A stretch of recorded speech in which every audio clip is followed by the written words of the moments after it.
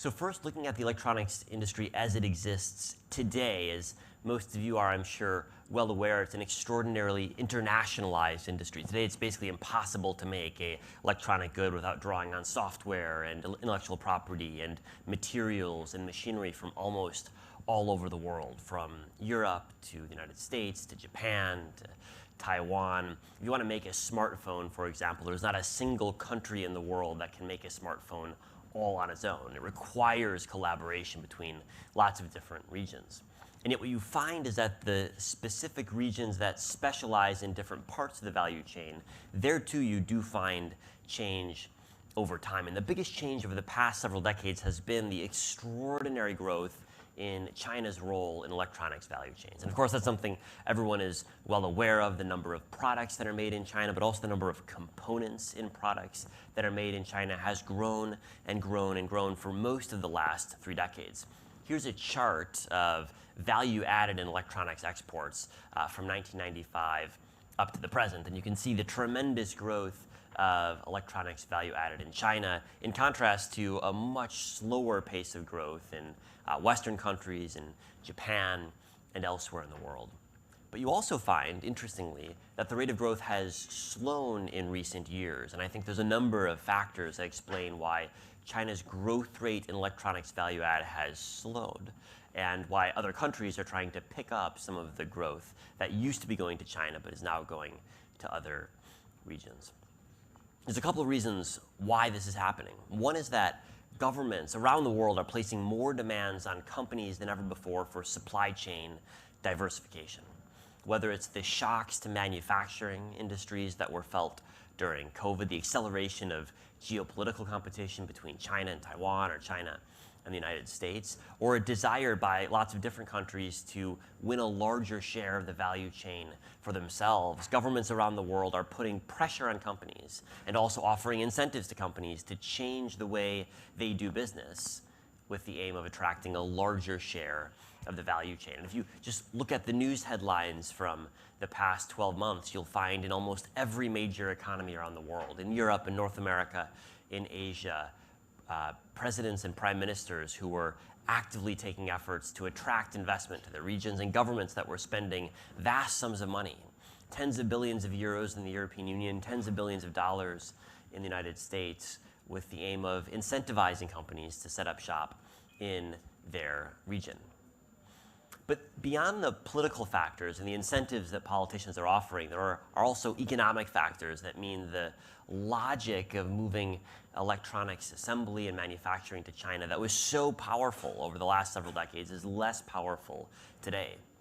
One reason is that the cost advantage that China long benefited from is no longer as strong as it used to be, because wages have risen dramatically, far more rapidly than many of the countries that China is competing with. And so where it used to be the case that China was a logical choice for electronics assembly and manufacturing, largely because of cost reasons, that dynamic has now reversed. By many metrics, China is far more expensive. At least the coastal regions in China are far more expensive in terms of labor costs than many countries they're competing with. Meanwhile, the security dynamics have also changed in a really dramatic fashion. Over the past several years, with concerns about China's relationship with Taiwan, the growth in China's military power have caused companies to rethink their willingness to rely on China and Taiwan for critical components in their supply chains. Here's a chart of formal mentions of the word Taiwan in official documents that US-listed public corporations have to file with the security regulator.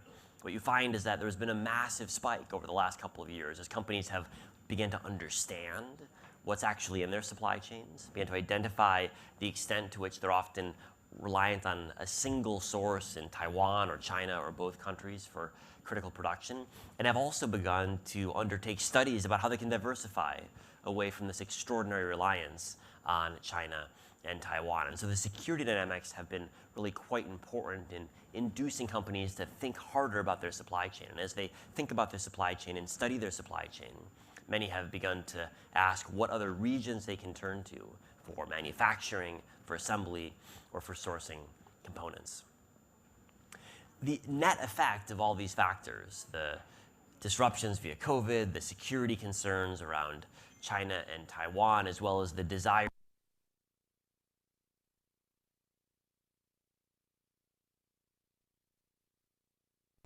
China-focused supply chains. China-focused supply chains or bifurcate supply chains that have spent the past 3 decades getting more and more integrated. But for all the factors that I've laid out, bifurcation is seen by many companies as an inevitability. Even if they don't like it, they realize it's going to happen and they want to get ahead of it.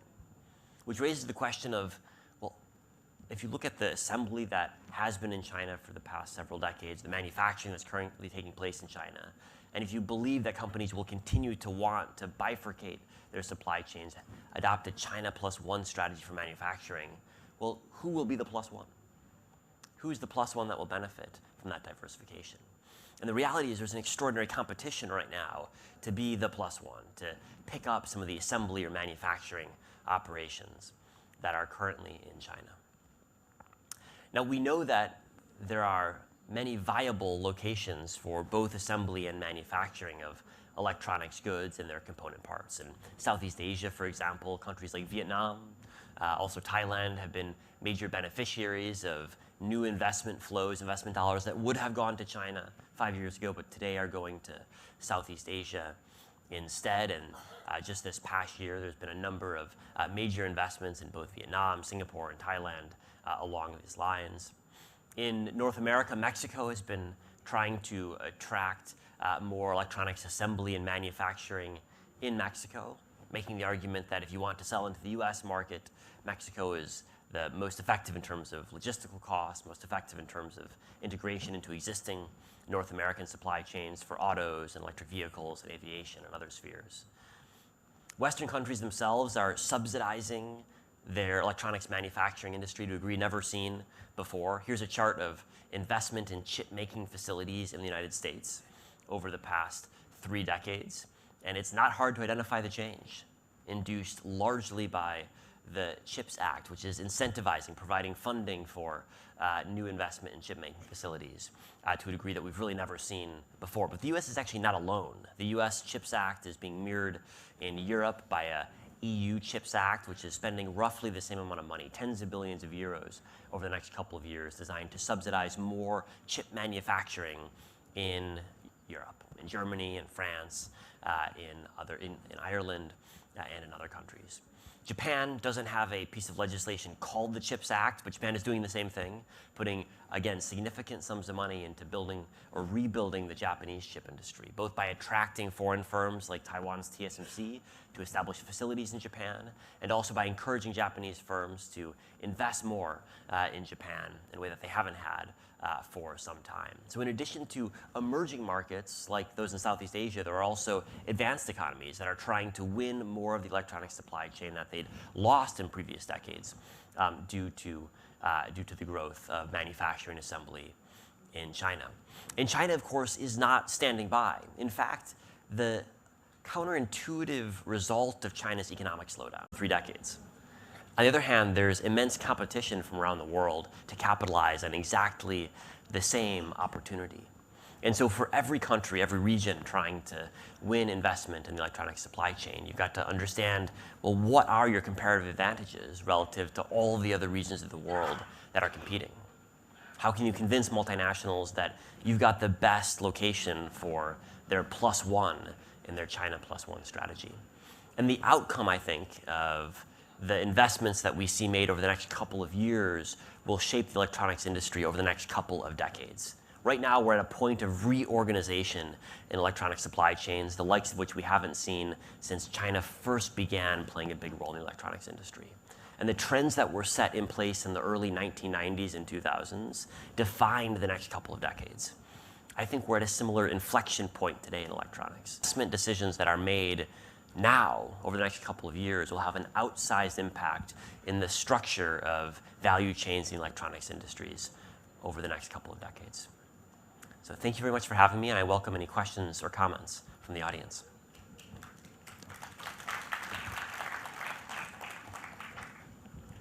Do we have a microphone that can?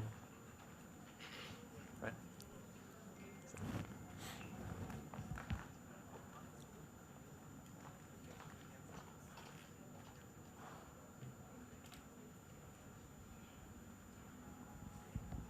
Please.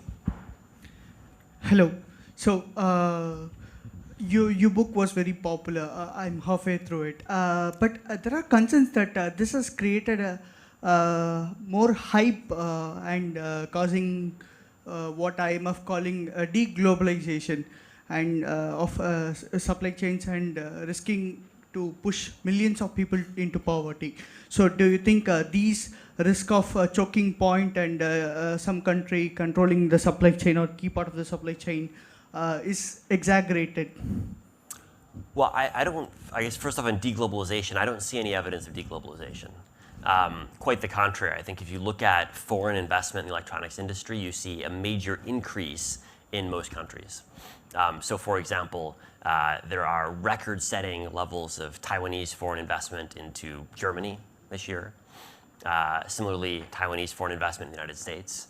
There's major US foreign investment into Ireland and Israel this year in the semiconductor industry. And so if you look at foreign investment levels and exclude China, in the rest of the world, foreign investment is, if anything, increasing in the electronics industry. Now, China's different. Of course, foreign investment into China has come down really dramatically. And there's a couple reasons why. Partly it's due to the slowdown in China's economy, which has made China less attractive for foreign businesses. Partly it's due to the regulatory environment in China. A lot of companies were very scarred by the experience of Chinese regulation during the pandemic. Partly it is due to political restrictions, though I think you find political restrictions are the least important of the factors that I've mentioned in explaining the reduction in foreign investment into China. But I don't think it'd be right to conclude on a global level that, that the shifts we're seeing, which are not really about deglobalization, are going to cause poverty. I think actually quite the contrary. If you look at the surge of foreign investment in places like Vietnam, it's having the exact opposite effect, really dramatic improvements in the rate of growth in that country. And so I think we shouldn't conclude that we're seeing deglobalization. There's no evidence for that. Quite the contrary, there's lots of international investment happening.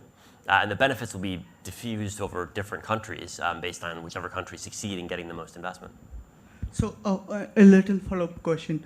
So IMF has stated that there is a risk of deglobalization, and the manufacturing supply chain, which is developed, evolved over the years, has now made the price of the goods cheaper.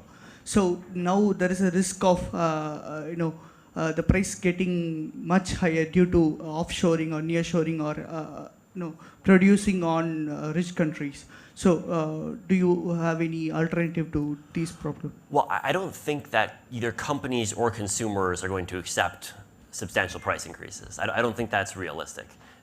There's extraordinary economic incentive to keep prices as low as possible and indeed to have prices fall over time, which is exactly what they've done. Now, in certain cases, I think we're seeing companies being willing to pay a little bit more for supply chain diversification, but I don't think we should overestimate that dynamic. And indeed, if you look at the data, it's hard to see any evidence of the type you were suggesting that prices are increasing. And for most electronics, the trend is still very much on a steady downward path. And I would be very doubtful that companies or governments or consumers are willing to pay much higher prices for electronics. Hi, I have a question. Yeah. You said that wages and costs have risen in China. With that, keeping that in mind, given how India has invested a lot in its services sector and wages and costs here are lower, does that mean that India can swoop in and provide the market that China is no longer able to provide to the world?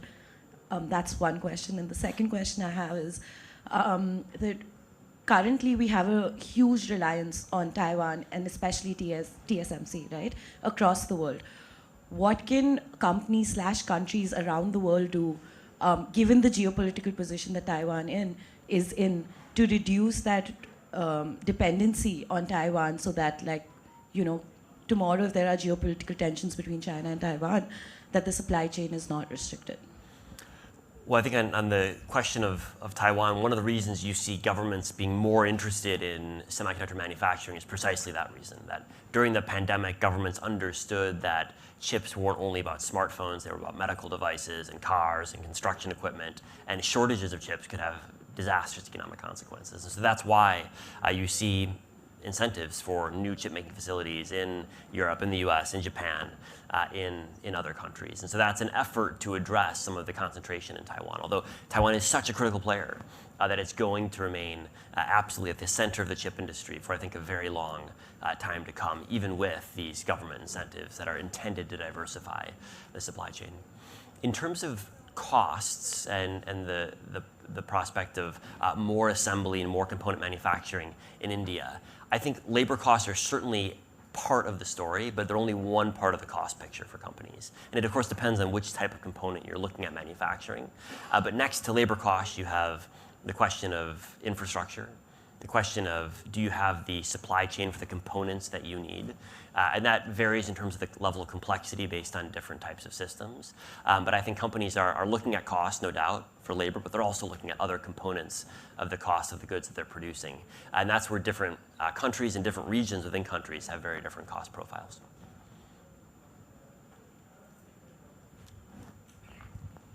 So my question's sort of a two-part question, if you don't mind. Please.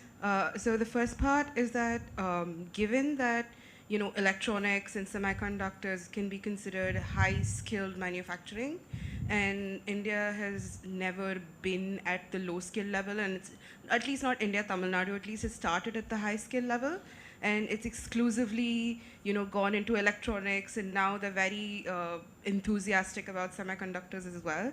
Do you think that you need to build up from low-skill manufacturing to high-skill manufacturing, or do you think that we can just start with high-skill manufacturing and get it right the first time around? And the second part, sorry, is that given that everyone is looking to diversify and sort of bifurcate, or even China plus one, their value chains, and given that countries like India, Vietnam, and Mexico are trying to compete to be that plus one, do you think that we're discounting the future too much in the way of sustainability and environmental impact? Do you think that we're trying to be too competitive in the realm of trying to get that business, that we are discounting our future too much from a purely economic standpoint? Well, I think on the environmental question, I think that's an important issue, and you do certainly, I think, see instances where governments are insufficient, in my view, in enforcing environmental standards when it comes to attracting investments. That's a balance that's got to be struck, and I think you'll probably know better than I do whether the right balance is being struck here, but certainly there is a complex balance there. On the question of low-skilled versus high-skilled, I think low-skilled versus high-skilled when you're talking about labor is in some ways a useful heuristic, but it's actually a simplification because there's not just low and high, there's thousands of different types of skills you need in the electronic supply chain, and it's hard to categorize all of them as low-skilled or high-skilled, they're just different. You need construction workers who are capable of building certain types of facilities. You need assembly workers who know how to assemble different types of goods, and an assembly worker who can assemble one type of good is often not that good at assembling a different type of good, it requires some training. So I think if you think about the entire electronic supply chain, there are lots and lots of different types of jobs there. From the assembly of devices to the design of devices to the manufacturing of many of the components. And so I think if I was looking at Tamil Nadu in particular, India in general, I think rather than just focusing on one part of the process, I would ask, how do you build out the ecosystem from top to bottom or from bottom to top? Because ultimately, if you focus on just one part, you're going to have an insufficiently well-developed supply chain to do it efficiently. You want a broader ecosystem that will not be betting on a single firm or a single part of the production process, but will rather have the kind of capacity and the scale that will let you develop it over time. And that will require some very highly educated workers. That will require workers that don't have high levels of formal education, but often have a lot of knowledge and expertise they've gained over the course of the production process. And it seems to me that that's actually good news because it means you have jobs that are high at the end of the wage spectrum and lower at the end of the wage spectrum, and you can get both from electronics manufacturing. Thank you for the questions. I extend my heartfelt gratitude for your inspiring keynote speech, Mr. Chris Miller. Thank you for sharing your wisdom and expertise with us. And now it's time for felicitation. As we express our gratitude for this enlightening keynote, I would like to invite Mr. Vijay Karthikeyan IAS, Joint Managing Director and Project Director, Tamil Nadu Urban Habitat Development Board, to present the memento to Mr. Chris Miller. A round applause to him.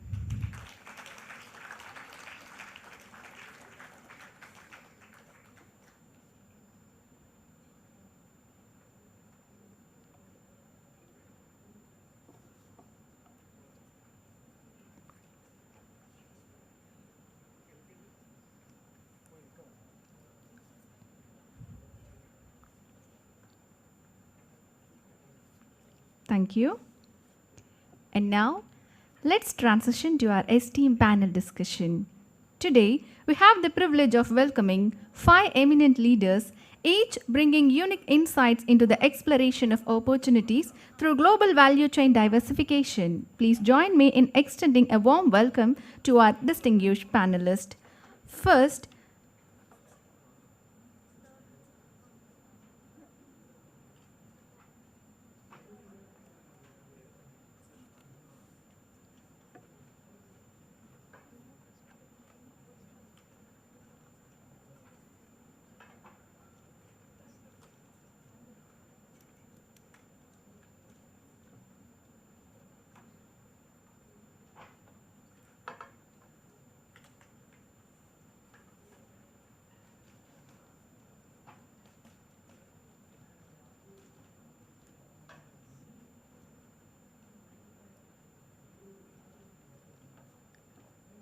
let's welcome to our distinguished panelists. First, I would like to welcome Mr. Havansh Batra, Head Purchasing and Procurement, Dassault Systems India Private Limited, onto the stage. Please welcome, sir.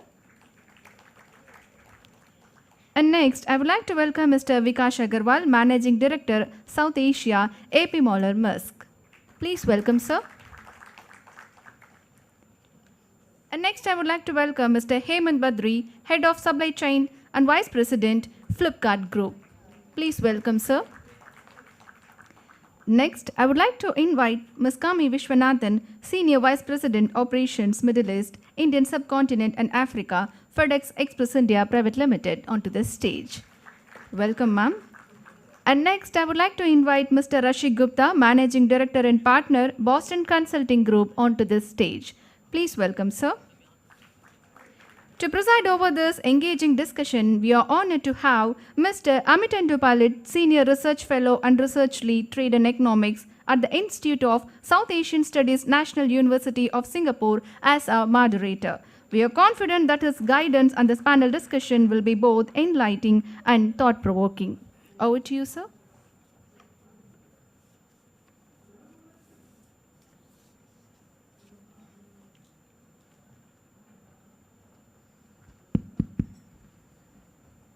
Thank you. Thank you so much. And at the outset, I think I echo the sentiments of this most esteemed set of colleagues that I have on my left. So numbers on the left can always be good. I start with that assumption, and I thank the guidance government of Tamil Nadu for getting us together for this sort of what I'm looking forward to be an exhilarating discussion. The tempo has already been set by Professor Miller, so we are kind of been served the appetizers. Now we are getting into the main course, and I would like to start with a little bit of a sneaky peek at this broader theme that we have at the back of us through global value chain diversification, the question of opportunities. I think when we talk about value chains, when we talk about supply chains, we use them in an interchangeable fashion. Businesses, and I have these very esteemed business leaders on my left, and I think they have been engaged and they have thought through, they have handled supply chains for large parts of their lives and careers.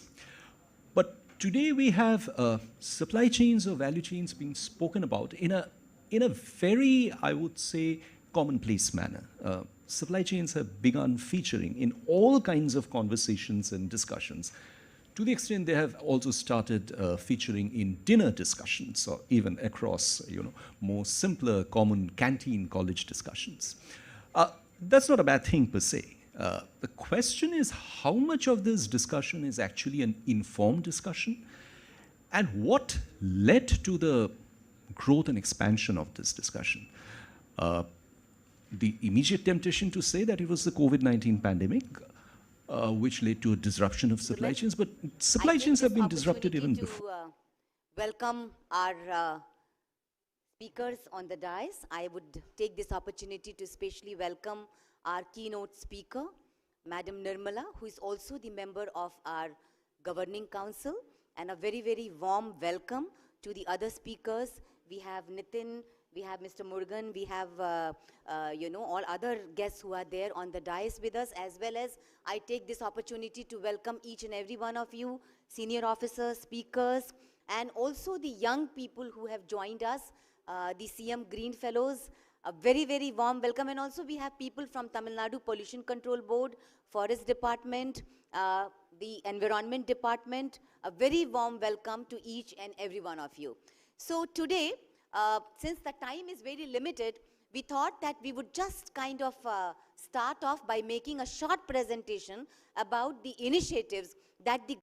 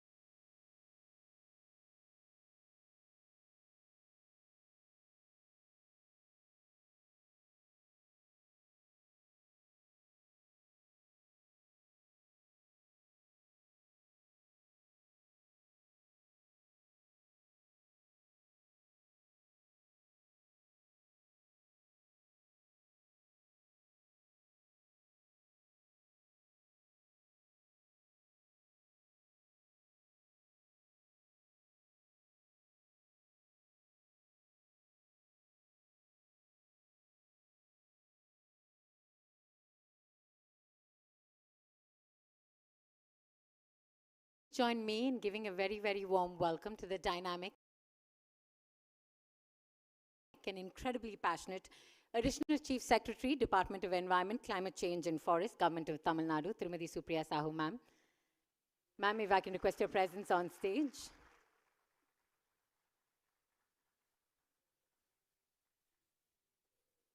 Next, I'd like to welcome on stage the chairperson for Ramco Community Services, member, Tamil Nadu Governing Council on Climate Change, Tirumati Nirmala Raja, ma'am. Welcome.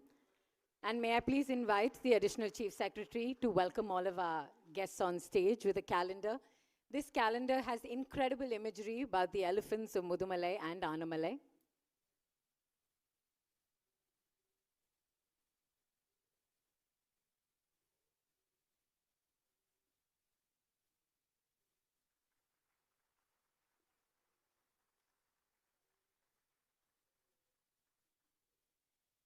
Next, I'd like to welcome on stage the founder of Fool Co, Thiru Ankit Agarwal. Welcome, sir.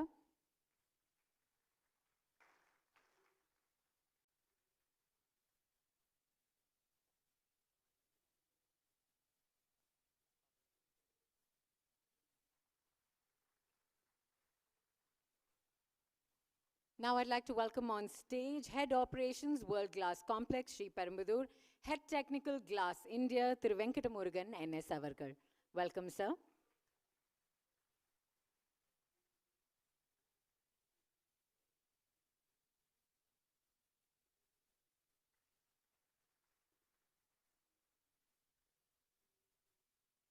And our final speaker on stage, the founder of Cocoa Trade, Thiru L. Nitin Chaudhary Avargal. Welcome, sir.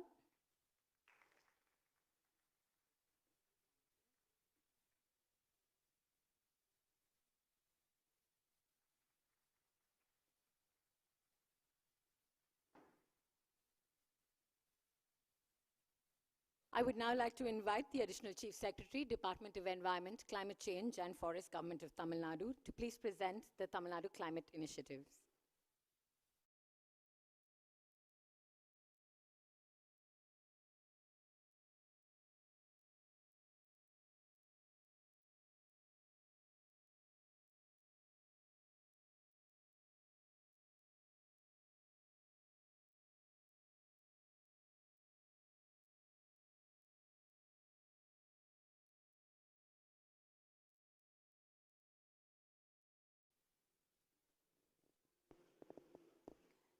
Good morning, ladies and gentlemen. I take this opportunity to welcome our speakers on the dais. I would take this opportunity to specially welcome our keynote speaker, Madam Nirmala, who is also the member of our Governing Council, and a very, very warm welcome to the other speakers. We have Nitin, we have Mr. Murugan, we have, all other guests who are there on the dais with us, as well as I take this opportunity to welcome each and every one of you, senior officers, speakers, and also the young people who have joined us, the CM Green Fellows. A very, very warm welcome. And also we have people from Tamil Nadu Pollution Control Board, Forest Department, the Environment Department. A very warm welcome to each and every one of you. So today, since the time is very limited, we thought that we would just kind of start off by making a short presentation about the initiatives that the government of Tamil Nadu has taken, which will set the context as to what exactly we are talking about. So can we have the presentation? Oh, they have this thing.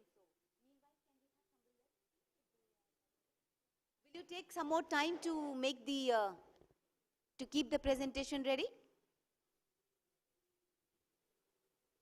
It's ready? Okay. 1 minute? Okay. All right. So let me take this opportunity.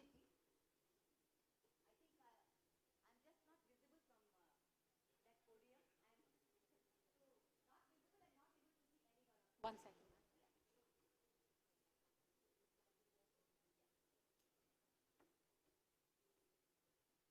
Thank you. Yeah. Okay. So as the presentation is kind of coming up, it is very important for us to understand that a resilient economy and a very strong economy cannot develop unless you have a very strong and a very, very powerful ecosystem. And that includes the preservation of our biodiversity, the empowerment of the local communities, and a very strong policy framework which actually details all the action that we need to take. So today in my presentation, as it is coming up, just to save time, I would like to highlight about important government initiatives which might be of interest, especially to those who are joining us for the first time. So the first thing is that, you have so many partners as you go around this entire exhibition area, which is on the ground floor. You will see that the entire theme, which is running through this entire global investors meet, is also essential that we have a very strong climate action. And there are so many partners who are working in this particular sector. So yesterday, Honorable Chief Minister released a very important document, and I don't know if you guys have been able to see that document. I just had a copy of it over here, and that is about the dream and a vision for 1 trillion economy. So as you can see here, in that document, which actually lays the pathway for the 1 trillion economy, you have 8, action points. And I think the lower ones are not visible. So you have to maybe reduce the magnification a little bit. So there are 8 action points. And as you can see, there are 4 action points which are in yellow color and 4 action points which are in green color. And that's the motto for us. So what the document says, that the Tamil Nadu's vision towards a 1 trillion economy, it hinges on the climate conscious growth. And if it cannot be sustainable and climate conscious growth, it is very difficult for us to achieve our objectives. So if you look at this particular slide, what does it talk about? It talks about a very strong policy framework, and these are basically the top 4 boxes that you see. These are the boxes which are mandatory. The green boxes are basically the enabling provisions. There are some chairs in front. Please feel free to come forward. So these are enabling provisions which are in green. If you can just please make it shorter, then others can see. Can I read it out for you? Now, policy framework, monitoring and evaluation, sustainable planning, Climate Adaptation and Resilience Plan, and I'll read it out, the green ones, which is sustainable financing, stakeholder engagement, technology and innovation, and global collaboration. So these are the 8 things that we are talking about. Now, you will wonder, you know, these are like, they look like big jargons, but actually it is not so. If you see, most of these things, to some extent, we have already kind of incorporated in the planning that we have done. And how? I will just try to show that to you. Next one.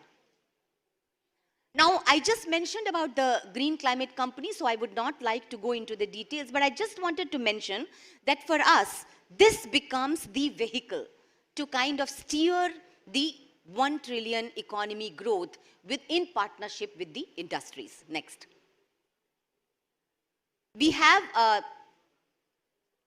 so we have this very clear mandate that has been laid out for the Tamil Nadu Green Climate Company, which is basically the company is mandated to assess the risk and vulnerability, prepare the greenhouse gas inventory for the state of Tamil Nadu, because unless you have that inventory, you actually do not know the pathway for decarbonization. So we have finished the assessment, or we have finished the document for the greenhouse gas inventory. It is under review.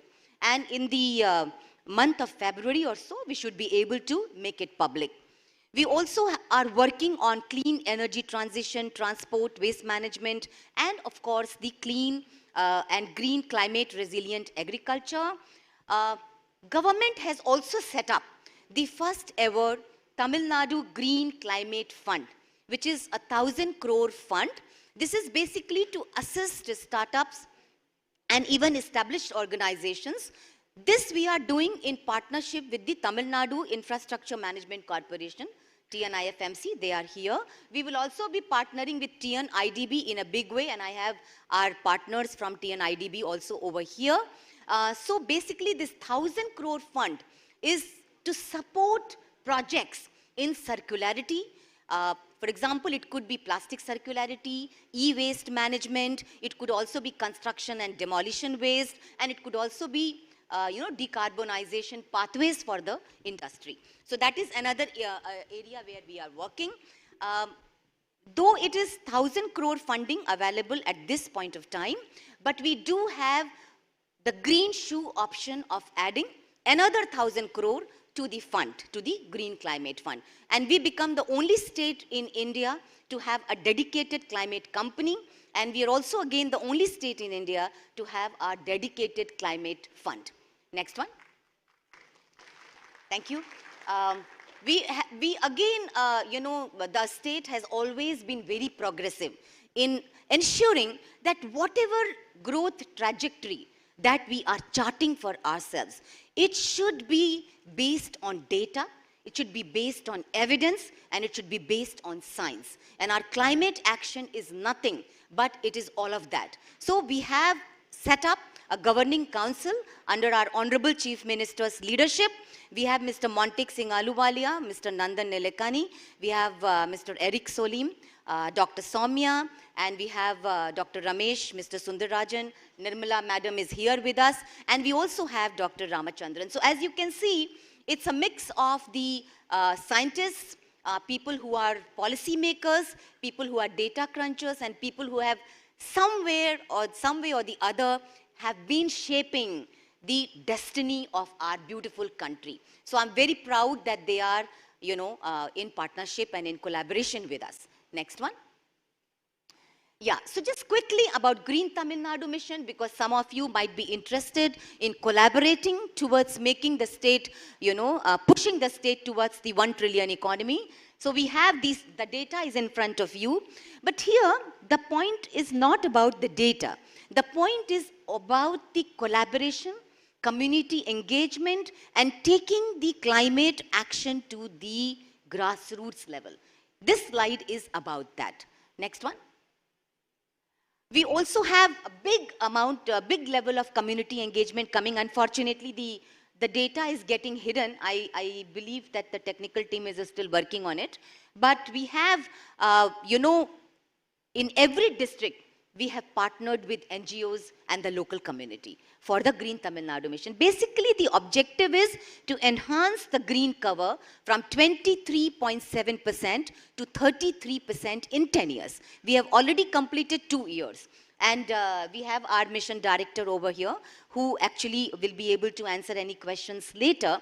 But this is one of the most ambitious greening projects that Tamil Nadu has ever embarked. Next one. We also have the Tamil Nadu Wetlands Mission. Again, not many people would appreciate that wetlands are basically, as we say, the forests are the lungs of a nation. Then wetlands and the marshlands are the kidneys of our beautiful planet. So if you don't take care of the lungs and if you don't take care of the kidneys, what happens to, you know, our planet? You know, the answer or the message is very clear. So here we have taken about 100 wetlands as our goal to kind of restore those wetlands, reconnect, rejuvenate, but more importantly, ensure that the entire ecosystem of these wetlands is rejuvenated. Next one. So I think again Tamil Nadu is the only state in the country which also has very professionally undertaken the economic valuation of wetlands. Not many people understand what is the value of a marshland. You just look at it and you know, you just think it's any kind of a water body. It's not like that. If you had to put a value to a wetland, you will be surprised. And 80 wetlands in Tamil Nadu have been prioritized and identified, and economic valuation has been done. And it's a huge number, which is about 589 million US dollars is the current worth of ecosystem services which are provided by these 80 prioritized wetlands.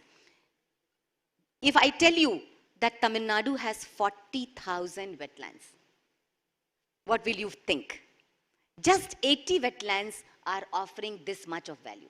So for any country to be climate resilient, for any country to be really powerful and have a sustainable growth, you cannot ignore wetlands. They have to be an integral part of your policy framework. Next one. Yeah, the climate change mission, and I'm very proud to say that we are the only state in the country where we have very focused approach on 4 missions. I spoke to you about 2 missions already, which is the Green Tamil Nadu mission, Wetlands mission. This is our 3rd mission, which is the climate change mission. And we have the district climate mission set up under the leadership of our district collectors. The DFOs are here. The district forest officers are the first ever climate officers of India, first time appointed in Tamil Nadu. We have and the first time I'm very proud to present to you our green fellows. We have 40 green fellows who are seated over here. They are the Honorable Chief Minister. They have been selected under the Honorable Chief Minister's Green Fellowship Program. So they represent that young generation. They represent that green thinking power that our country needs to create. And we have taken very powerful steps in this direction, because just imagine, this scholarship is for 2 years. And after 2 years, when we get these green fellows with a fantastic orientation at the grassroots level, you have this young green thinking integrated into our project. And I think they can be taken by several industries, you know, to kind of lead their green initiatives. And also we have the programs. I'm not going into the details for the paucity of time. The 25 green schools. We are also setting up 4 carbon neutral hubs, or the districts as you may call them. So we have Nilgiris, we have Coimbatore, we have Virudhunagar, and Rajapalayam is our pilot district, and Nirmala will be talking about Rajapalayam in a little bit more detail, and we have Rameshwaram. So these are the carbon neutral hubs which also have a lot of connection with people. So we are in the process of developing those carbon neutral hubs. Also the climate smart villages. At this point of time, we have 11 climate smart villages, but our objective is to have all the villages kind of joining this particular program. Next one. Yeah, so I already spoke about it. We can go to the next thing, please. Yeah, this is the launch of the Honorable CM's Green Fellowship Program. Next one. We also have a climate studio, and perhaps again, the only state in the country to have set up an apex level climate studio. I mentioned to you earlier that our program is based on data and science. We have 20 young scientists, and I would request industries, those who are present here, if they need any kind of information and data about the climate modeling for a particular region, they are most welcome to access the data from our climate studio. And this climate studio is run in Anna University. It has already done sectoral vulnerable assessment and the risk assessment for 6 important sectors. And that includes agriculture, water, it includes forestry, biodiversity, industries, whatever areas that you want to have the information, they will be able to provide this information to you. Next one. I spoke about the climate smart villages. The first village that we are taking up is Pichavaram. Again, the bottoms-up approach is being followed, to make these villages climate resilient. Next. This is our 4th mission. And the 4th mission is not yet launched. We are in the process of preparing the 4th mission, but this is basically a coastal resilient mission, or you would like to call it as the Tamil Nadu coastal mission.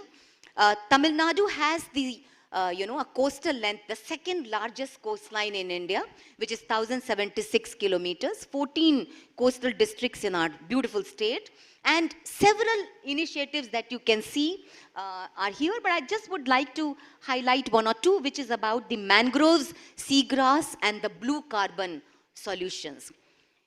Now, talking about mangroves and seagrass and corals, it is extremely important for all of us to understand that if you lose this beautiful biodiversity, you are not going to get this back again, and that can be devastating.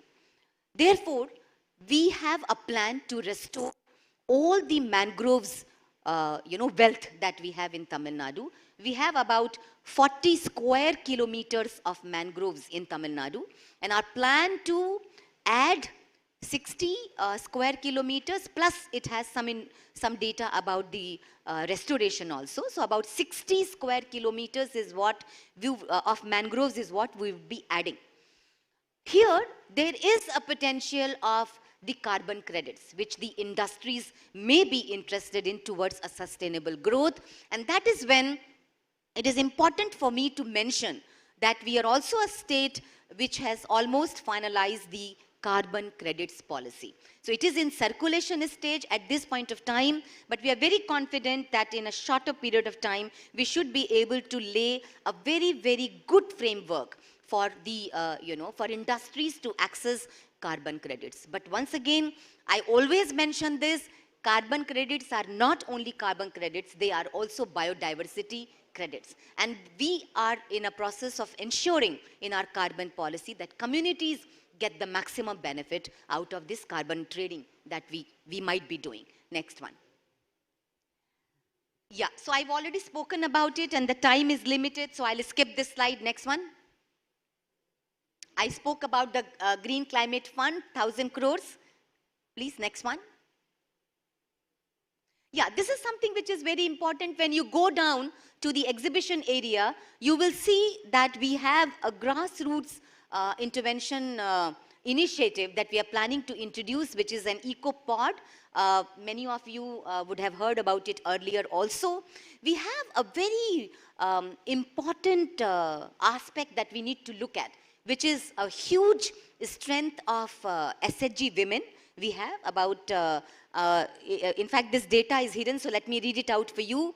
About 198 billion US dollars of worth of microcredit has been obtained by the SHG women in Tamil Nadu, and that actually details the kind of strength that we have. So we want to build on climate resilient, taking these women into account and using basically, kind of collaborating them. I think that's the correct word. Next one. So 500 eco-pods is what we plan to introduce. Next one. Yes, there is a small film on that.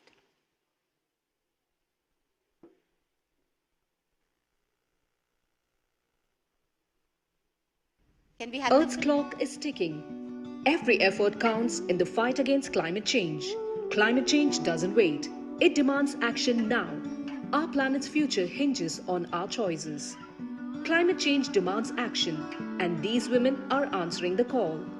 In Tamil Nadu, a movement is brewing. Women from self-help groups are becoming climate warriors. Empowered with electric vehicles, these women are turning entrepreneurs, championing green initiatives and advocating for change.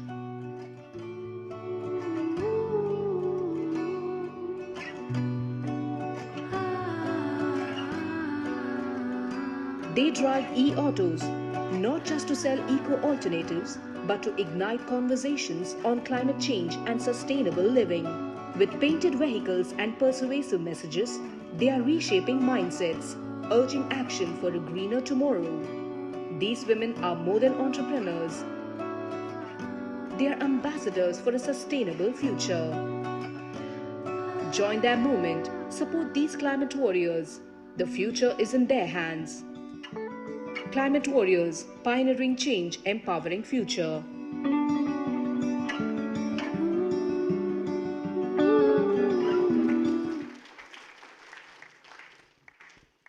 Thank you. Next one. I think we can just finish quickly. We have maybe 2 more slides. Next one, please.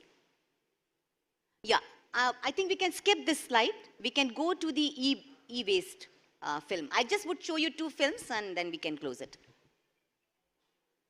Yeah, just go back, please. Yeah, this is something that I wanted to talk about. Just a previous slide. Our Mindum Manjapai initiative.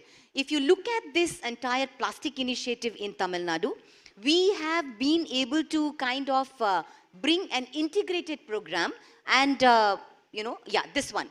So we have so far, as per our annual report, about 17,185 tons of plastic has already been recycled, and I'd like to show you a small film of the Garnier unit, which has set up a plastic recycling plant over here in Manali area. Can we have the film, please?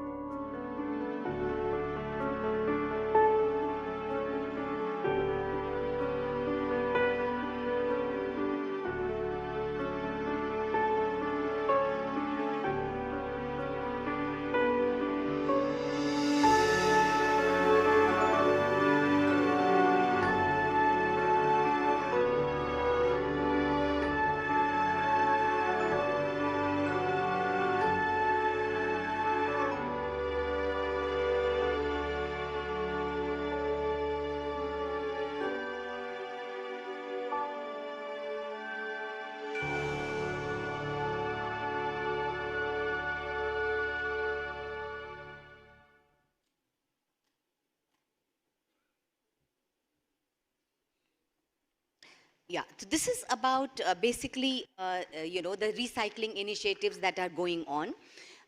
We spoke in the beginning of the presentation about the circularity in action. And I have 2 more films that I would like to show you, just 1 minute each, and which is about how industries which are located in Tamil Nadu can partner, collaborate with the Tamil Nadu Pollution Control Board to bring circularity in action. And here is a short film on e-waste.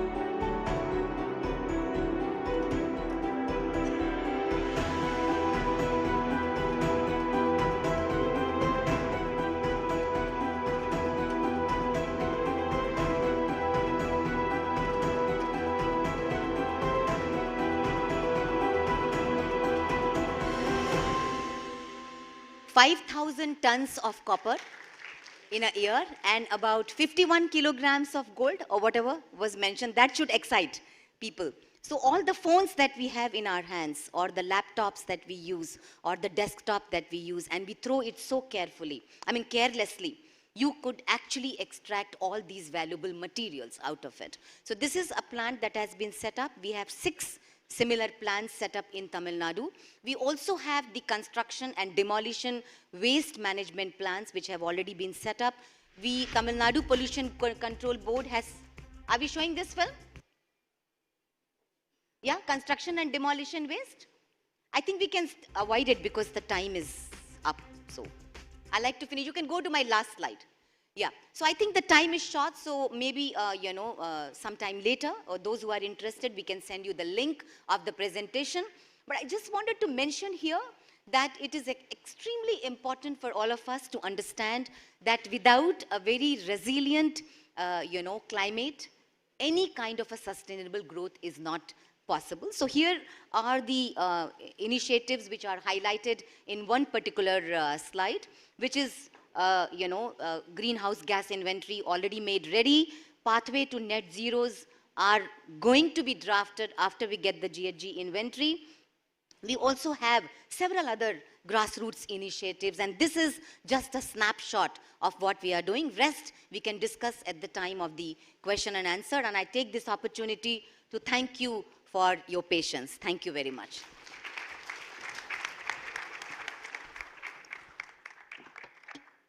Thank you, ma'am. To present the keynote address, I'd like to introduce to all of you a big believer of sustainable choices and practices it diligently as well. She's someone who's embraced these values long before they were trendy and mainstream, not just in her life, but also in her work. Her fondness for her hometown of Rajapalayam is unrivaled, and she's a strong force behind Ramco's community services program. Ladies and gentlemen, please join me in giving a very, very warm welcome to one of the humblest human beings that I know, Tirumati Nirmala Raja ma'am.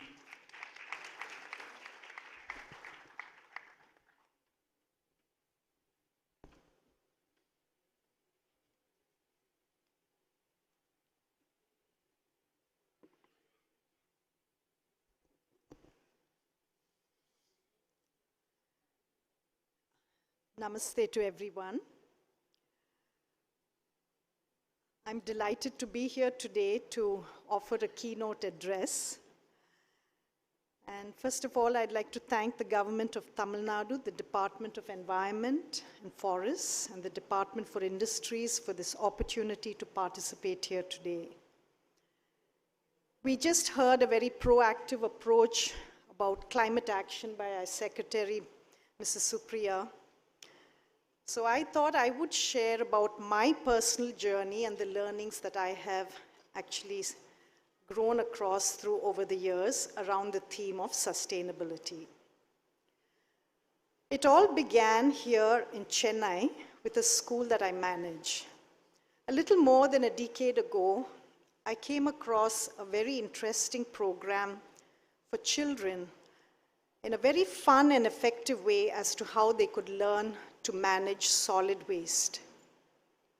This interesting program is called Garbology, like you have other subjects as sociology, pathology, pharmacology. This is a subject on waste and garbage. This subject we started as early as the kindergarten level, and we're taking it up to the high school level. And the beauty of the program was that students were learning in a very fun, effective way, learning topics not in a linear fashion, but in a very systemic, circular way.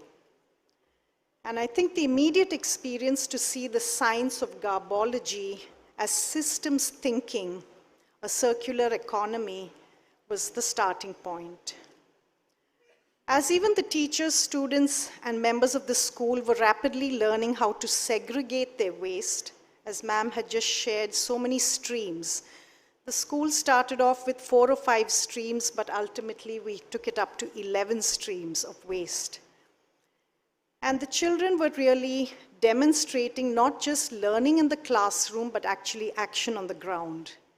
They were learning how to segregate the waste that they were generating at school, and also learning to rapidly become conscious consumers, even as they were demanding for environmentally preferred purchases.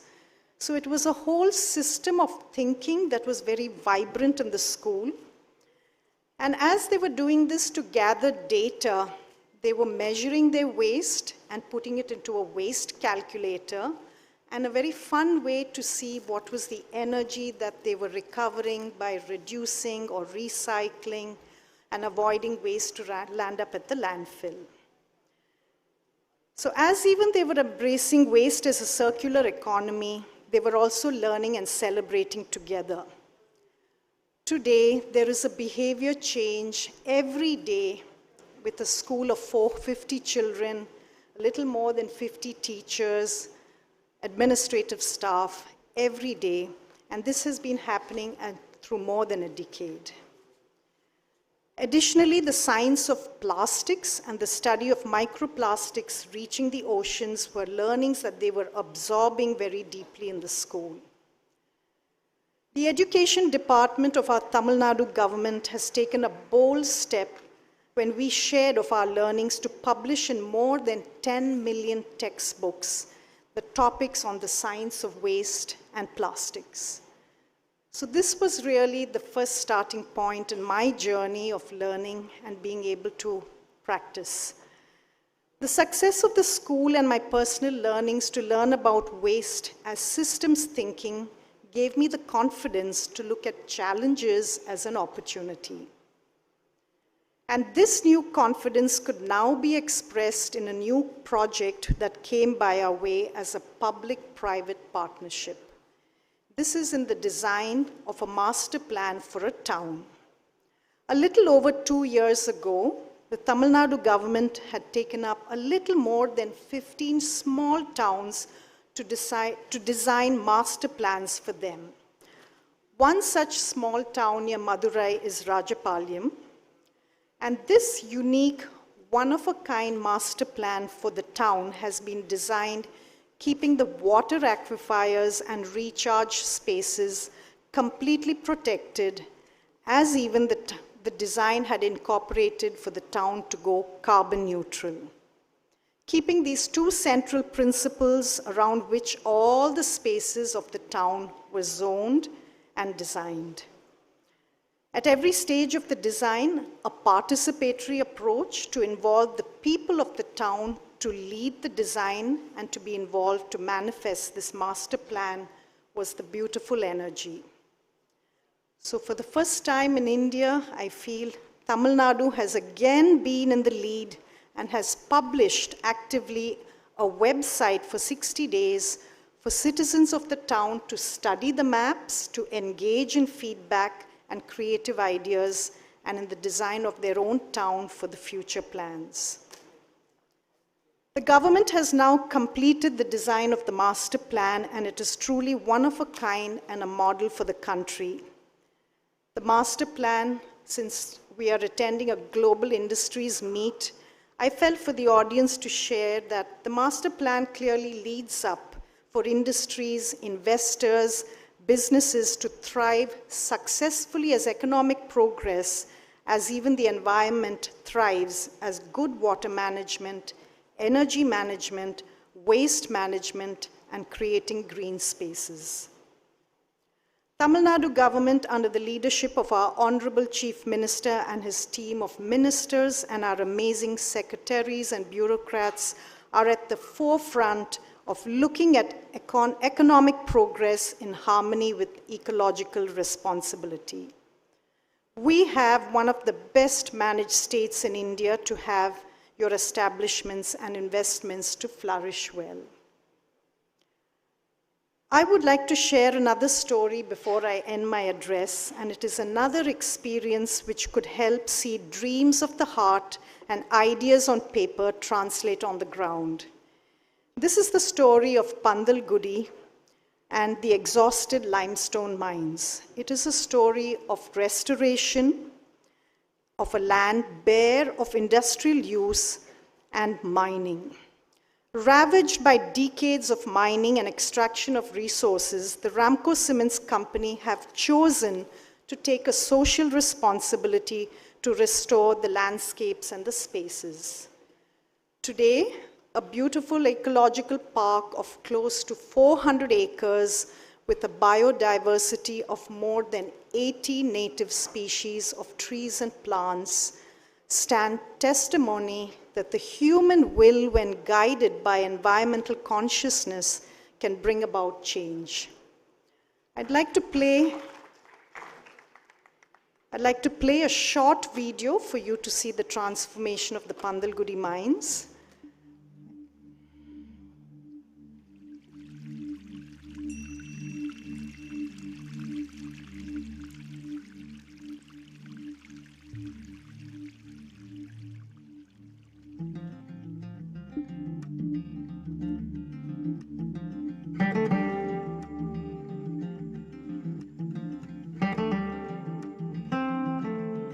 Our world today requires a change of perspective.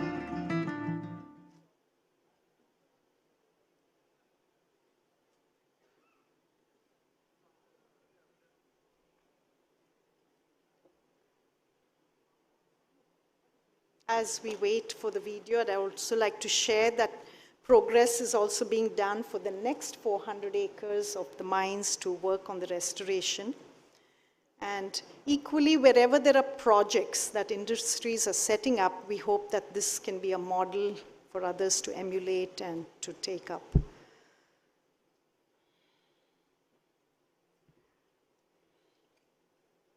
Are we ready with the film, please?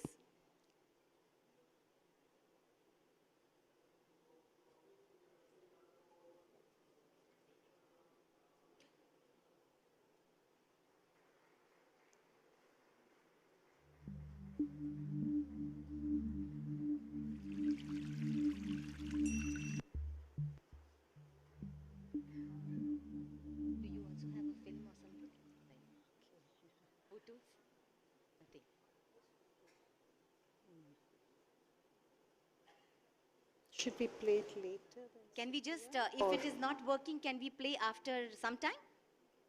Can the technical team 1 confirm? minute. Okay. Yeah? After some time? Okay. So Okay. Nirmala, maybe after the session gets over, yeah. I'd just like to take this opportunity on behalf of the government to share again that Tamil Nadu is at the forefront of launching its very own climate change mission, and our leaders are taking the issue very seriously, and Tamil Nadu is paving the way for a greener, more resilient future for the next generation. You and all of us have a beautiful home in Tamil Nadu. Thank you.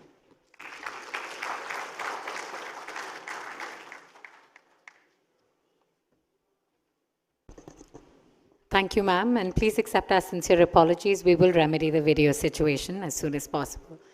Ladies and gentlemen, circular business models are special in the sense that they look for value creation in places usually of very little interest to companies that operate in traditional linear production paradigm. I believe the video is ready for us. Can we have the audio as well, please? In a little over 18 months, this flagship restoration project, our world designed by Oroville Botanical Garden perspective, has planted over 200,000 trees and one that allows us to see it from a wider point of view. And this is just the beginning. One that long-term vision over the next 5 years is to cover 800 acres. And a commitment to the future of our environment.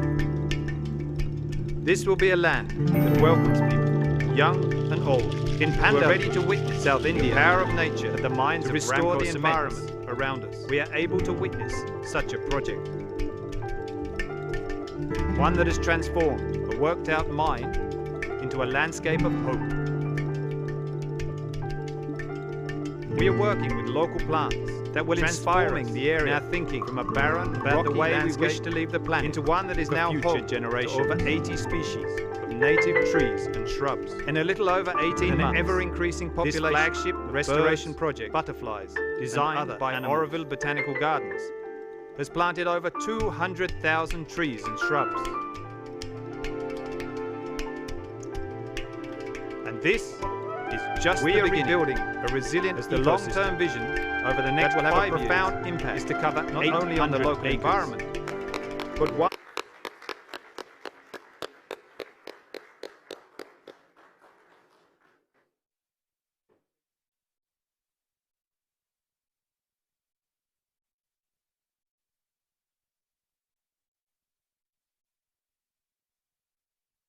So everybody please be seated. From now on,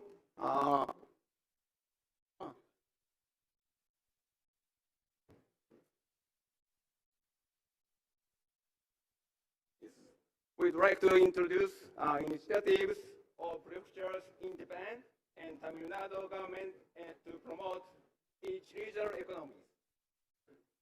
Please have a seat. I'm Kaoru Shiraishi from Japan External Trade Organization, JETRO. This part, I'll be the host of this part. 3 prefectures in Japan, Kochi Prefecture, Osaka Prefecture, Hiroshima Prefecture, have dispatched delegations. To achieve sustainable growth of economy, region-to-region cooperation plays a significant role. These 3 prefectures intended to strengthen economic and business ties with TamilNadu government going forward. Today, Kochi Prefecture, headed by Governor Mr. Hamada, is exchanging MOU with TamilNadu government. And Osaka Prefecture has brought the government's letter to Honorable Chief Minister Stalin, intended to deepen relationship with TamilNadu. Hiroshima Prefecture just made MOU with TamilNadu government last November. And based on that MOU, they have dispatched delegation here. Thank you all people, you for coming all the way to Tamil Nadu. From Tamil Nadu government, we have presence of Honorable Minister of Industries, Dr. T.R.B. Raja, and senior officials. Mr. Vishnu is also managing director is here. So thank you very much for your presence today. Now I request all already here. Let me introduce again Honorable Minister of Industry, Dr. T.R.B. Raja. Please give him a round of applause. Please stand up.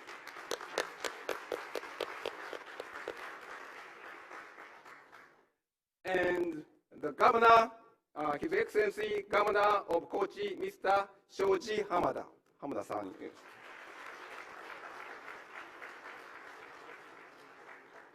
And His Excellency Mr. Masayuki Taga, Consul General of Japan.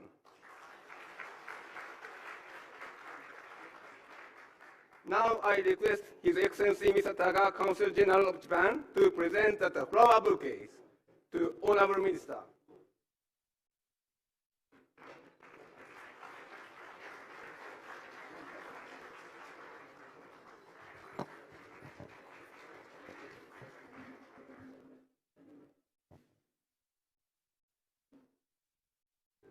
Mrs. May we have some flowers?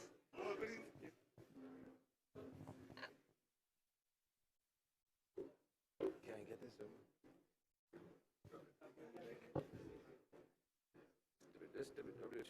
That's okay. I'll speak for it. I got this here. His Excellency the Governor, my beloved CG Agasan, and all the dignitaries who have joined us today from Japan. First of all, let me welcome you all. This is a very special day for us. This has been an amazing global investors meet. The journey of Japan and Tamil Nadu is not something which started very recently. We have been involved with each other in trades for decades, for centuries. Our relationship with Japan is also culturally linked. We are very similar people. I would like to speak slowly because His Excellency, the translator, is just filling in to the governor.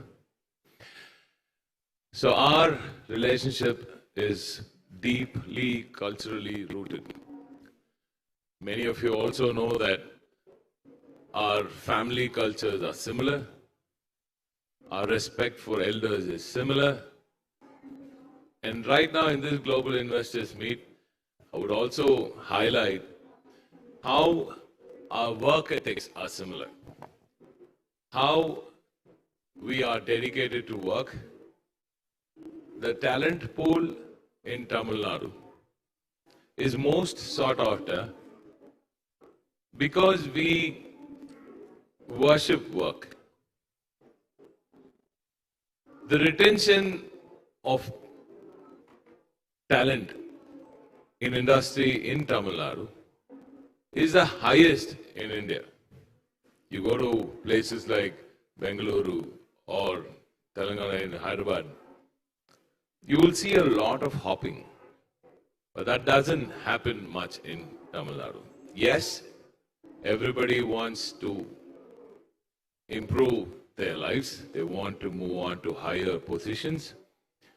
But the Tamil talent, the people here in Tamil Nadu, when they like their jobs, they worship it and they make sure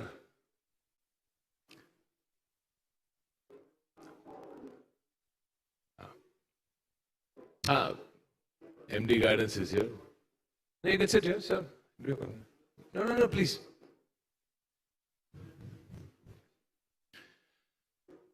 So we make sure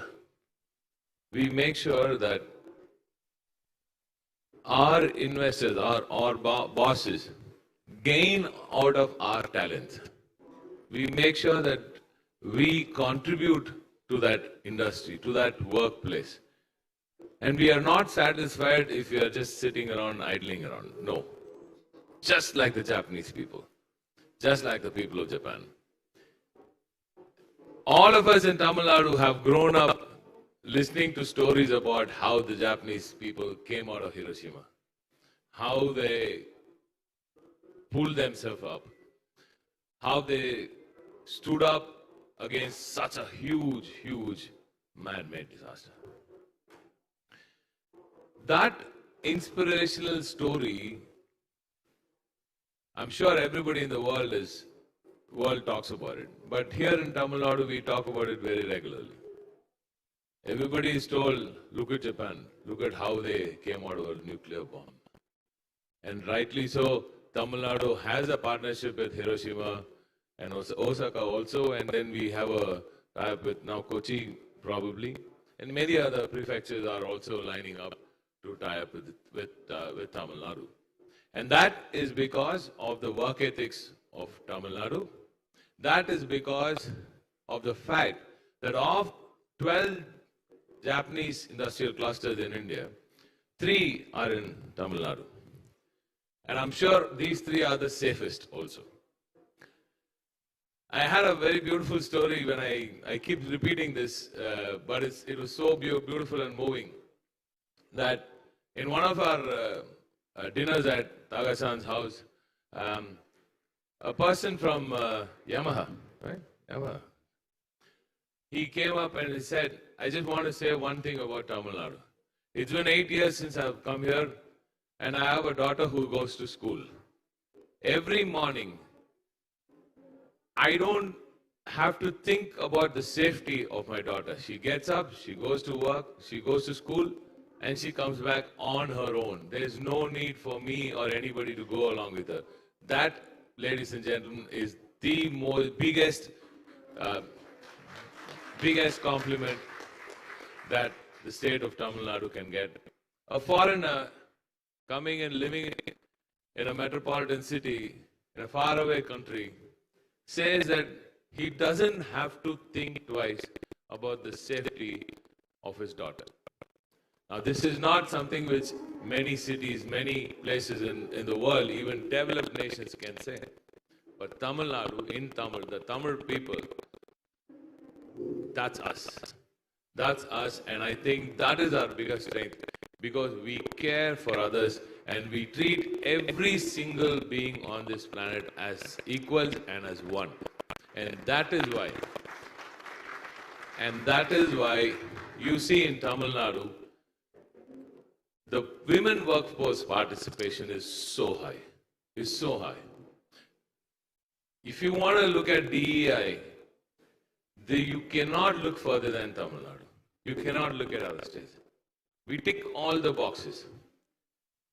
We are the most diverse, equitable, and inclusive government, and this government under our Chief Minister is making sure that you get all that is possible, all that is needed to make sure that your products, when they go out of Tamil Nadu, they have the stamp of approval, and whoever is buying it can say that this came from a state which is the greenest, which also is a big plus. But beyond all that, Tamil Nadu is a fantastically vibrant. We have a fantastic, vibrant, inclusive culture.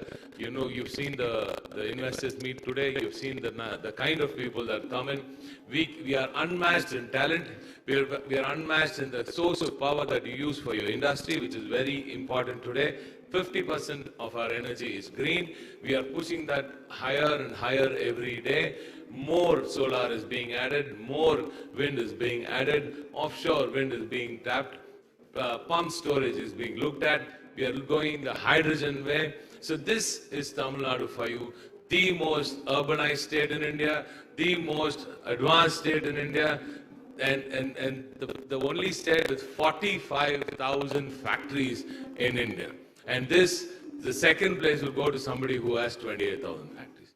So by far the most progressive and the most developed state in India is Tamil Nadu, and you'll all know, and most of you know that most of you have been here for a long time, and some of you who have come from Japan, even after the terrible disaster that the tsunami struck you, I'm extremely thankful for all of you for having taken time to come here, and please take the stories about Tamil Nadu to the world. Please tell the Japanese people that we are ready, and we are also, I'll just give you one last line of support.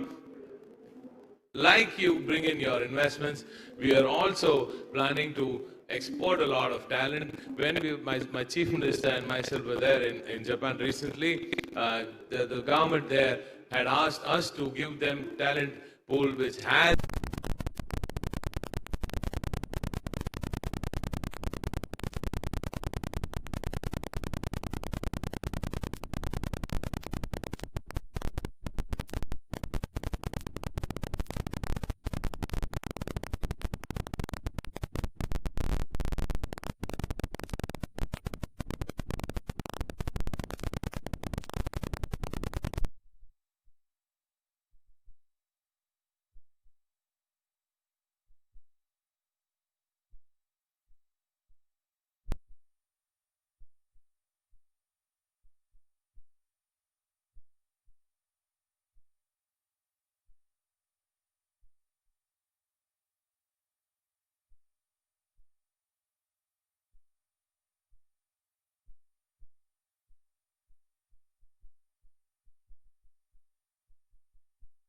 is keen on strengthening cooperation with Tamil Nadu government. Throughout this, today, Mr. Hirokumi Ichisaka, Senior Executive Director, International Relations from Osaka Prefecture Government, will deliver a letter from Governor of Osaka, Mr. Hirokumi Yoshimura. May I request Ichisaka-san to come up to the dais and the handover that letters.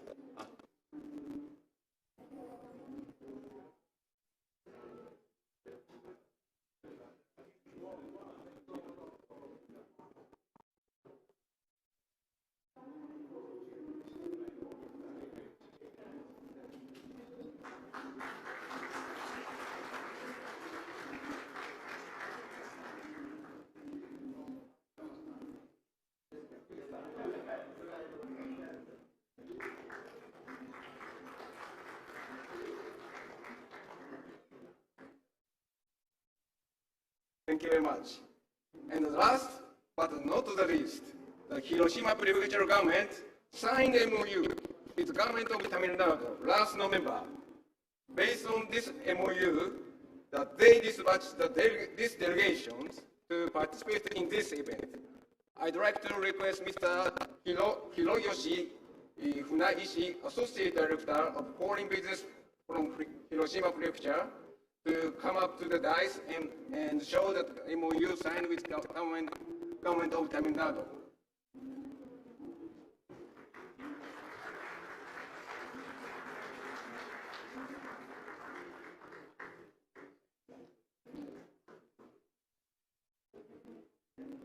So everybody has 3 delegates from 3 pictures. Please come up to the dais and have a group photo of all. Yes, Ichitaka-san, yes, and everybody.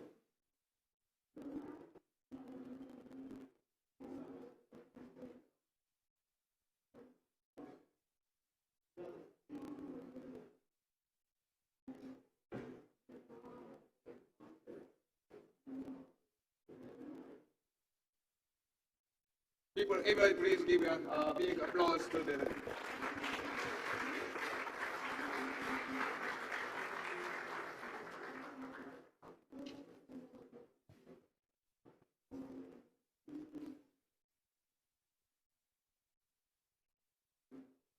Thank you very much, everybody. Yes.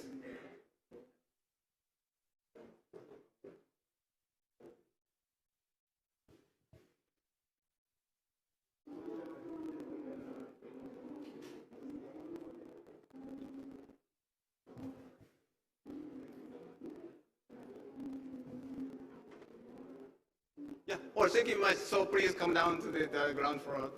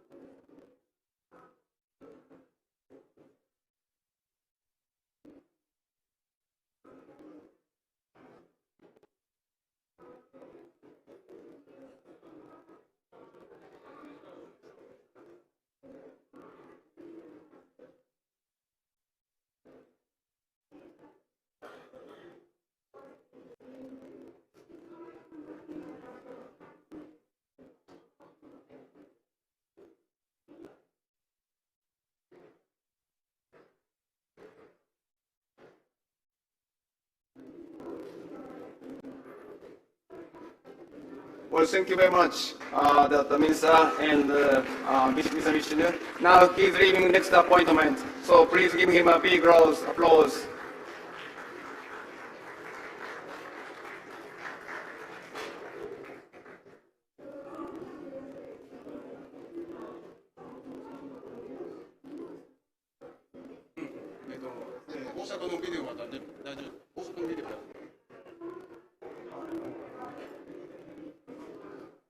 Well, thank you very much. Please have a seat.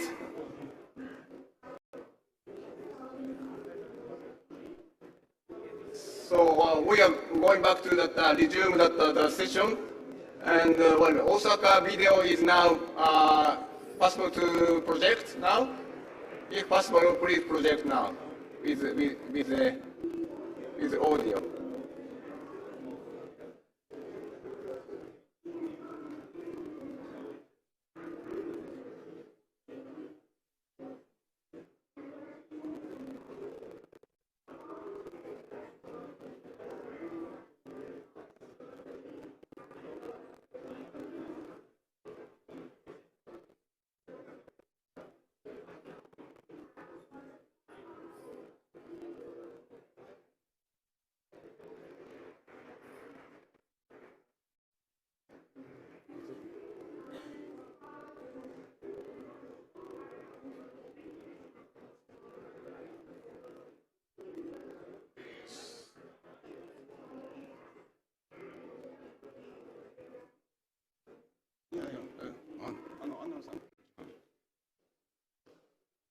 Projection change.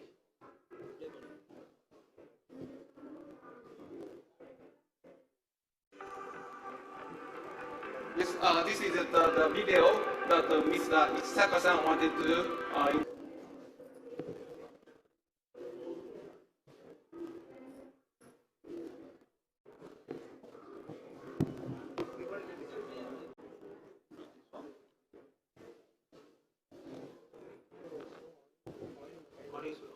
Is the problem of this laptop?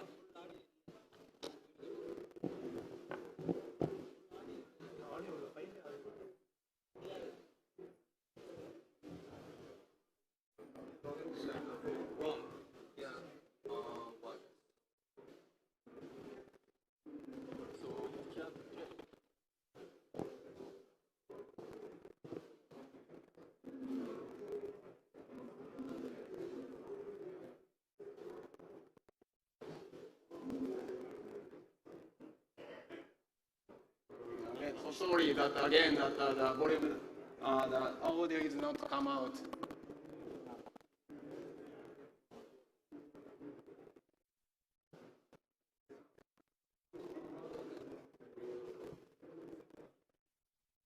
Can you send the video to us?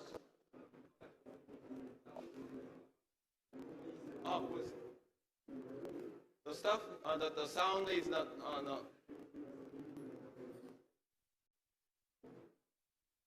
switch on the sound then.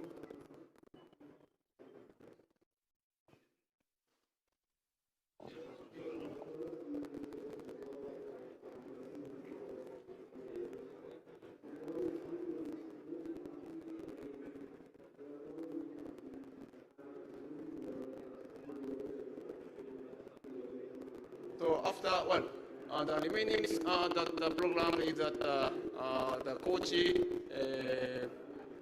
prefecture session and the THK's presentations.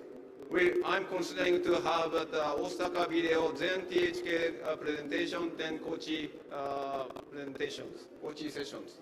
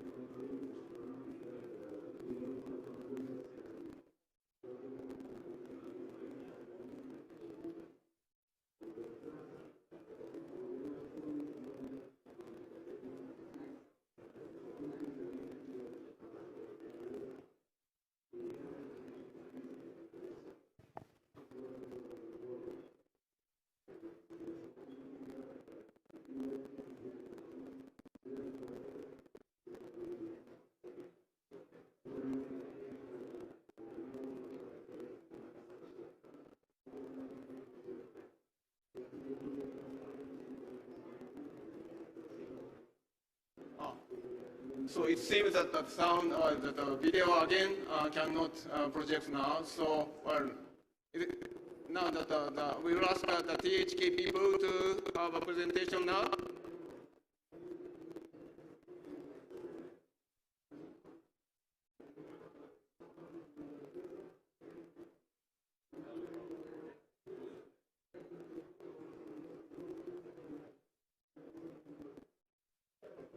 Well, THK people, thank you very much for waiting and sorry for inconvenience.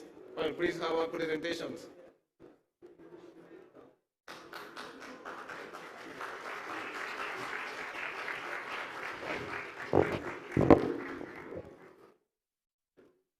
Good morning, everyone. I'm Ishihara of THK. In first, I would like to express my deep thankful to Mr. Taga, Consul General, for giving us this good opportunity. Thank you, Mr. Taga. You may not familiar with THK. We are producing linear motion guide, which is very important machine component element, production. So every machinery has a linear motion, rotation motion, and this combination. Linear motion guide is supporting this linear movement. We developed this linear motion guide in 1971. At that time, no competitor. We used to have 100% market share in the world.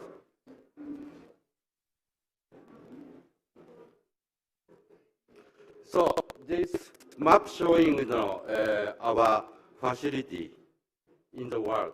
So our headquarters located in Tokyo, Japan.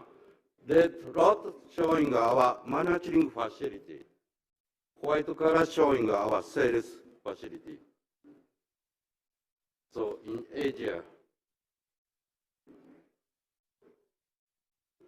Europe,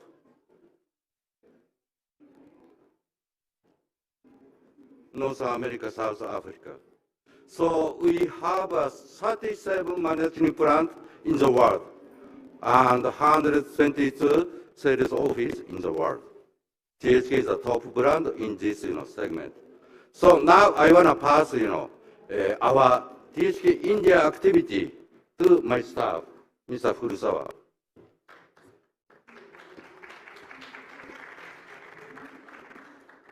Good morning, everyone. My name is Furusawa.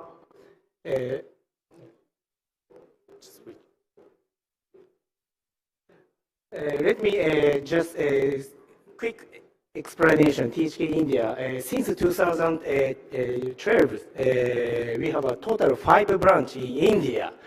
Then, fortunately, 2020, our dream came true. Our manufacturing plant in India, make in India. So total staff is 40%, and the Japanese total 3%. Our segment mainly 2 division: industry, machinery division, and automobile parts division. In India, our main customer is almost industry machinery division. Please next. Next. What is industry machinery division? We have consumer goods and capital goods, but in India, our main customer is general industry and machine tool industry and special purpose machine industry, such as those customers. But we would like to more expand our new business in India. So from now on, our staff, Mr. Nishant and Mr. Krish, explain to you our new business activity in India.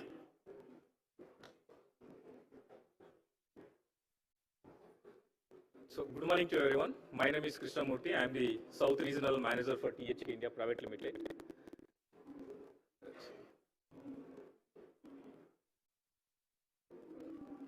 So quickly I will go to explain so how THK is associated with the government projects. So very recently we have been working with most of the government projects as well as DRDO projects, and also our linear motion guideways and Boscos is associated with so many private sectors which is directly connected to the government projects. So for such companies also we are working very closely.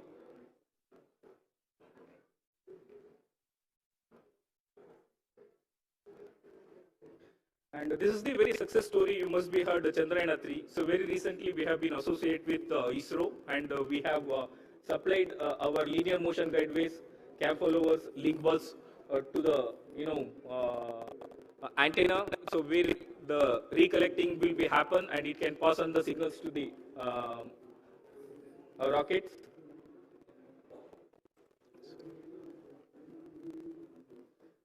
So this is the video we can able to see. So the transfer line of the rocket, we have been associated with ISRO, and we have supplied our linear motion guideways, which is more than 85 sizes. So it can give the precise transformations from one place to another place. So it can be accumulated, and it can give proper stand up, and the rocket can take off. So we have done these projects very frequently with the ISRO.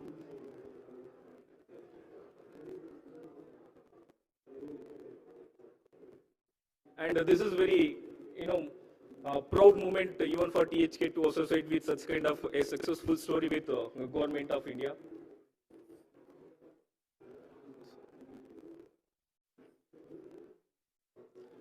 So, even though only not for the rocket, even with the spacecrafts, so our ball screws as well as linear motion gateways is going to be associated to capture the pictures from the satellites. So we have been supplied our regular ball screws as well as the linear motion gateways for this one. So if you can go through this one, so this is the passengers inside the the rockets where it goes to the space. So we have been associated with not only with the ISRO, so our product has been used in NASA also. One of the customers who is located in Coimbatore, so he is making such kind of product, and which can be supplied to ISRO as well as to the NASA. So, and yeah, THK is very proud for doing such kind of products. Yeah, so this is the satellite integrated fixtures where you can see. So we have been supplied the biggest sizes of LM guideways with longer length.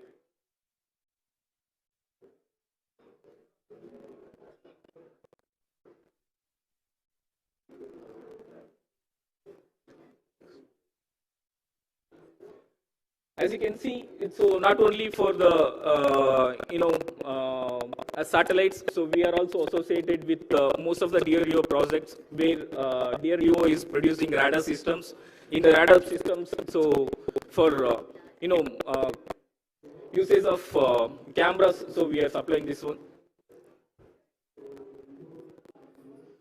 And also we were associated with so many private companies where they are producing, the carriages of transfer line of, airplanes as well as other satellites. So this is two of the applications you can able to see that one. So most of localized companies are doing with association of government projects. So where we are supplying our linear motion guideways as well as link balls and other bushers. So as you can see, one of the video where we have been supplied to the metro doors, so the closing and the opening. So you can see, as well as the for the seating systems. So even the chase, so 360, we are supplying our crossover bearings. You can turn 360 and you can able to see. So for that applications also, we are very closely working with private sectors. And this is the passenger line. So when you see the aircrafts, so the passenger will move from their boarding bridge. So for that also crossover bearing to turn the from boarding to the aeroplane adjustment, we are giving our crossover bearings. Yeah, that's it from my end. My colleague Mr. Nishant will continue further. Thank you.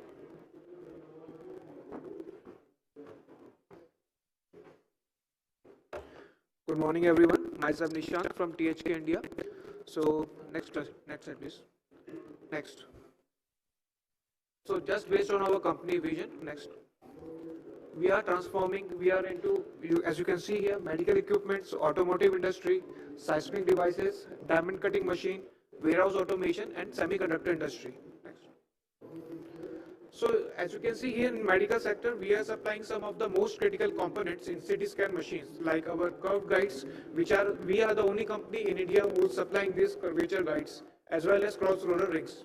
Next. Apart from this, we are also supplying in X-ray machine manufacturers also. Next. And of course, the medical robots. So we believe medical robots are the future of next medical healthcare advancement systems, and as well as next series of machine would be like next.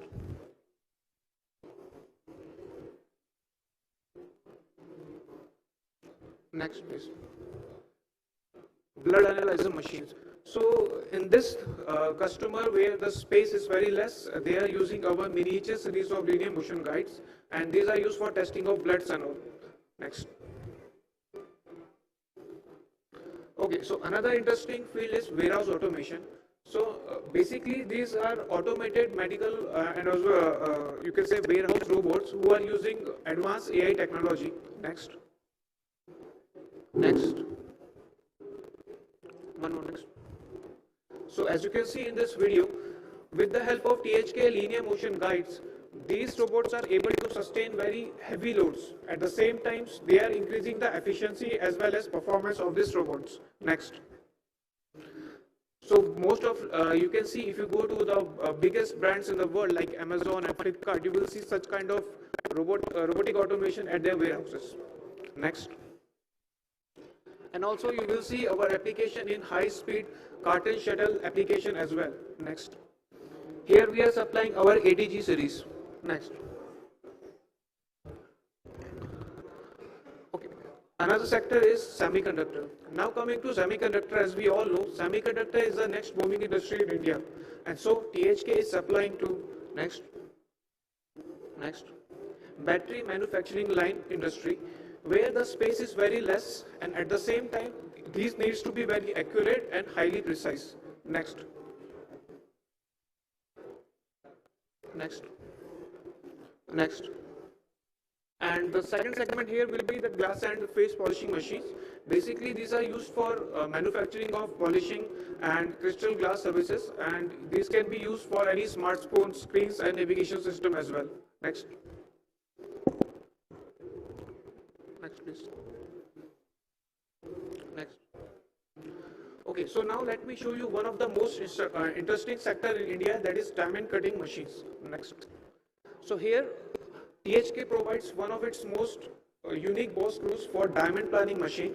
The job of this machine is to basically plan and cut a rough cut diamond into a final cut diamonds. Next. You can see the basic difference here, like from a rough cut, the diamond goes to a final face cutting of a final cut diamond. Next. The second process will be the diamond cutting machine. So here you can see this industry is using some of our prestigious next BNK series ball screws, next, as well as our wear guides. The job of this machine is to precisely give the shape of a diamond. Next. Next, please. After that, this is a new technology called CVD. Basically, these machines are also known as chemical vapor deposit. It is used to make a lab-grown diamonds. Next, next, next. After that, coming to the automotive segment, here we are supplying our link balls to two-wheeler industries for shifting of gear pedal application. Next, next. And also, these are some of the customers like Honda. Next. Next, please.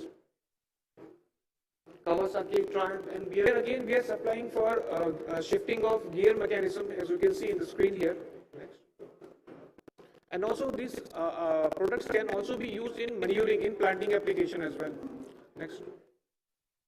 So here in this you can see the THK footprint for automotive industry. This journey started in 1971, and as you can see here, now we are catering to almost all the top brands in the world, like Nissan, Ford, BMW, Toyota, Mercedes, Honda. Electric vehicle segment also. Here we have developed few critical components like in-wheel motors. Having invented the linear motion guide in 1972, we have been the global pioneer of developing the linear motion system worldwide. THK's first LM guide model, LSR, is registered at the National Museum of Nature and Science in Japan, in recognition of bringing about significant technological development in industrial manufacturing. Guided by the philosophy of providing innovative products to the world, THK has 37 fully equipped manufacturing facilities, 3 development bases, and 120 strategic sales bases, which makes us the torchbearer of linear motion technology in the world. As part of our strategy of full-scale globalization, we have extended our geographical range to encompass India.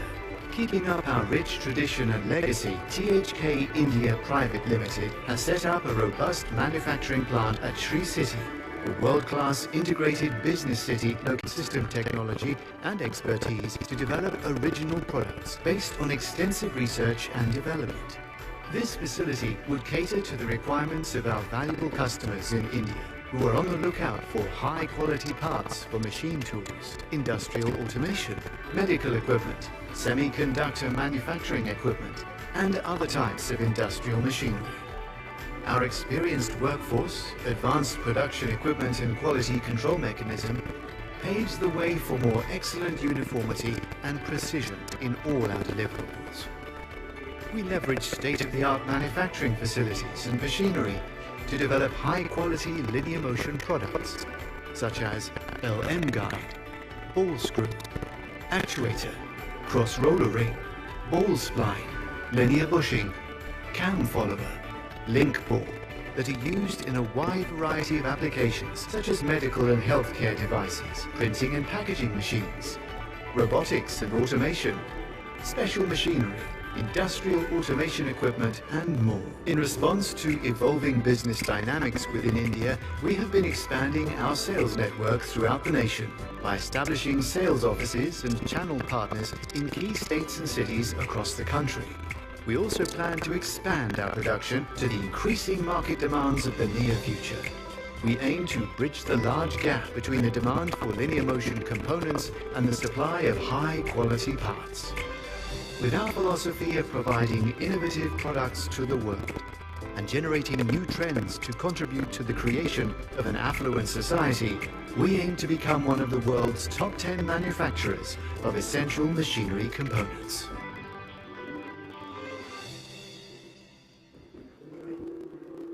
Okay, this concludes our presentation. By expanding our production item and global production capacity, we believe we can grow together with our customer and contribute the development of India.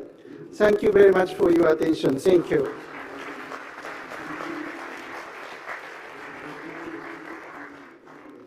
Thank you very much, THK people. And this part, this is all that our part. Well, I really apologize inconvenience and poor management of the projections. And so sorry to bothering the Kochi prefectures. Sincerely, my apologies. So I'd like to now, from home, proceed to the Kochi sessions. So I want to hand over the mic to the MC of Kochi prefecture. Well, thank you very much in patience. And last part, after the Kochi session, I would like to try once again to project the Osaka video. Well, thank you very much.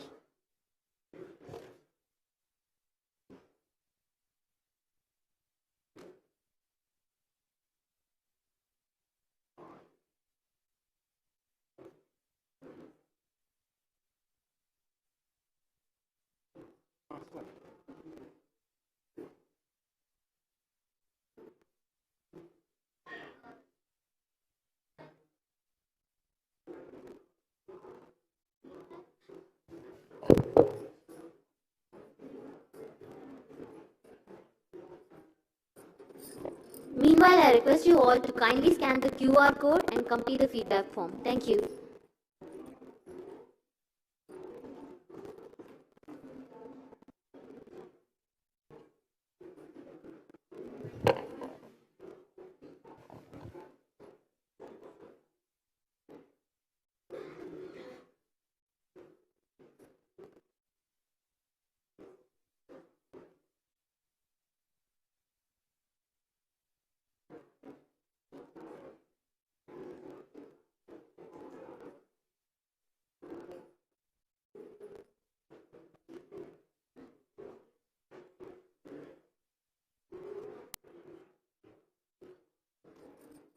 Sorry everyone, the QR codes for the session has been placed on the seat.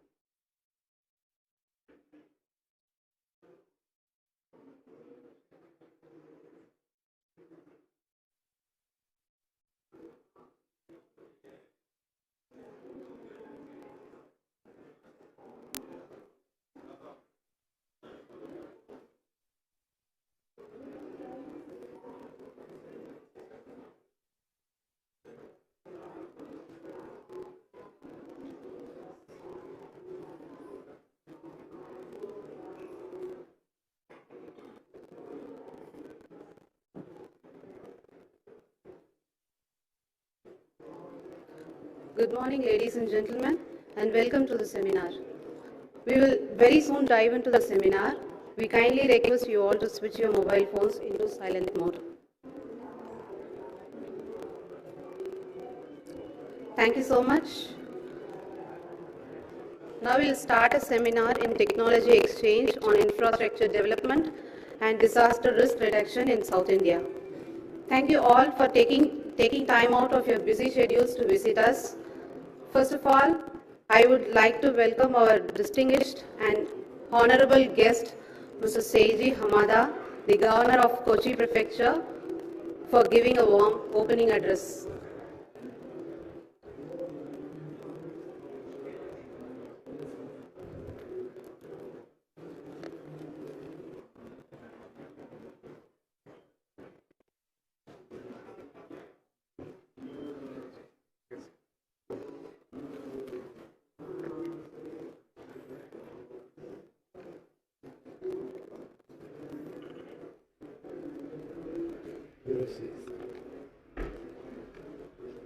Ladies and gentlemen, may I introduce myself?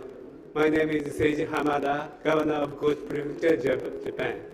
I'd like to make some short address before the seminar begins. Let me speak in Japanese. Thank you.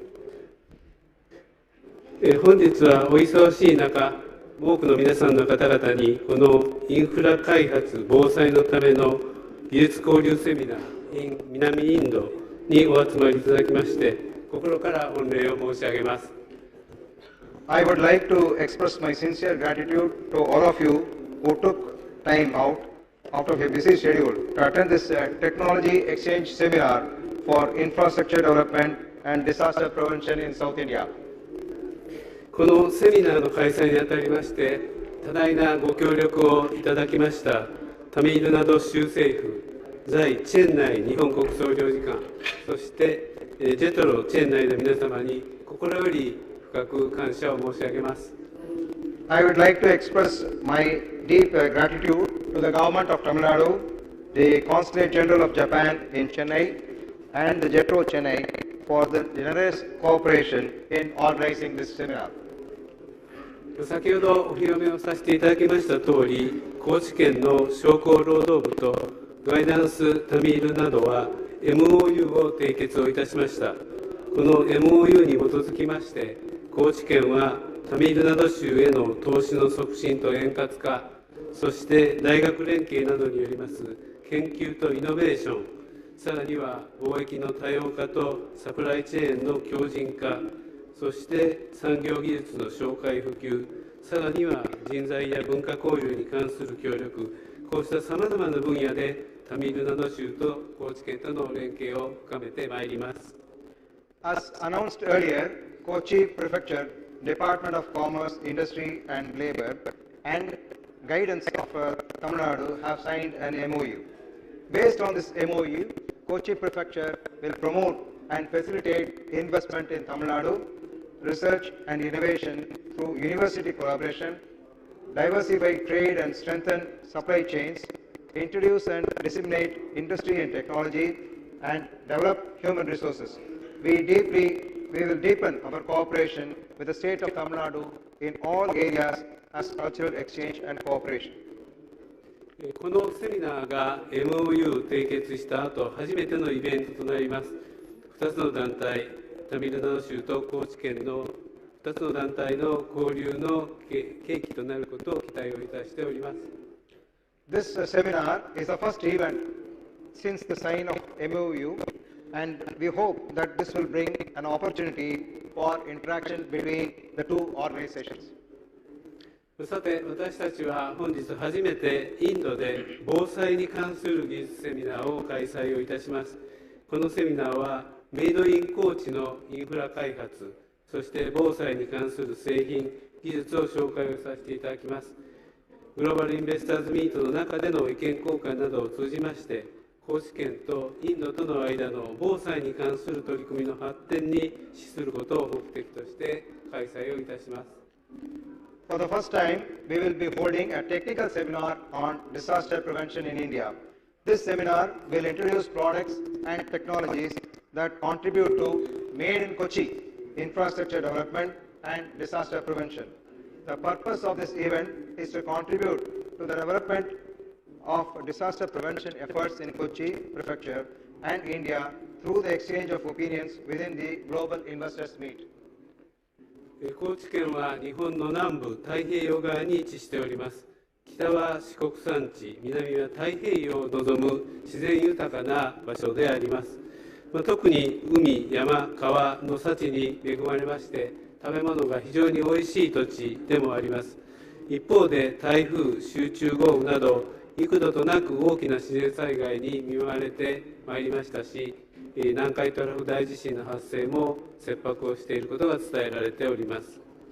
Kochi Prefecture is located on the Pacific coast of Japan and is a place which is rich in nature with views of the Shikoku Mountains on the north and the Pacific Ocean to the south.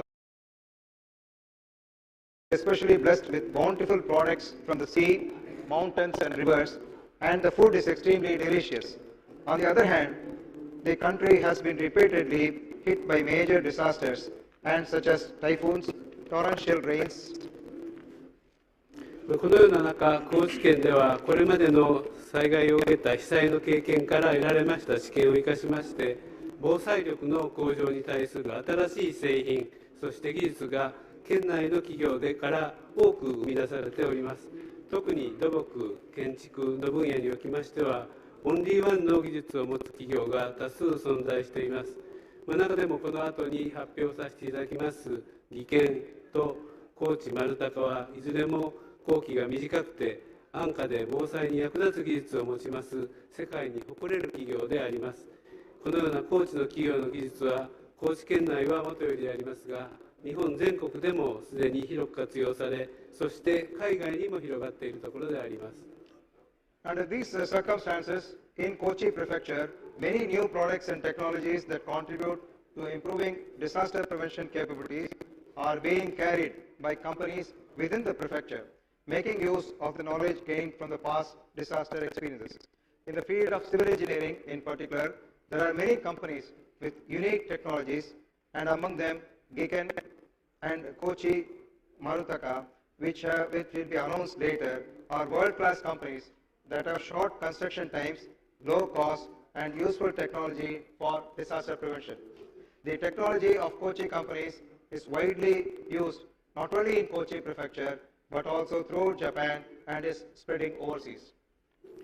このセミナーがインドにおきます防災やインフラ整備の取り組みに必ずお役に立てることと期待をいたしますとともに、今回ご出席をいただきました皆様方のますますのご活躍とご発展を祈念をいたしまして、私からのご挨拶をさせていただきます。We hope that this seminar will be of help to the disaster prevention and infrastructure development efforts in India. And I would like to offer my greetings and wish everyone who attended this seminar continued success and development. Thank you for your attention. Thank you.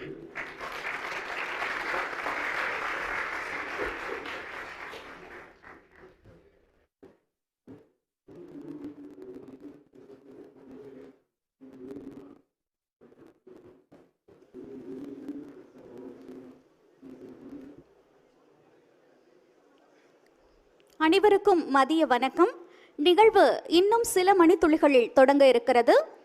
நிகழ்வில் கலந்து கொள்ள மாண்புமிகு MSME துறை அமைச்சர் அவர்கள் வருகை புரிந்து கொண்டிருக்கிறார். தொடர்ந்து ஸ்டார்ட் அப் ஜீனோம் தலைமை செயல் அலுவலர் திரு மார்க் பென்சல், தைரோகேர் நிறுவனர் திரு வேலுமணி ஆகியோர் கலந்து கொள்ளும் அமர்வுகளும், மேலும் புத்தொழில் முதலீடு சார்ந்த கலந்துரையாடல் அமர்வும் நடைபெற இருக்கிறது. தங்கள் அனைவருடைய ஒத்துழைப்பையும் அன்போடு வேண்டுகிறோம்.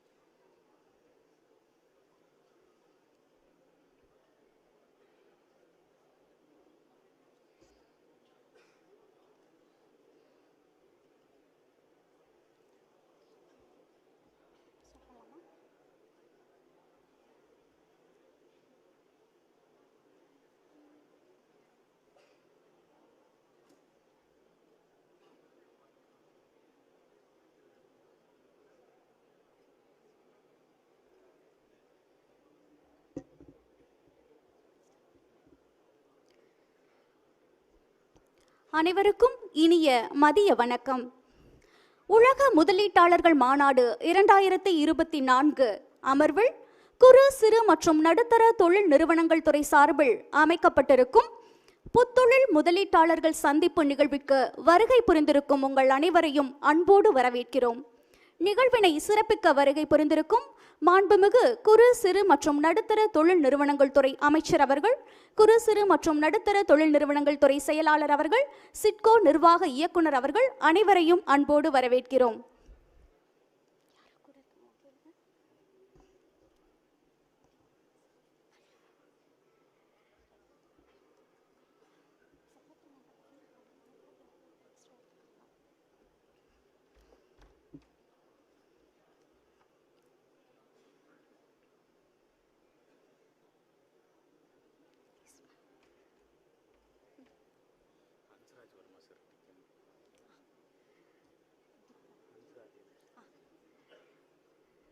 நிர்வாக இயக்குனர் டிக் திரு ஹன்ஸ்ராஜ் வர்மா IAS அவர்களையும் அன்போடு வரவேற்கிறோம்.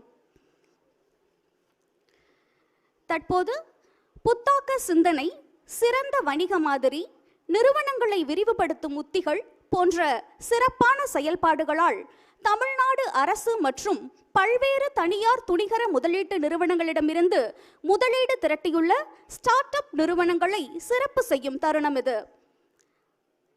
அவர்களை சிறப்பு செய்ய மாண்புமிகு குறு சிறு மற்றும் நடுத்தர தொழில்துறை அமைச்சர் அவர்களை அன்போடு மேடைக்கு அழைக்கின்றோம். உடன் குறு சிறு மற்றும் நடுத்தர தொழில் நிறுவனங்கள் துறை செயலாளர் அவர்களையும் தமிழ்நாடு புத்தொழில் மற்றும் புத்தாக்க இயக்கத்தின் இயக்க இயக்குனர் அவர்களையும் அன்போடு மேடைக்கு அழைக்கின்றோம்.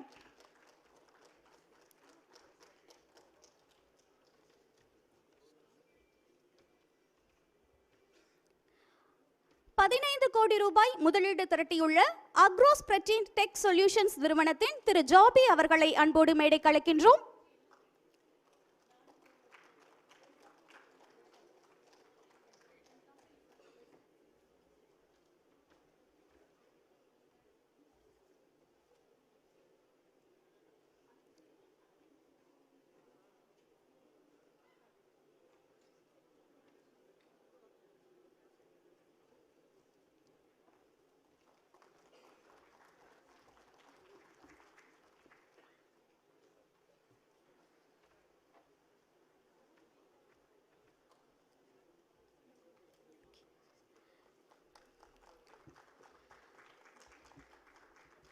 தொடர்ந்து ஓரோமணி நிறுவனத்தின் திரு பாட்ஷா அவர்களை அன்போடு மேடைக்கு அழைக்கின்றோம். இவர் $145 கோடி முதலீடு திரட்டியுள்ளார்.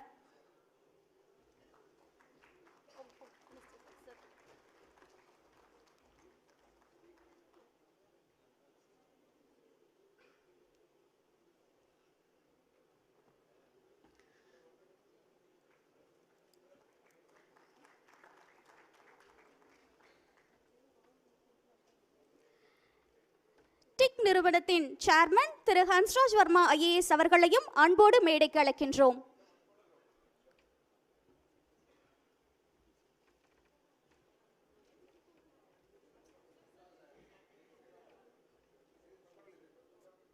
சிட்கோ நிர்வாக இயக்குனர் அவர்களையும் அன்போடு மேடைக்கு அழைக்கின்றோம். தொடர்ந்து $4.18 மில்லியன் முதலீடு திரட்டியுள்ள திரு கிரு மைக்கப்பிள்ளை டிவைன் ஃபுட்ஸ் நிறுவனத்தினை அன்போடு மேடைக்கு அழைக்கின்றோம்.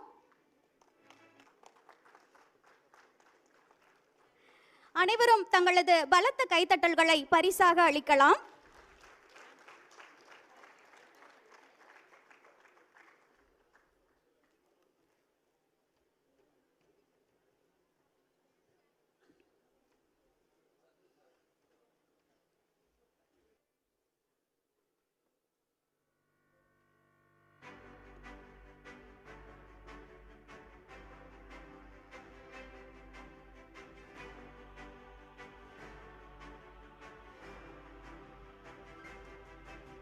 தொடர்ந்து $29.4 மில்லியன் முதலீடு திரட்டியுள்ள சூப்பர் ஓப்போஸ் டெக்னாலஜி நிறுவனத்தின் திரு அரவிந்த் பார்த்திபன் அவர்களை அன்போடு மேடைக்கு அழைக்கிறோம்.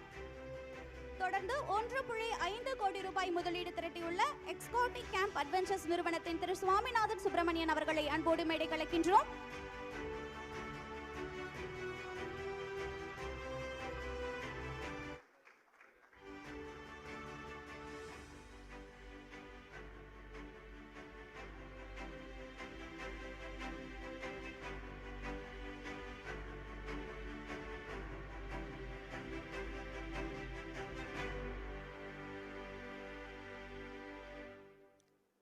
தொடர்ந்து 1.5 கோடி ரூபாய் முதலீடு திரட்டியுள்ள ஜெரோ ரோபோட்டிக்ஸ் பிரைவேட் லிமிடெட் நிறுவனத்தின் திரு மோகன் அவர்களை அன்போடு மேடை கலைக்கின்றோம்.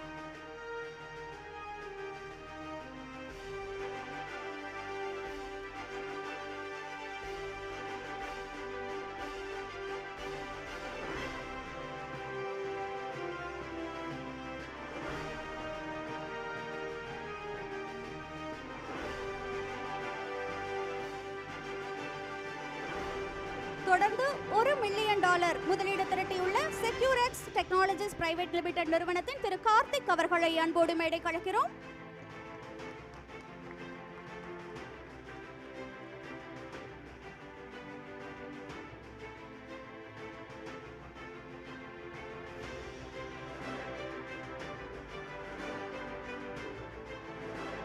தொடர்ந்து $500,000 அமெரிக்க முதலீடு திரட்டியுள்ள மிஸ்டர் மெட் நிறுவனத்தின் சௌரப் அவர்களை அன்போடு மேடை கலைக்கிறோம்.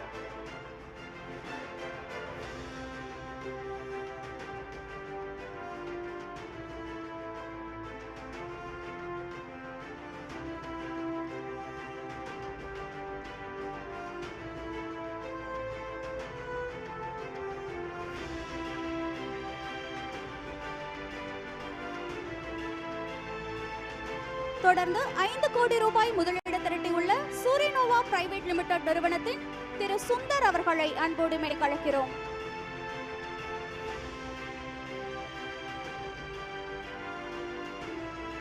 தொடர்ந்து 50 கோடி ரூபாய் முதலீடு திரட்டியுள்ள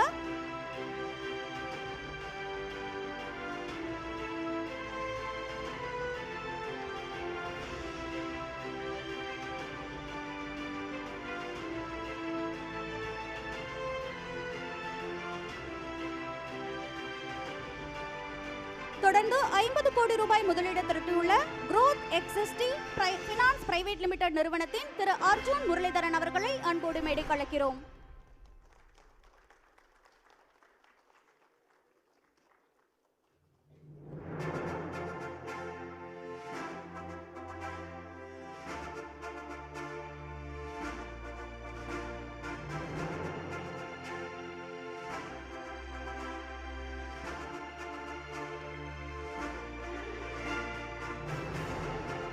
புத்தொழில் நிறுவனர்களை வாழ்த்திய மேடையில் உள்ள சான்றோர் அவர்களுக்கு நன்றியை தெரிவித்துக் கொள்கிறோம்.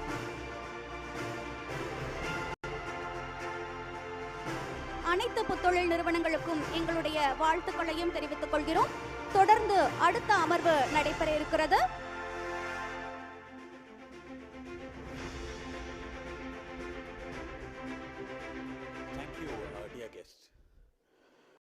It is my privilege and honor to welcome Mr. Mark Benzel, founder and president of Startup Genome, to the stage. Mark Benzel envisions a knowledge network that empowers policymakers globally to foster startup success and economic impact. I feel equally privileged to welcome Mr. Ravi Narayan, senior advisor at Startup Genome. He is a pioneer in the venture catalyst and startup accelerator domain, bringing over 3 decades of multifaceted experience in entrepreneurship, mentorship, and strategic investment. I welcome Mr. Mark Benzel and Mr. Ravi Narayan to the dais to throw light on why Tamil Nadu is the best state for startup investments.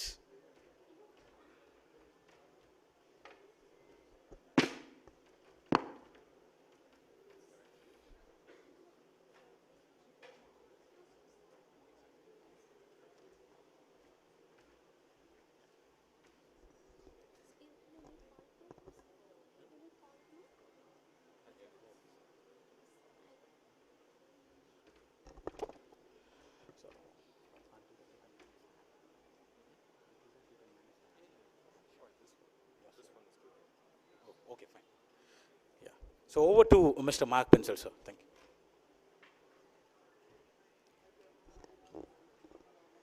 Thank you so much for the warm welcome. It's a privilege to be here with you all today. On behalf of Startup Genome, thank you so much for having us.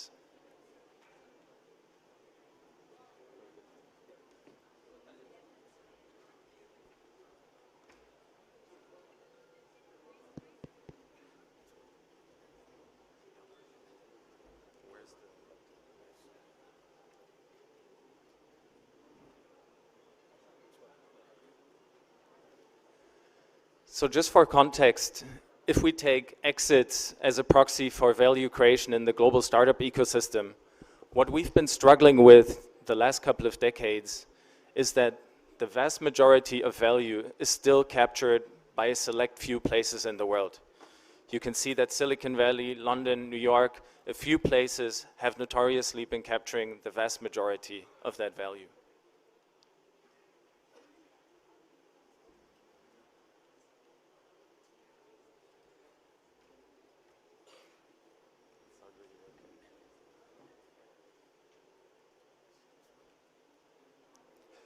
This is why we created Startup Genome.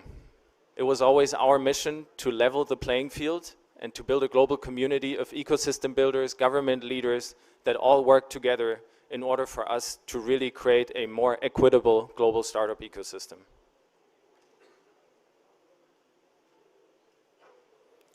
Startup Genome today is the world-leading policy innovation and advisory firm. We've been working with around 150 different entities across 50 countries to date. Here you can see a quick snapshot of all of the recent government clients that we've been working with. I won't go into the details. I just wanted to mention a few examples. Most recently, I spent most of my time in the United Arab Emirates. I've been working very closely with government leaders in the United States, in Detroit, for example, but also in my home country, in Germany. We've been advising the largest state on innovation policy, industrial policy, as it relates to startup ecosystem development. And most recently, most of my time I spent in Tokyo, in Japan.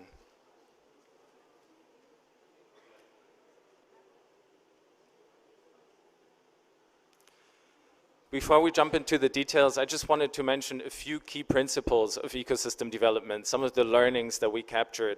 And some of the experts in the crowd will have seen this before, but I just wanted to highlight this again to bring everyone on the same page. So governments tend to do a best job when they support ecosystem development, and investors do that too, if we're all entrepreneur-centric. Oftentimes we see that, it's not really the case, so we mention this every time.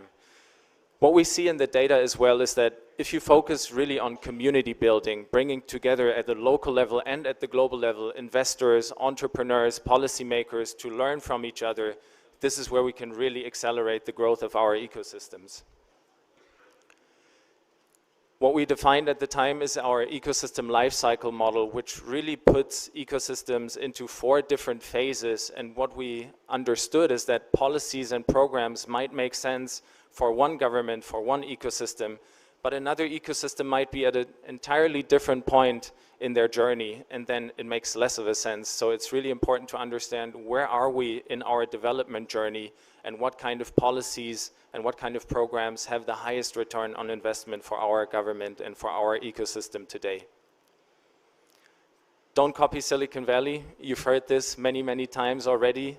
Sometimes in the past we've seen regions around the world really try to copy the success, the secrets of Silicon Valley, only to fail, because really what you need to do instead is to stay close to who you are, identify your own core strengths, your value proposition, and then from that intrinsic strength and motivation, develop your ecosystem.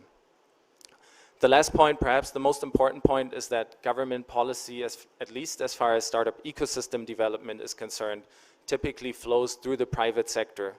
I'll have 1 or 2 examples afterwards, but it's really important to mention that the private players in the startup ecosystem, they understand best what they need. The entrepreneurs know what they need, the investors know what they need. So as a government, support the private sector and don't step in trying to pretend that you're a private actor of the ecosystem. Once a year, you might have seen this, we publish the Global Startup Ecosystem Report. It's the most comprehensive data set on startup ecosystems in the world. We're looking at over 300 leading ecosystems to this date, and we see around 300,000 downloaders, readers of this research report every year.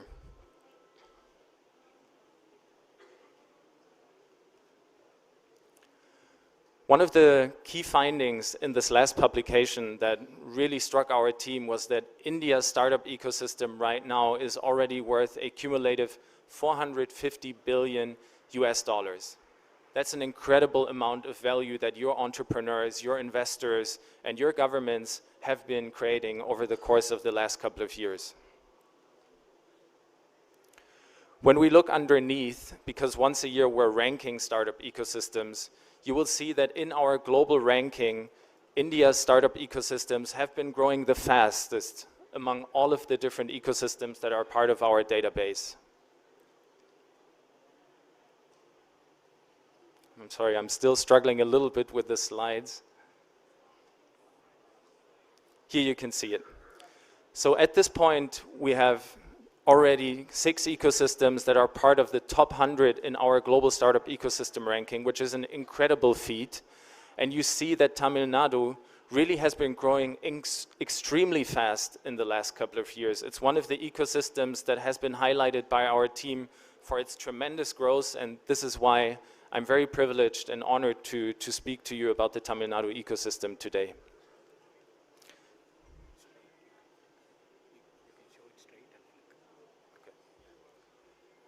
So when we zoom into Tamil Nadu, as you're seeing, in 2021, we ranked the ecosystem at rank 108, in 22, 85, in 23, 78. At this growth trajectory, it is perfectly possible for Tamil Nadu to break into the global top 20 startup ecosystems by 2030.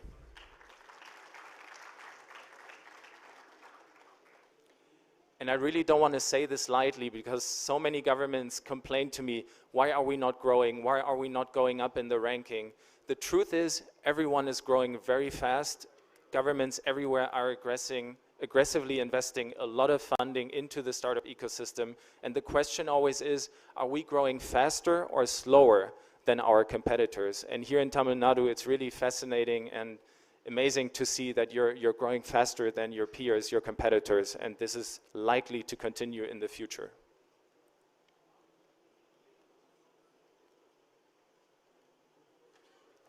When we zoom into the ranking, as a proxy for value creation, again, the sum of exits and funding rounds, we call that the ecosystem value. You're seeing that Tamil Nadu, over the course of the last 3 years alone, nearly tripled its ecosystem value to around $11 billion over the last 2-3 years, which is unheard of in our ecosystem ranking.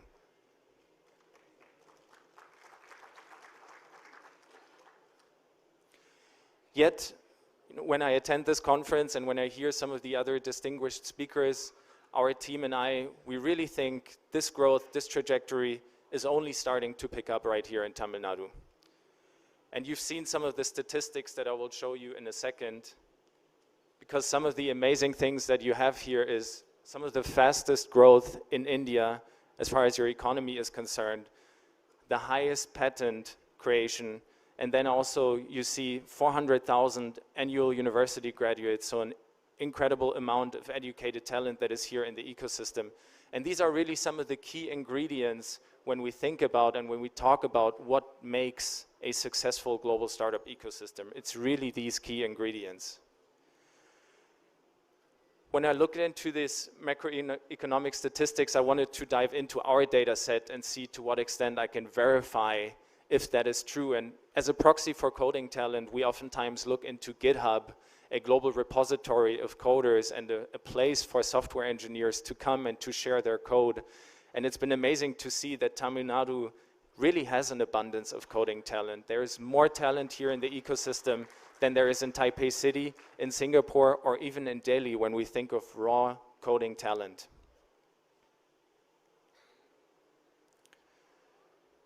When we try to look and we try to proxy what are the next couple of years going to look like for the ecosystem, we look at what we call early stage funding. We might have different definitions in mind when we think of early stage funding. For us, this is seed funding and Series A funding. So some people have an earlier definition of early stage funding, but this is just a proxy for us to understand what is the next generation of founders in the ecosystem looking like. And we can see that between 2018 and 22, the amount that early stage funding for Tamil Nadu increased is about or almost 80%, which is incredible as well.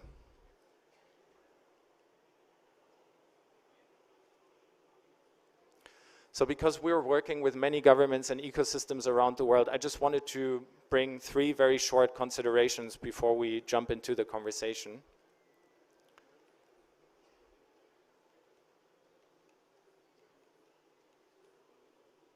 The first one is, it's very clear in our data set and very clear on what I find on Tamil Nadu, that there is an opportunity to leverage the upcoming industrial revolution.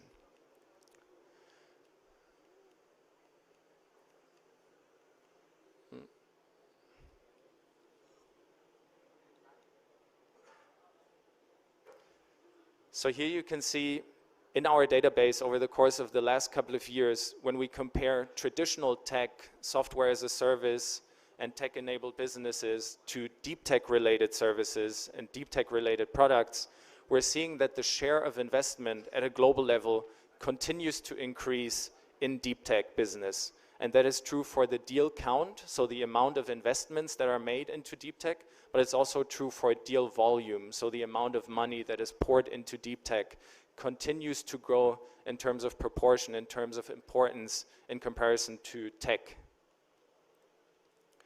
When we zoom into that perspective, here are a few subsectors or verticals of innovation that we'd like to take a look at. And here on the y-axis, you can see the growth rate globally of Series A investments.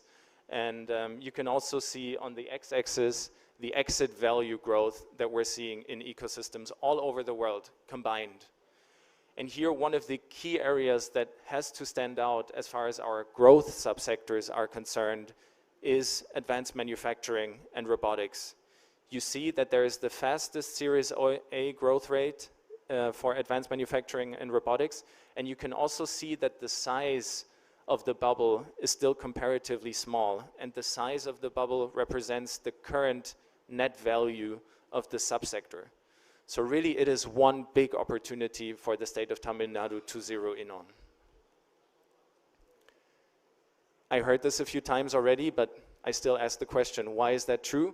Well, because you have all of the customers you could imagine for AMR and robotics businesses here in Tamil Nadu, right? As a proportion to GDP, 22% of your GDP is because of your strong manufacturing base here in the state. So putting these trends together with what you have here in the ecosystem, it's got to be a key opportunity for Tamil Nadu.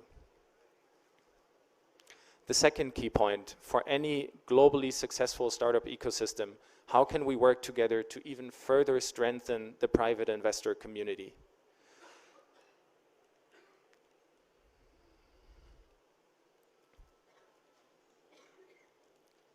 I'll just introduce the next slide.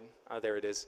So just in terms of considerations for when we think of improving the state of the private investor community, you always want to keep in mind, what do your largest rounds look like as far as Series Seed and Series A are concerned? And are they large enough in order for our best entrepreneurs to really grow globally? But then you also want to make sure that there are many rounds in the ecosystem, right? You want to have, as a proportion of your startups in the ecosystem, as many seed-funded startups as possible. And from these seed-funded startups, you want to have the highest possible proportion of those companies that then get Series A funding. And as government, monitoring these metrics has been extremely crucial in order for us to understand, where do we need to intervene as government? Where do we need to improve?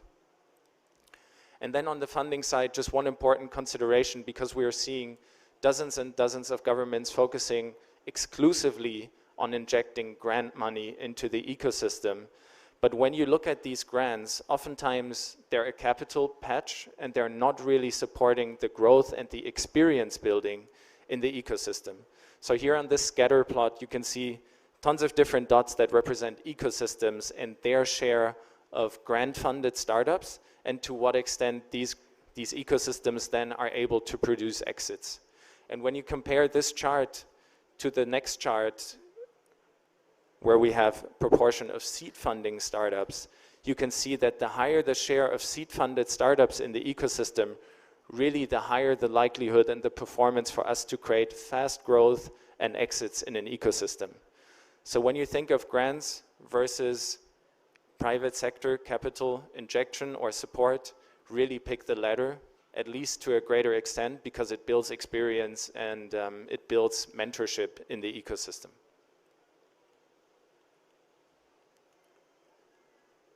So the last point I wanted to mention, when we compare top 10 startup ecosystems in the world with ecosystems that are ranked 100, 120, 140, really a key question for Tamil Nadu for the next decade is how can you produce more scale-ups in the proportion of the startups that are in your ecosystem, right? Because the best ecosystems in the world, they create a high proportion of scale-ups, and these are fast-growing startups that then make it to a $50 to $100 million valuation. How do you do that?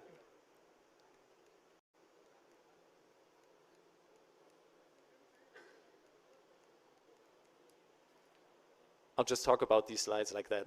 So what we're seeing typically is that governments around the world and private sector, we invest 90% of our capital, of our resources into supporting startups at the earlier stage.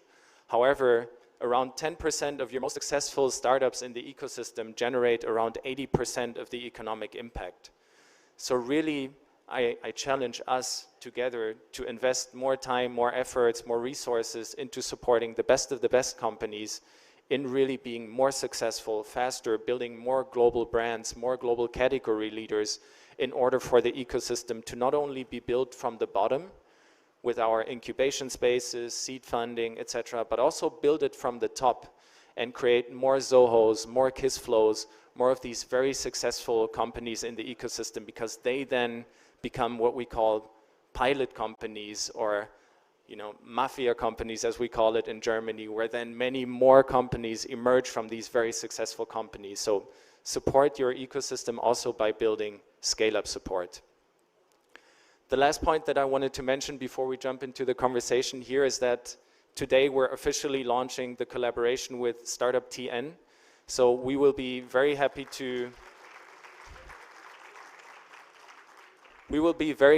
do our share, our part. We're committed to supporting you in any way possible. And starting in 2024, we're showcasing Tamil Nadu as a startup ecosystem in our global startup ecosystem report, sharing our visibility of several hundreds of thousands of readers with your community.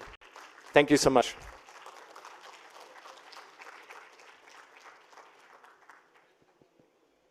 And with that, I introduce our senior advisor, Mr. Ravi Narayan, for this conversation that the two of us are having right now.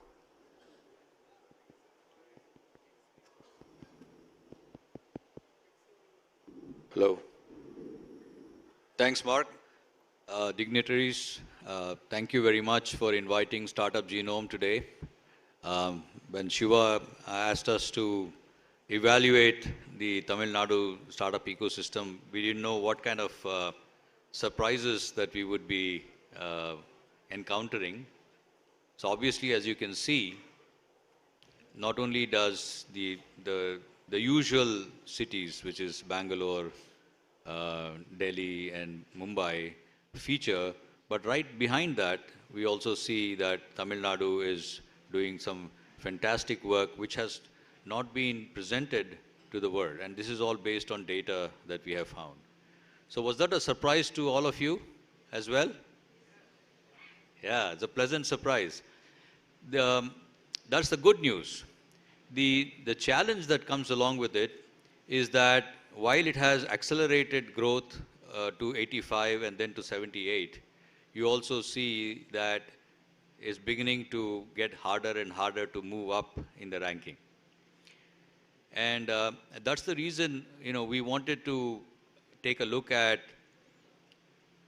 what are the ways in which that already some good work that's happening can be even better accelerated. So you saw the 3 recommendations that Mark presented. I will speak about them in a minute. But before that, I just wanted to make sure that everybody understood what we mean by an ecosystem. An ecosystem for us is not just a bunch of startups. There are incubators in IIT Madras, there's a 4, 5, 10, 15, 20 startups. It is not just that. It's not just the investors.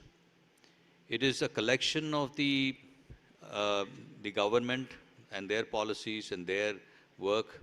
It is the investors, be be it the angel investors, the pre-seed investors, the VCs, the PEs in the city, in the state.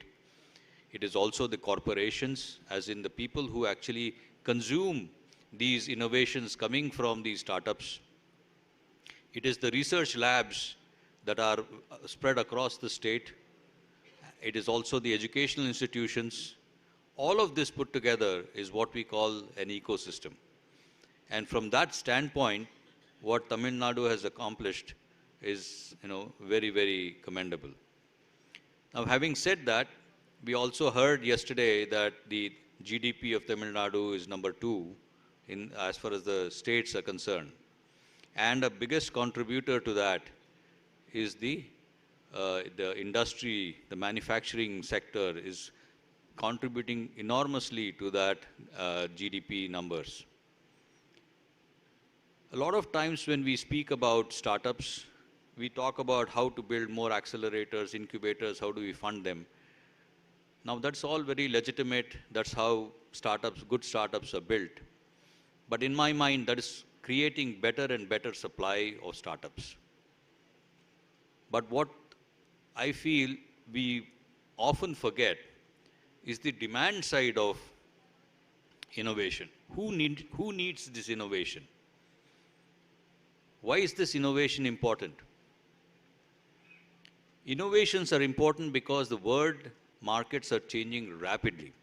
As you can imagine, from the time before COVID to after the COVID hit, how much of digitization happened so quickly. Had everybody said, I will just wait and go back to what I was doing pre-COVID, those organizations would have failed. Large companies, including the Fortune 100, Fortune 500 in the US, only about half of them will survive if they don't continue to innovate very, very fast. And usually when you have these very large organizations wanting to innovate, they have to actually rely upon the nimbleness, the creativity, the discontinuous thinking that the startups bring to the table. So for them, this is a very important element of their innovation story. In Tamil Nadu, manufacturing sector being so prevalent all the way from Coimbatore to Salem to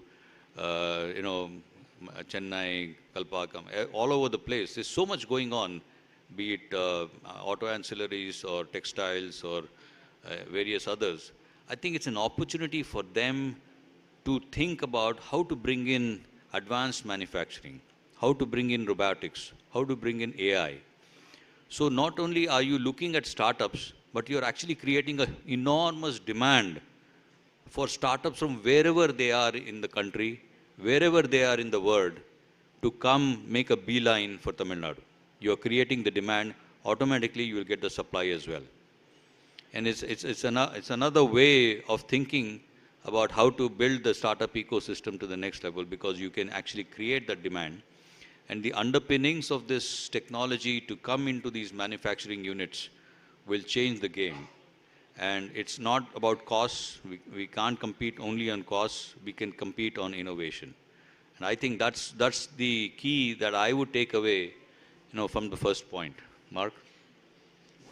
On the first one about the AMR and all that, I think that's what. And then also, there is also the differentiation that we put between startups and MSMEs. We feel that they are completely different sectors. The bank treat them as separate sectors. But I think the line is blurring to where MSMEs can be very, very innovative. They don't necessarily have to be just profitable and sustain and very be capital intensive. They can also be very, very nimble. They can also be less capital intensive and be very innovative as well. So how do we actually think about bringing these sectors together and creating that nimbleness within the economy is a question for Tamil Nadu to think about, because you have a fantastic asset already in place that you need to leverage. And the good news is that some of these questions are top of mind for all of the governments in Europe, in the United States, etc. So there is no ecosystem, no economy that has solved for a really vibrant strategy to introduce AMR to their manufacturing base, for example. So I really see that there is an opportunity for Tamil Nadu to be at the very forefront of this movement. And as you said, Ravi, really have one of the most compelling arguments for AMR to be introduced here, to be applied here, because in the end, startups need customers the most, more than they need venture investment. So it is really a strong argument for the state. And also, if you look at Munich in Germany, Munich has a fantastic B2B ecosystem that has been pretty much put together by BMW. BMW has an enormous presence there, and BMW wants to create themselves as the next generation car company, and that's who has actually promoted a whole lot of things, all the way from IoT to energy efficiencies to EV to all these things. All those startups are making a beeline to this city to make that ecosystem happen. So something to learn from. The second, actually, let me shift to the third point. So Mark spoke about the hyper-growth program. The way we look at it is, Chennai has been the SaaS bhoomi. A lot of SaaS companies have done extremely well. Zoho and all the Zoho's children have done so well and given that name to Chennai. There are lots of very, very good companies that are there, and Freshworks is a well-known company in this matter. So what we feel is, while we as Startup Genome can help with government policy, we can help with thinking about creating a funding strategy and so on and so forth. One of the most direct approaches for us to actually build the ecosystem and take it quickly up the ranking is to take some of the best startups from each of these ecosystem and make them into global category leaders. Automatically, all the parameters upon which we evaluate these ecosystems start scoring very, very high.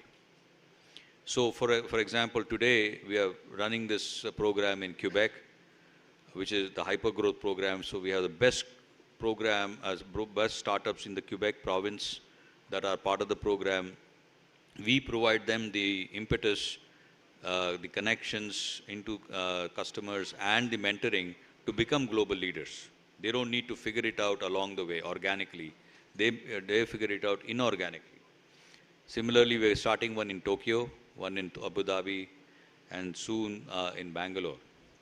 So the idea is to work with the very, very advanced companies and to make them global leaders. So they can say, I actually started from TamilNadu, I started from Chennai, which we don't have any of today, right? So this is the hyper-growth program that we've been working on across the world, and we're hoping that at some point in time, even Tamil Nadu would want to explore this possibility, because I think that's one sure way of creating role models, one sure way of creating a psychological confidence amongst the people, saying, if that guy who went to school with me, he has built a unicorn, I can do the same. And suddenly the entire ecosystem matures and becomes more confident within a very short period of time. Okay. Yeah, and maybe just to add to that, I've been working with quite a few ecosystems that have introduced such scale-up programs for the best companies. And what it does achieve for the ecosystem as well is that you provide programs and institutional reasons for them to stay where they were born, where they were able to grow, instead of losing them to Bangalore, instead of losing them to New York, to San Francisco, right? So in Germany, it's a big factor as well, and in many other places, we're oftentimes losing some of the best companies.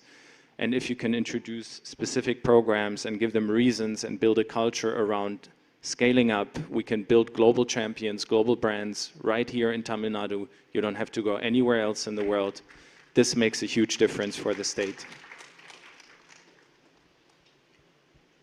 Yeah, and then the second point that Mark made about investors, I think it's very important. I find that most Indian cities have very, um, you know, very good set of people who can actually invest in companies.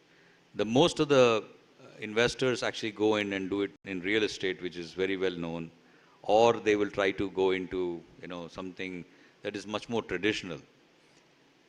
Introducing them to the fact that this is also an asset class. Startups is an asset class. Yes, it is higher risk, but it's also higher reward, and it's also a form of giving back. So I was in Coimbatore yesterday, and a lot of industrialists take on their family businesses, run it for a while. When they reach their 50s, 60s, they turn it over to their children. They start doing hospitals, they start doing education institutions. I feel the same way, like you're giving back by putting these kinds of institutions together. It's also important to actually invest in startups, because that provides that vibrancy, that, the energy into that city, into that community in a much larger way than any investment can make happen. Because today's relevancy is dependent on innovation, and it's not dependent on other things. So to creating that base of angel investors, creating those pre-series A investors is absolutely essential. We can bring in the VCs to come visit us every once in a while, but unless they really see deal flow coming from Chennai, they don't make those kinds of trips just because it is a great place. I mean, they are driven by deal flow. If not enough deals are coming because of early investments have happened, these companies have come to a certain level of attraction, I think it's very hard. So to create that base of investments, I think is very important. I know Shiva has been doing this kind of work in tier 2, tier 3 cities, but to actually do this on a much, much larger magnitude is absolutely important, right?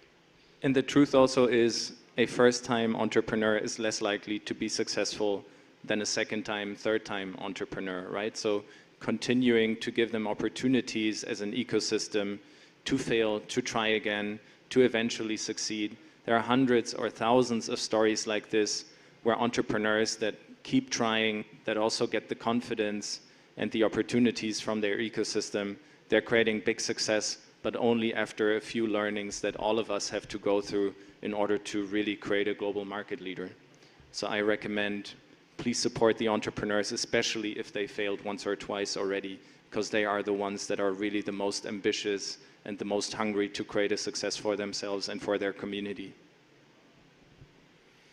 Great. So those are some recommendations. I'm sure we will talk more as we go along, but I think I just wanted us to, go a little deeper into what Mark has put together as a very succinct, summary of where Tamil Nadu is today, where Tamil Nadu can go in the future.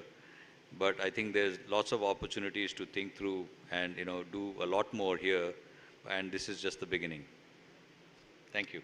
And from our side as well, hearty congratulations to all of what you've achieved already. Startup TN, from experience, is doing visionary work to support the development of the ecosystem. We see very innovative entrepreneurs, a very active investor community. So this is just the beginning. Continue to create success for yourself, and we'll see each other in the top 20 in a couple of years from now.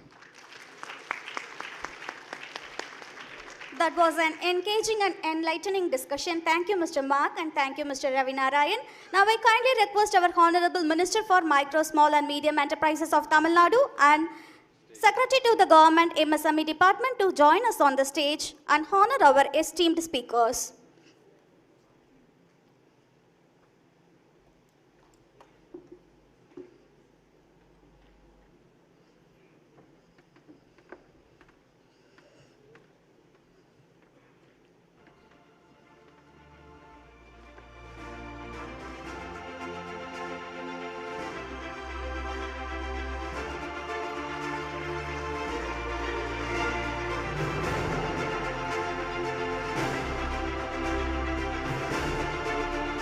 Thank you.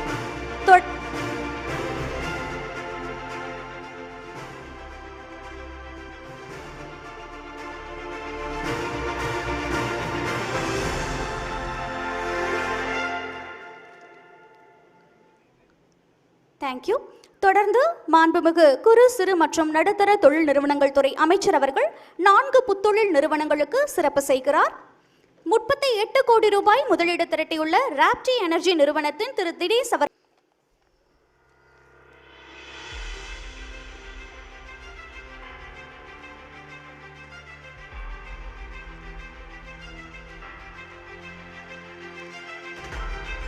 நிகழ்வினை சிறப்பித்த மாண்புமிகு அமைச்சர் அவர்களுக்கு மனமார்ந்த நன்றியினை தெரிவித்துக் கொள்கிறோம்.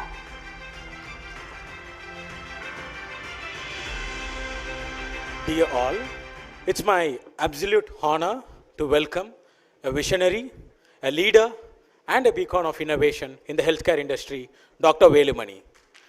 He is the brilliant mind behind the groundbreaking success of ThyroCare. After his exit from ThyroCare, he has taken an active role as a lead investor in Startup Tamila, the first television reality show for startup investments in Tamil. I now humbly request Dr. Velumani sir to take over the stage.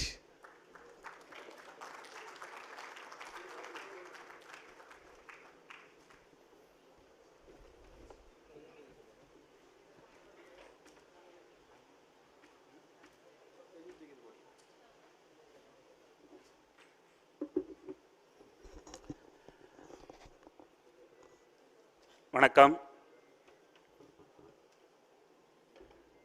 இங்கே எல்லாம் மேடையில் அன்பளிப்பும் பரிசும் பாராட்டுதல்களும் வாங்கிட்டு போனவங்களுக்கு இன்னொரு கைதட்டலான்னு நினைக்கிறேன். ஆனால் ஒன்று, நிதி திரட்டுவது வெற்றி அல்ல, நிதியை திரட்டாமல் வெற்றி பெறுவது தான் முக்கியம். ஸோ இங்கே யாராவது நிதி இல்லாமல் தொழில் பண்ணிட்டு இருந்தாங்கன்னா அவருக்கு ஒரு பலத்த கைதட்டல். ஸோ பிறந்தது அப்பநாயக்கம்பட்டி புதூர் சூலூர் தாலுகா, இப்பொழுது கோவை மாவட்டம். படித்தது பஞ்சாயத்து யூனியன் ஆரம்ப பள்ளி. சாப்பிட்டது காமராஜர் அளித்த மதிய உணவு. தமிழ் மீடியம். இதெல்லாம் ஏன் சொல்கிறேன்னா, அப்படி இருந்தும் ஒரு பெரிய ஒரு பிஸ்னஸ் சாதனையை செய்ய முடிஞ்சது. ஒரு 500 ரூபாயை கொண்டுட்டு 1982 மும்பையில் போய் இறங்கினேன். 40 வருடம் பிஸ்னஸ் பண்ணினேன். ஒரு 5000 கோடிக்கு அந்த பிஸ்னஸ் எக்ஸிட் பண்ணியிருக்கிறேன். அந்த ஒரு தகுதியில் தான் இங்கே நான் உங்களிடம் பேச ஆசைப்படுகிறேன். ஸ்டார்ட் அப் தமிழா என்ற ஒரு ரியாலிட்டி ஷோவில் நானும் ஒரு இன்வெஸ்டராக இருக்கிறதாக ஒத்துருக்கிறேன். உங்களுக்கு இது ஒரு திறவுகோலாக இருக்கும் உங்களுடைய வாழ்க்கை பயணத்திற்கு. வாழ்க்கையில் என்னென்ன செய்யணும்னு பார்த்தீங்கன்னா நூற்றுக்கணக்கான விஷயங்கள் இருக்கும். அது எல்லோரும் சொல்லிக் கொடுப்பாங்க. என்ன செய்யக்கூடாதுன்னு ஒரு டஜன் தான் இருக்கும். அதை நான் சொல்லிக் கொடுப்பேன். அதனால் ஸ்டார்ட் அப் தமிழா நிகழ்ச்சிக்கு நீங்கள் லாகின் பண்ணுங்கள், கம்ப்ளீட் பண்ணுங்கள், ஜெயிங்க. தமிழ்நாடு தமிழன் வாழ வந்தவன் அல்ல, ஆள வந்தவன். இது உலகத்துக்கே புரிய வைக்கணும். ஸோ எங்கெங்கெல்லாம் சேலஞ்சஸ் இருக்குது, என்னென்னலாம் பிஸ்னஸுக்கு தேவை இருக்குது. ஃபஸ்ட்டு ஒரு ப்ராடக்ட் வேணும். அது சர்வீஸ் ஆகட்டும், ப்ராடக்ட் ஆகட்டும். கஸ்டமருக்கு என்ன வேணுமோ அதுதான் விற்கும். What you think the customer wants may not be the same thing. So நிறைய டைம் ஃபெயில் ஆகிற காரணமே நாம் ஒன்று பண்ணியிருப்போம், கஸ்டமருக்கு ஒன்று வேண்டி இருக்கும், சீக்கிரம் அதை இன்னோவேட் பண்ணி போகாமல் அப்படியே அதுலேயே உட்கார்ந்துருந்தோம்னா we will not be successful. First is product. 3 things ரொம்ப important: quality, cost and speed. இந்த 3 இல்லைன்னா பிஸ்னஸே பண்ண முடியாது. குவாலிட்டி இல்லாமல் இருந்தீங்கன்னா நீங்கள் எந்திரிச்சு நிற்கவே முடியாது. Quality is must. And quality at a costlier than the competitor, you will not be successful. A better quality at a cheaper cost only will make you very powerful. Otherwise, you will survive. You will not become the leader. So, quality, best, affordable cost, speed. Order 20 நாள், somebody should not be waiting for it. So, quality, cost and speed are the most important. Very often, what goes wrong is pricing. என்ன rate வைக்கிறது நம்ம ப்ராடக்ட்டுக்கு, அங்கே தான் very often entrepreneurs go wrong. குறைவான price வச்சா profit வராதுன்னு நினச்சிட்டு நிறைவான ப்ரைஸ் வச்சா டர்ன் ஓவரே வராது. ஹலோ, குறைவான ப்ராஃபிட் இருந்தாலும் பிஸ்னஸ் பண்ணிடலாம். ஆனால் டர்னோவரே இல்லாமல் பிஸ்னஸ் பண்ண முடியாது. So keep the price as low as possible because in the entire world there is no single company close down because they have priced it low. So அது ரொம்ப முக்கியம், ப்ரைஸிங். டெக்னாலஜி இல்லாமல் எந்த பிஸ்னஸும் ஸ்கேல் அப் பண்ண முடியாது. IT, I think today Tamil Nadu is cruising because the most powerful strength of Tamil Nadu is the information technology strength. So IT illame, technology illame, you can't scale up any business, you can't even grow up. In fact, you can't even start up. So IT is most important. The second one is team, HR. I think Tamil Nadu has got wonderful team, wonderful HR. Worldwide Tamil people are succeeding. So I don't think Tamil Nadu should worry about IT, HR, logistics. I think yesterday presentation was telling 6 airports are there, so many seaports are there. I think we are blessed with IT, HR, logistics. In the moon irundha podum jeikama engiyume tavarakku chance kedaiyadu. There is a Hindi punchline I am scared to tell in Tamil Nadu, but it's a very simple punchline. Scale nahi to kale nahi. If there is no scale, there is no game. So you have to scale up. The population of Tamil Nadu is 10 crores.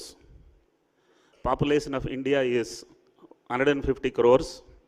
And we Tamilians think our market is only 10 crores. Please note, Nilagiri is not the limit of our market. It is the Himalayas which is the limit. Please scale up all over the country. Please don't take funding for startup. Worrying? Yes, you need funding for scale up. You need your own funding to start up. And you go for a funding for scale up. Because very important is scaling, you should not do before you have a good profitable unit model. So then you can scale up. Then funding comes, then branding comes, because without branding you will not have a value. And funding is never free, keep in your mind. If you go and pitch to an investor, your value is half. If the investor is coming and pitching in front of you, the value is double. So you wait until an investor comes and pitch to you. Don't be in a hurry. You will not get a good valuation. Marketing is everything, gentlemen. You have the best product, most affordable pricing, and you have capability to manufacture. But if you don't get enough orders, if you don't get enough of attention, you cannot succeed in business. Please note, marketing is ultimate and it has to be purely focused on. Customer consciousness. Again, I said to you, nowadays customer is very, very highly over-expecting customer. You have to not only meet his expectation, you have to exceed his expectation, otherwise you won't be able to grow. Competition. Is there any competition? Hello?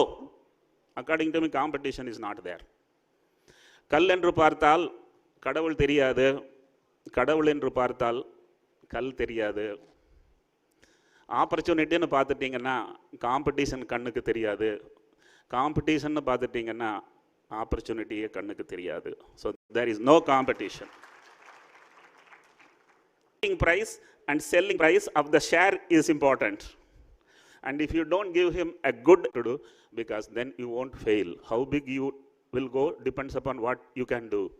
But if you know what a few things you should not do, you will never fail. Let me tell you, focus is everything in life. There are only two kinds of entrepreneurs, one who is successful, other did not focus. Please remember, the focus is the ultimate word. Frugality, no show off. Be crisp. Take money, don't spend. Take money and invest. If you don't know the difference between spending and investments, you probably will never succeed. Be frugal, be powerful. Discipline is everything. There are many guys who think that 9 to 5 I hate. Let me start business. Business is not 9 to 5. It is 7 to 11. To the dice.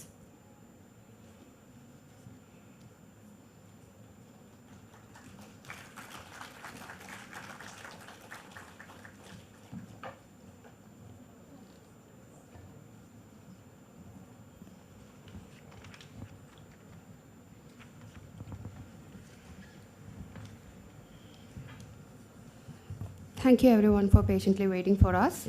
Welcome to day 2 of the Global Investors Meet 2024. I'm Ritika from the TamilNadu Technology Hub and I will be the host for the session.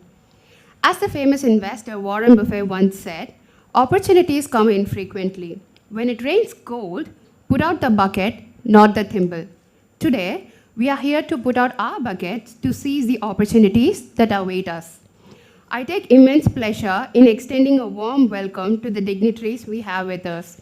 Honorable Minister Dr. PTR, Mr. Dheeraj Kumar IAS, Additional Chief Secretary, and the speakers who have gathered to share their insights. Thank you for gracing us with your presence today. I welcome you all once again on behalf of the entire IT&T team. To commence the program, I would like to invite Mr. Dheeraj Kumar IAS, Additional Chief Secretary to Government, Department of IT and DS, Government of Tamil Nadu, to deliver the opening remarks. Please, sir.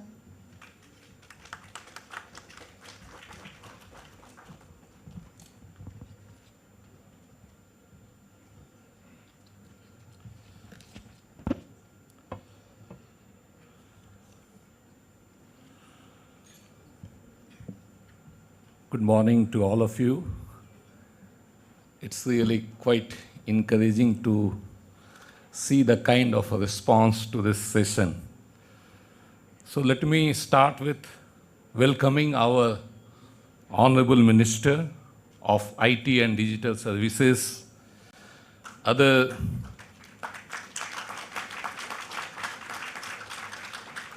dignitaries on the dais, the professionals and experts from industry, academia, and government, ladies and gentlemen, and members of press. Welcome to this session which is themed on Gen AI and Deep Tech, the game changer. I think among the many sessions and many topics that are being discussed today, that are being talked today, this is one of the most relevant, and I am sure you will find it most interesting session also of GIM of 2024.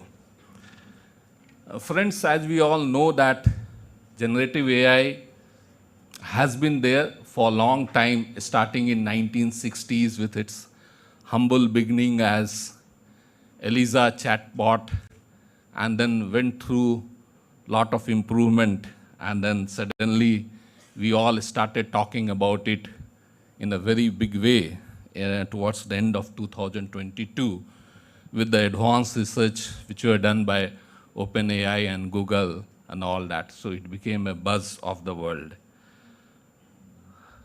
Wide application uses in different sectors, take it marketing, conversational application, knowledge management, even designing of the chips and the drugs, all that. But then there are certain challenges like deepfakes, proprietorship. So all these are the issues which are associated with AI.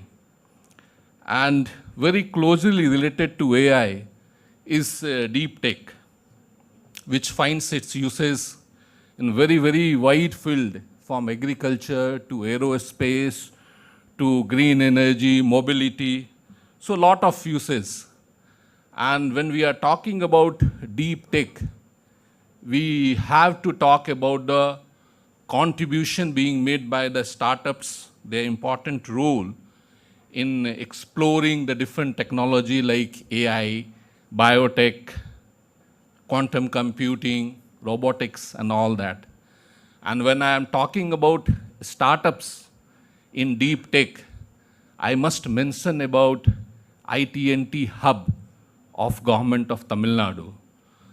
Probably, at least some of you may be aware of this institution being set up last year in May 2023 as a hub of incubating the innovation, and they are playing a unique role in Tamil Nadu of promoting innovation in deep tech.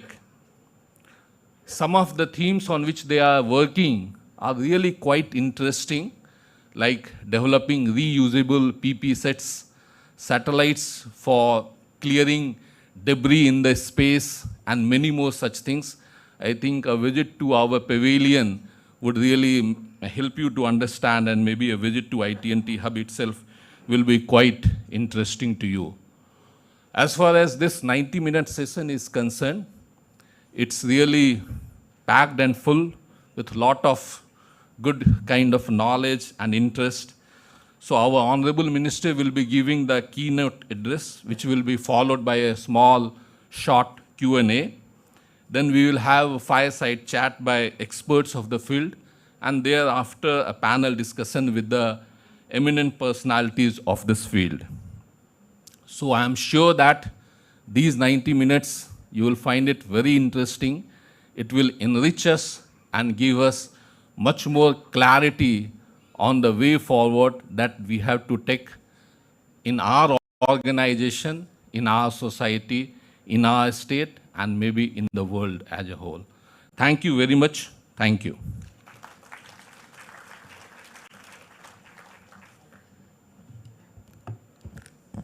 Thank you so much, sir, for setting the tone for the event. Your words have inspired us to think big and aim high. Next, we have our very own Ms. Vanitha Venugopal, the Chief Executive Officer of TamilNadu Technology Hub, who will share a special address. Ma'am, the floor is yours.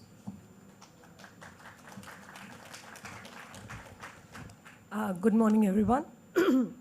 I was asked to set the context. I think my job is already done. I think Secretary Sir had done a fantastic job of kind of laying the land of what the next 90 minutes we are going to expect. But nevertheless, this very morning, I'm filled with gratitude as I thank our Honorable Minister, Dr. Palnivel Thiagarajan Sir, IT Secretary Dheeraj Kumar IAS Sir, MD, TNEG MD Praveen Nair IAS Sir, LCOT MD Anish Nair Sir, and my other HODs who have gathered along with your team to support IT&T, which is a very nascent organization that was just conceptualized 7 months ago with its inauguration at the heart of Anna University, the academic institution.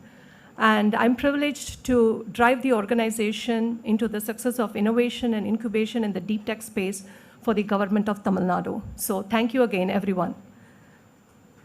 So following the groundbreaking release of ChatGPT in November 2022, artificial intelligence has drawn immense attention on the global stage.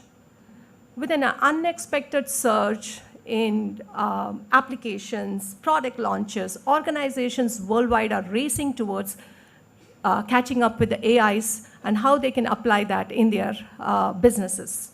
However, as Sir rightly said, amidst this intensity, many are concerned with the risks of AI it poses, and also they call for establishments of some rules and regulations and protocols to safeguard it while it is still at its infancy.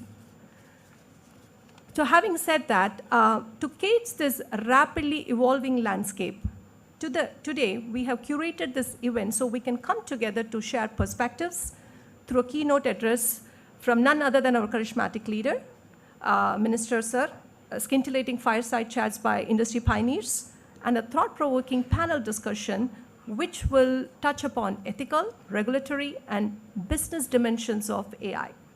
Their collective expertise, diverse backgrounds, and varying opinions aim to assist you in making informed decisions regarding the implementation of AI in your organization. Secondly, the government regulators are faced with the challenge of catching up with the rapid growth of AI. How do we make sure that AI could be used in how we do analysis of data in our government data system?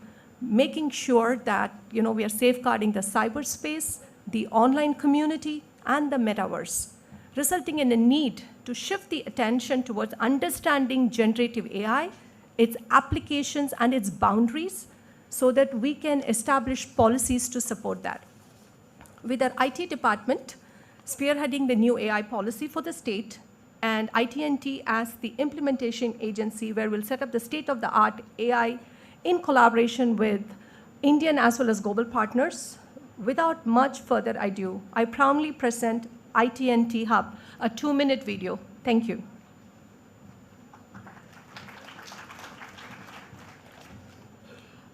Thank you for addressing the audience, Mom. Your words have set the stage for an exciting day ahead.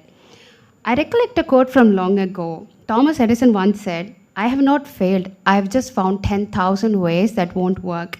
That's quite optimistic, isn't it? We have something to show you what's brewing in IT&T Hub that we strongly believe will work. Cue the video, please.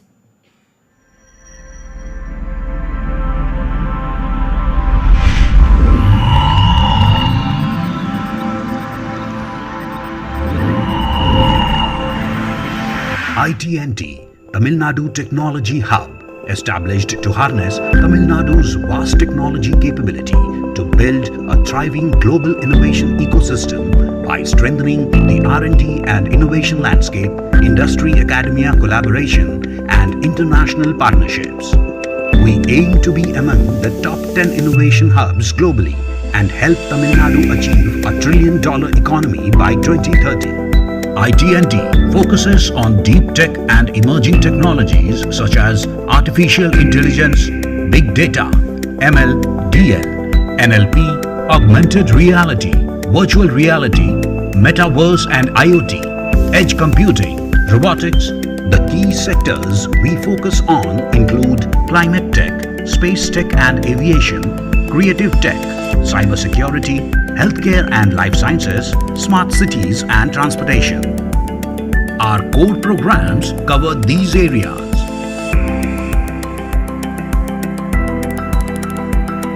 The visionary initiatives of IT&T ignite the spark of innovation in every corner, nurturing a collaborative ecosystem where ideas take flight, supported by a strong global investor network. We stand firmly supported by a powerful alliance, the visionary government of Tamil Nadu, the government of India, renowned universities and industry titans united in their belief in the transformative power of innovation. To strengthen international ties, IT&T Hub has formed collaborations with various countries. IT&T is marching towards making Tamil Nadu the innovation factory of the world.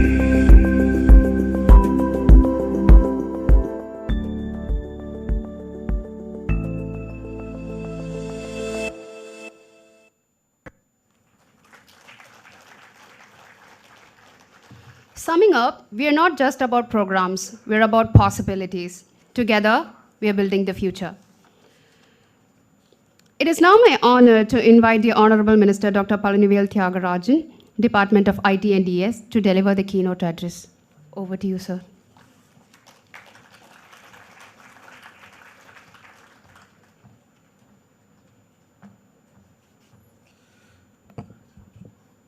Good afternoon to everybody. Thank you very much to the organizers of the event, particularly our IT&T CEO. I acknowledge here the Additional Chief Secretary of the Department, Dheeraj Kumar, the many heads of departments of all the different verticals in the IT department, some of the other senior IAS officers in the room, all the innovators and learned people on the subject from whom we are to hear on the rest of the session, and all of you, ladies and gentlemen. There's a place when ministers should speak, and there's a place when they should listen. And something like innovation in deep tech and AI, there's not really that much for ministers to speak. So I'll try and keep my comments brief so we can get more time with the experts. As the Secretary said, in some sense, this is the nth coming of AI, the third or the fourth. I remember Deep Blue, I remember the chatbots. I'm old enough to have seen many of these come and go. But what I think makes it different this time, other than the obvious results we see and the quality of the content generated through the generative AI, is that we have such vast amounts of data already available, at least in some languages and some countries. And the possibilities that that kind of data can be created and stored at relatively marginal cost of zero. And therefore, that the available content for a machine to learn, for a program to learn, is infinite. Combined with the fact that these days, access to really high levels of computing power is quite democratized through the cloud, and even startups for short periods of time can harness huge amounts of computing power at some reasonable cost. What would otherwise cost hundreds of millions of dollars to build regularly can be hired for an hour or a day. I think the combination of these has really unleashed the creativity and the whole approach to how machines and human beings interact. I say many times that my PhD dissertation back in 1990 or 91 was about understanding human cognition and helping to design computer interfaces with that understanding. That is to say, we want to try and make the machine more accessible to the person. And that was the extent of computing power at that time, the average person, the one that doesn't need to be a specialist. We have reached the other end of that spectrum today, where we are training the machines how to be like humans. And we now have the capability of doing that. Obviously, that opens up a whole lot of possibilities. And to touch upon briefly the nature of this double-edged kind of evolution. In job creation versus job destruction. I think clearly many jobs that were done by human beings will be much, much better and faster done and more reliably done by these machines. In my old industry of banking, the amount of work that was done post the mainframe processing of all the reported transactions that required hundreds of human beings to do, AI can probably eliminate all those jobs altogether. And yet, the creation of the content and the creation of the machine learning programming in English language, or in our case in Tamil language and in the regional languages, is going to create a whole lot of new jobs that we have not had before, and provide the possibility of even leapfrogging were we to have the right ecosystem to foster that kind of innovation. Of course, we also see that as much as generative can replace human beings, you can also do a lot of deep fakes, and so authentication of content and origination of source is going to be very important. We have seen election manipulation in many countries through AI level of deep fakes and content manipulation. Somebody gifted me a book, and I was just reading it earlier, about how in the Russia-Ukraine war, the battle for Kiev was effectively won by a bunch of programmers who got a bunch of drones together and were able to go and bomb out the advanced parts of a 40-kilometer long convoy of Russian vehicles in such a way that the entire road was blocked, and effectively changed what was otherwise sure defeat into eventual withdrawal of the Russian forces, because then they used the same technology to go and bomb out the supply chain. And so you had troops stuck with no way to go forward and not enough supplies to stay where they were. So this is the disruptive power, because what they could do is train these drones based on some of the camouflage they had detected to identify where other likely camouflaged vehicles and supplies were. So you look at all of this together, and I think this is going to be surely one of those inflection points. In my career, I've seen 2 or 3 of these.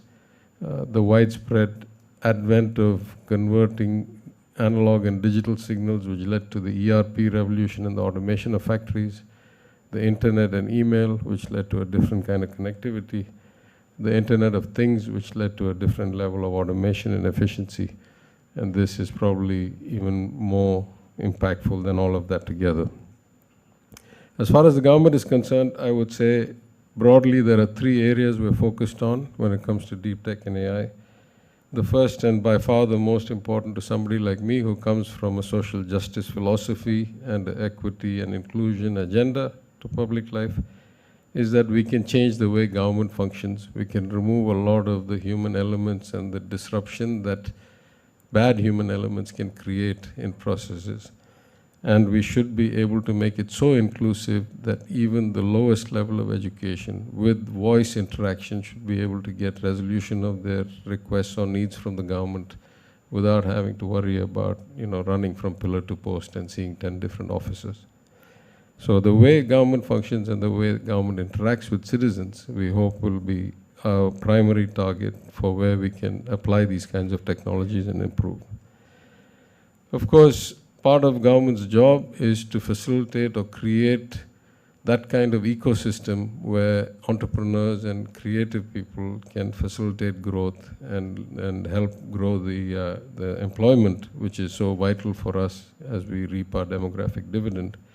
And I think in the case of Tamil Nadu, where we have fallen a bit behind other states or other cities, at least in perception and branding, this technology and this paradigm shift offers us the opportunity to leapfrog some of the more traditional players and create a center of excellence or an ecosystem of excellence, not even a center, around AI and deep tech in Tamil Nadu, and use that and the brilliant and very talented and the huge magnitude of engineers and scientists that Tamil Nadu graduates every year to actually leverage the benefits of our education system and get jobs and growth.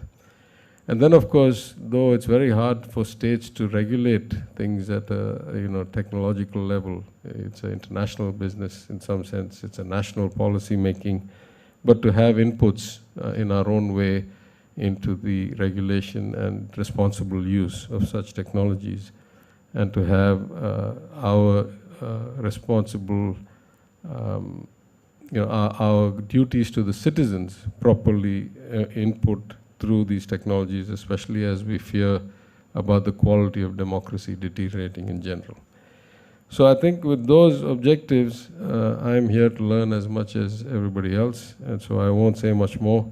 It's a very exciting time for us, for the world, for the technology, for the young people, and I hope that in the next 75 minutes or so, we'll all come away from this much more enlightened and with a lot of thought-provoking inputs.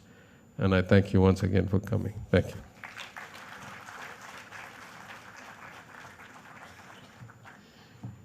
Thank you, sir. That was pretty insightful, and thank you for explaining how AI is shaping up the present as well as the future. As mentioned by our secretary, Mr. Dheeraj Kumar, IAS, sir, we would like to open the floor for a few questions.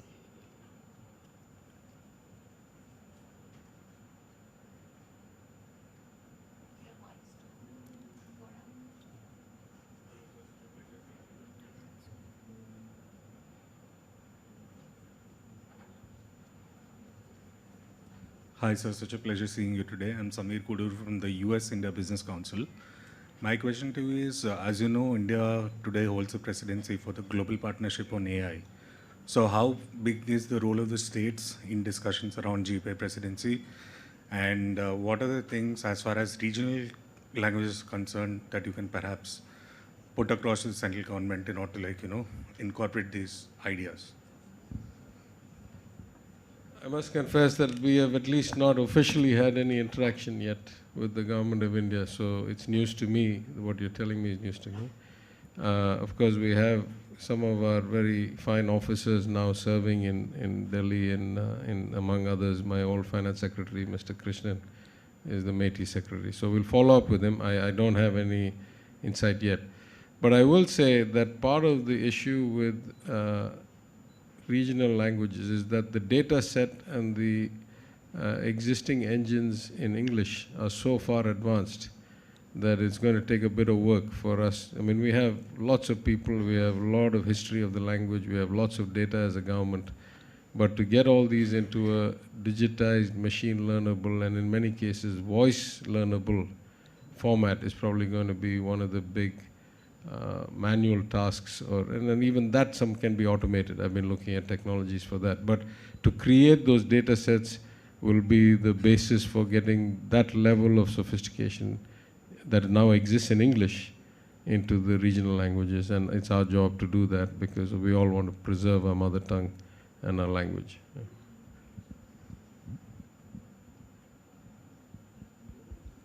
Hello, sir. So follow-up question on that, is Tamil Nadu government taking any proactive measures here on your left? So is Tamil Nadu government taking any proactive measures? There are some instances of small startups leveraging. Also, there are challenges, concerns raised by the technologists. They say that the inscription or the the the way the Tamil is in the internet, it is not easily be encoded into this machine language algorithms or what you call that in tokens. So is Tamil Nadu government working on any of these areas?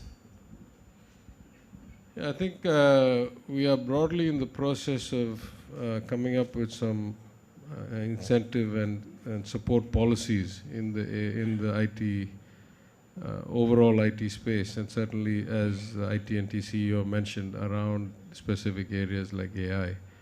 Hopefully sooner rather than later. I must confess that the previous IT policy, which has been around for 5 or 6 years, 5 years, has not had any takers. So something is clearly wrong in the way that our incentive policies were set up, despite the fact that we have seen phenomenal growth. As many of you know, last year Chennai's office uptake was double the annual average of the last few years before that. So something is a bit off in the way we are setting up these policies. We'll figure out. But in the case of AI companies, I think really it's about access to data, access to computing power, and then the basics of anybody else, to have a startup space, to have power, to have decent infrastructure. The second question I think is a bit more complex. Already there's an issue. Tamil Nadu was one of the early members in the UU Code consortium, and we had been moving to come up with all the Tamil text to be machine readable and translatable because of being compliant with UU Code for various reasons. I don't want to talk politically here, but for various reasons that was not quite done, and a lot of proprietary codes were used and proprietary fonts were used. And so we have a lot of problems, at least with government content, that needs to be fixed.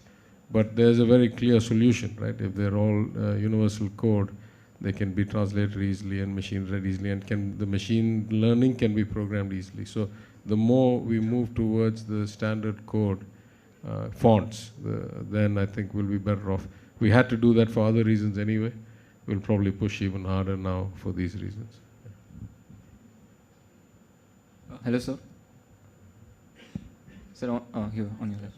That will be the last question. Yeah, I'm not sure I'm sophisticated enough to answer a lot of questions. Why don't we get the experts here? So anyway. Yes, the last question. I'll keep it short. Yes, sir. First of all, big fan. And we've read about how OpenAI uses a lot of water in its data centers.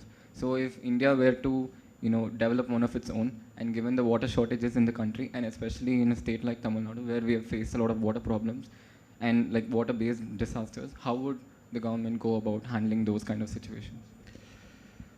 Yeah, I'm not sure that AI data centers are going to consume a lot more water than generic data centers. Maybe I'm not well informed. But I think we have a broader problem, which is, and I'll just take a crack at this without enough real depth.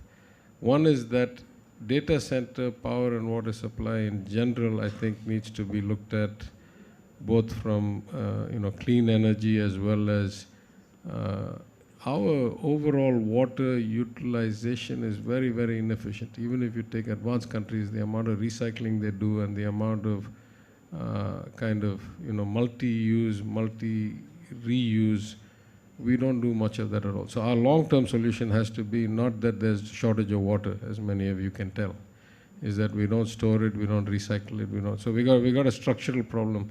I'm not sure it's unique for data centers. Data centers, I think, is more important to us for other reasons. But I think the cooling technology also is changing quite a bit. I've started to see a lot more air-cooled rather than water-cooled, and there's some efficiencies in the design. So I think the broader perspective, at least from government of Tamil Nadu's view, is that we want renewable energy and reusable cooling systems with a lot of recycling cooling systems, and that will be true for data centers as much as it's true for any other purpose. And certainly I don't think we have a separate policy for AI data centers compared to data centers in general.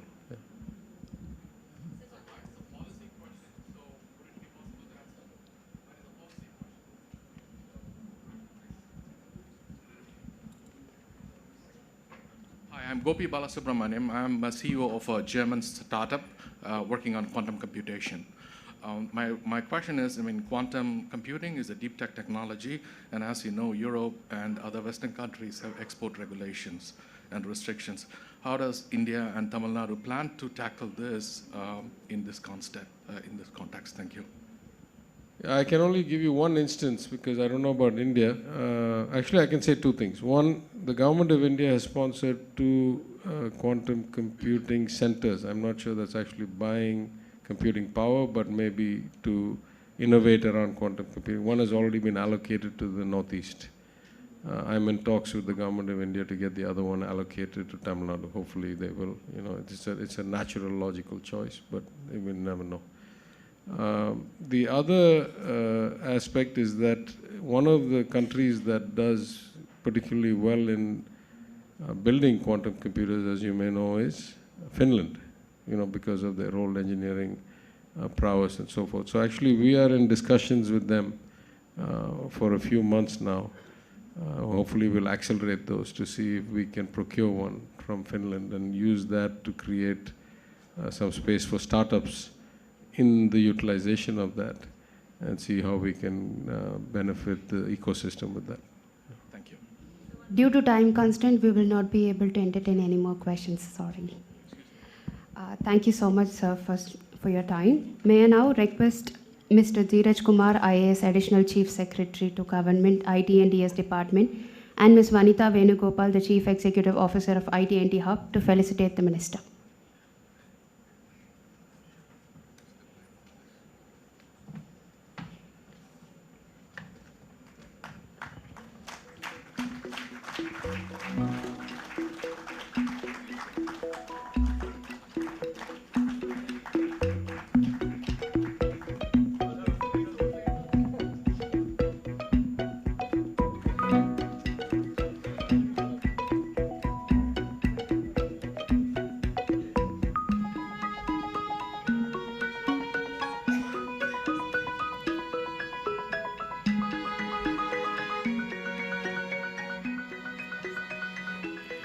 We'll be beginning the next session shortly.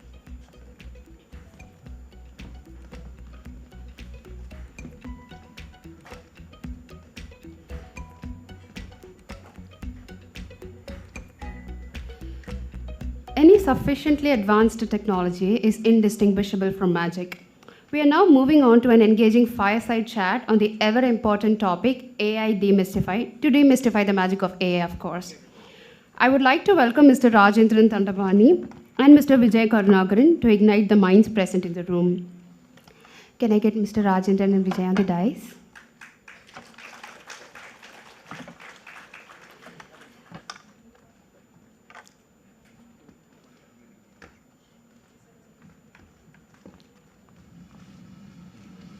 Meanwhile, let me briefly introduce them. Mr. Rajendran, a founding member of Zoho Corp, is a business solution evangelist.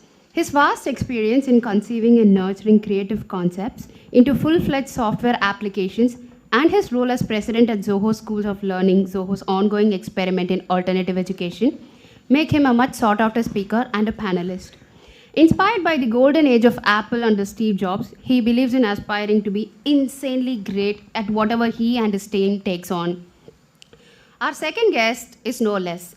Mr. Vijay Karunakaran is a founder and CEO of Engage Group of Companies, specializing in AI, AR, VR, IoT, and other emerging technologies.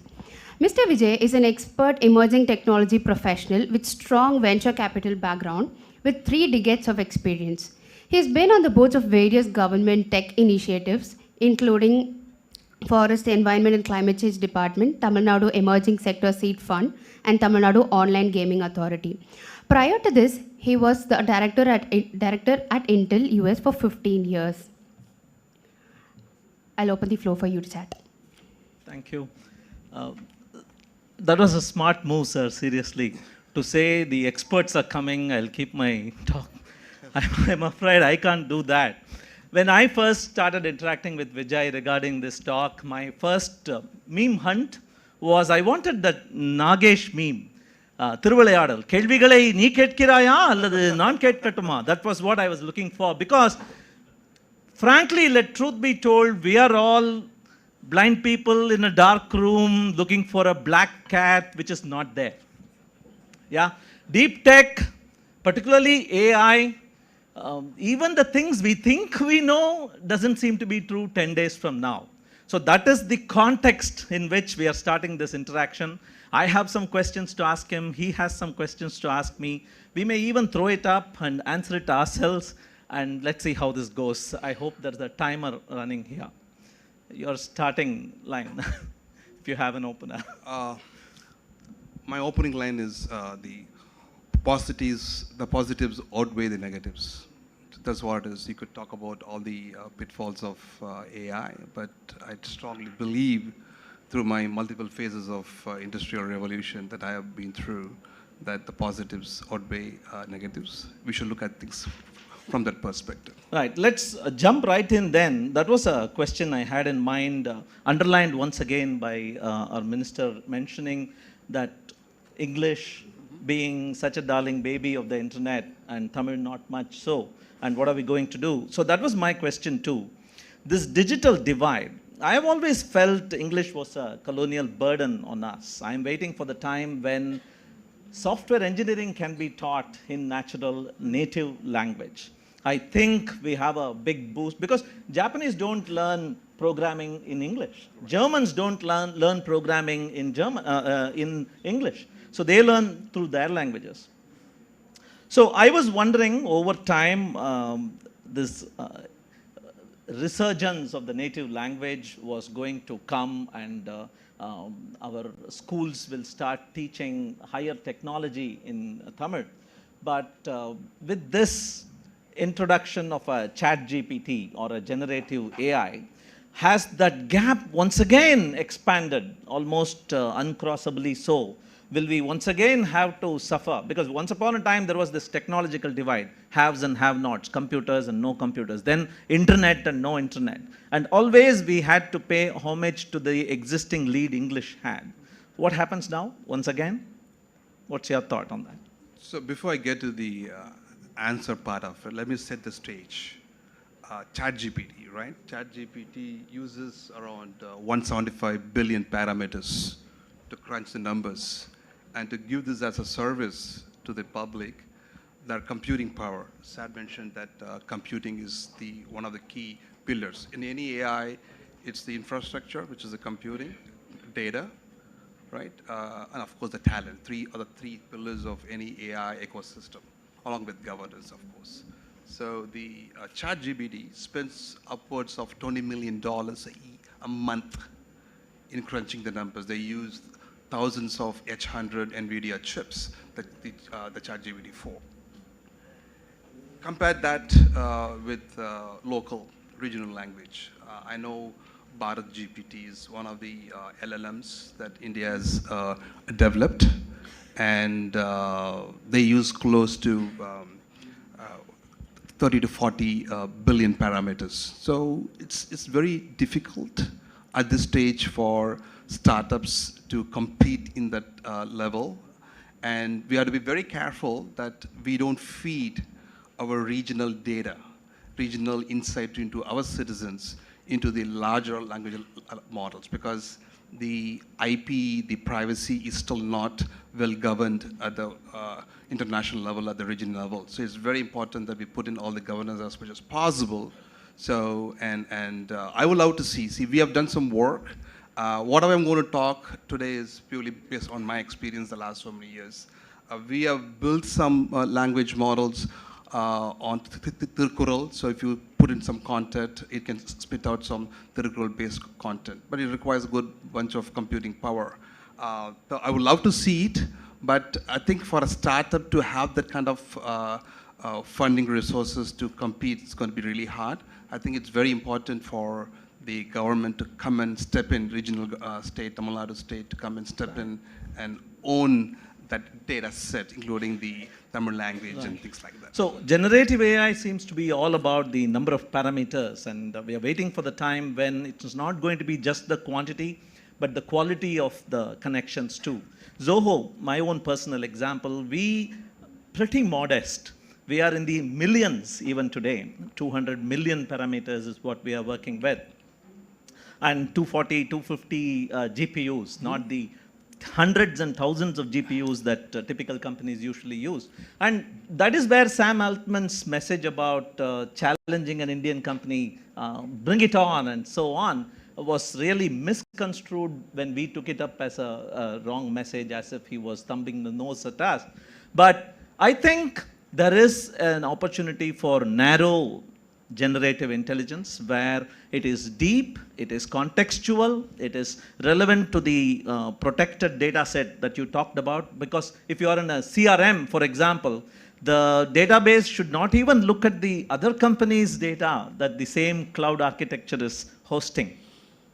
So there are very interesting challenges ahead, and the only message I would like to pass on at this moment to any company, not even in the business of AI, but in the business of software, in the business of working with your customers, collect every damn thing, all data. Be very careful about protecting it sanctimoniously, but collect everything. You never know where the next gold mine is. Be very careful about it, follow all GDPR and other regulations, but never ignore even a sneeze from the customer, COVID notwithstanding.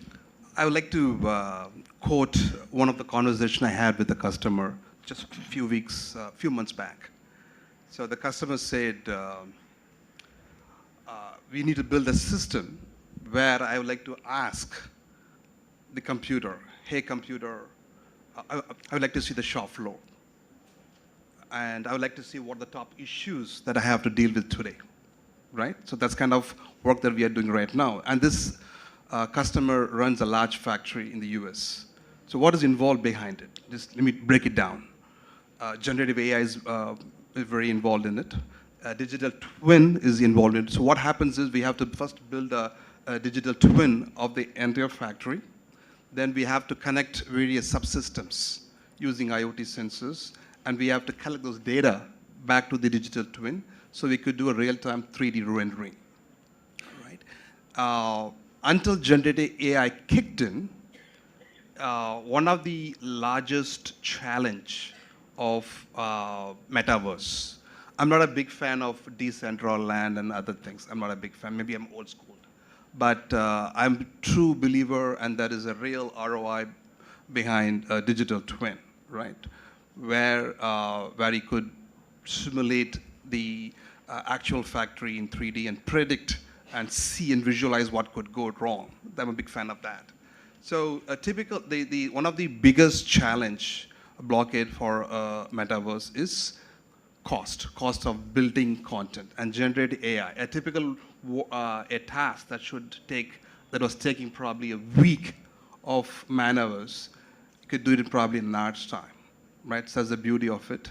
So, and trying to combine and visualizing using AR, VR, or HoloLens. I could be even a holographic the way Iron Man used to visualize things, right? So all is going to happen moving along. And the current world, which is a 2D world, is changing rapidly into a 3D world. And for that, generative AI is the key element that's going to drive the entire 3D simulation of our world around it. All right. I'm going to come to skilling. Sure. Both of us are in our own ways involved in it. But before that, you are playing multiple roles with the government of India and the government of Tamil Nadu. Right. So my question to you specifically, probably a devil's advocate kind of question, is do startups really have a chance to compete in a level playing field in the deep tech domain? Mm-hmm. Because whenever we say deep tech, it is heavy investment, huge research, long game marathon, and shot in the dark, which is probably why there aren't as many startup software agencies as there are in deep tech. Right. So what is the government doing about it? What is the outlook? And what hope do Indian startups have to compete in that? I read an article just yesterday. Professor Kamakoti had mentioned 2024 is not just the year of AI. He had mentioned 3 technologies, and all of them fall conveniently in the deep tech space. The first one is space itself. He says it being privatized now, there are going to be a burgeoning thing there. And AI, of course, and med tech. he mentions. So what are your thoughts and what is the government doing? Once again, I'm not the government. I sit in the... But you work with them I yes. sit as advisor. It's better to learn about what the government is doing from people like you. I'm a tech advisor to the Tamil Nadu Forest and Environmental Department. Yeah. So in that positions, I drove the architecture for the elephant tracking AI system in Madhukurai. It's going to get deployed very, very soon. It's based on computer vision. So I work with the Forest Department in the other AI-based stuff. So I try to bring in my expertise over the last 20 decades of experience, right? So I think there's a lot of work happening from the Forest Department in terms of AI. Other things I wouldn't know. I wouldn't know, and I don't want to comment on, especially in front of the HODs. Let's move on to skilling then. Yeah, skilling is an area that is pretty you work with thousands of students. I work with hundreds of students, all of them in the cusp of their career. You probably fill a gap. I provide an alternative path. So what do each of us have to say? So before I get there, right, I think, there's a lot of fear about people losing jobs and things like that, right? I think we have gone through the computer revolution, and there's a repositioning of jobs. That's what happened. That's what's going to happen now. That is a data set that says only 5% of any job can be completely automated. Only 5%. The remaining, and probably 30% of jobs can be automated, close to 30–40%. Having said that, there has to be and there will be a human touch to it, right? And that is the repositioning of the current jobs that is there in the market right now. And there are new roles coming into play in terms of data science, data engineer, DevOps engineers, and that's what we do. So we are one of the large training partner for state of Tamil Nadu in terms of non-Mudalvan. So we teach close to 30–40,000 students every semester, and generative AI, data science, analytics are one of the courses that we teach. I think talent is there. The talent is there. Probably the depth is what is missing. I think we need to solve that. So I need to check your glasses. I don't know if they are rose tinted, because I have a much more depressive view of the things to come. See, 10 years from now, there may be 100 times more jobs, more avenues. Probably there doesn't even need to be a job. Why do humans have to work as an angle? I am an artist. I take care of my parents. Could be a job eventually. Probably that time is yet to come. But for the majority of us in the age group of 30 to 50, we don't have the luxury to wait 10 years for the things to settle down. Right. This is what I told my colleagues and my friends when COVID year number 2 was running. I told them things are going to get a lot worse before they start getting better. And that is the phase I think we are in with respect to the displacement that AI is impacting on all of us as business runners, as employees, as learners, as students. And I think the authorities at both the private and the government need to take cognizance of this. And yes, some bit of governance can happen, some guardrails can be set, but individually in each of us, there has to be an awakening that things are not going to be a smooth continuation. There is a singularity that's happening, and whatever worked, whatever brought us till here is not going to be a linear extension, and I can continue beating the same drum and wearing the same shoes and somehow walk differently. That's my personal take on that. Which is why at Zoho schools, for example, we have tried disrupting beyond the need for disruption. Go whole hog, right? We have abolished exams. We have encouraged ChatGPT in all student answers, and because that's what they're going to use when they enter the workforce. What's the point training them saying, do not touch the computer, write your code answers in paper, right? That's what we continue to do at colleges. So we have said out the window for all that. And we are experimenting in generative, all the School of Design, School of Technology, School of Business. We are trying to see, that was a great master stroke by Microsoft when it named it Copilot. That is a beautiful name. The pilot is still in charge, but most of the, like the 80% of the work that can be automated, deserves to be automated, and hence assign it to the co-pilot, move to a higher order. That's how we are looking at it. I would like to give reference to my own experience. So I run a medtech company. That was the last question. We are in the mission of stroke and orthopedic rehabilitation using sensors and AI.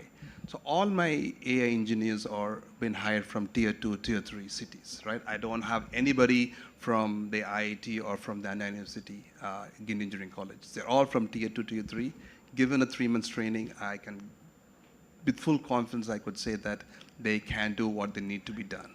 So, so definitely yes. Right. I think I'm not too worried about the talent. Yeah, I hope you will agree.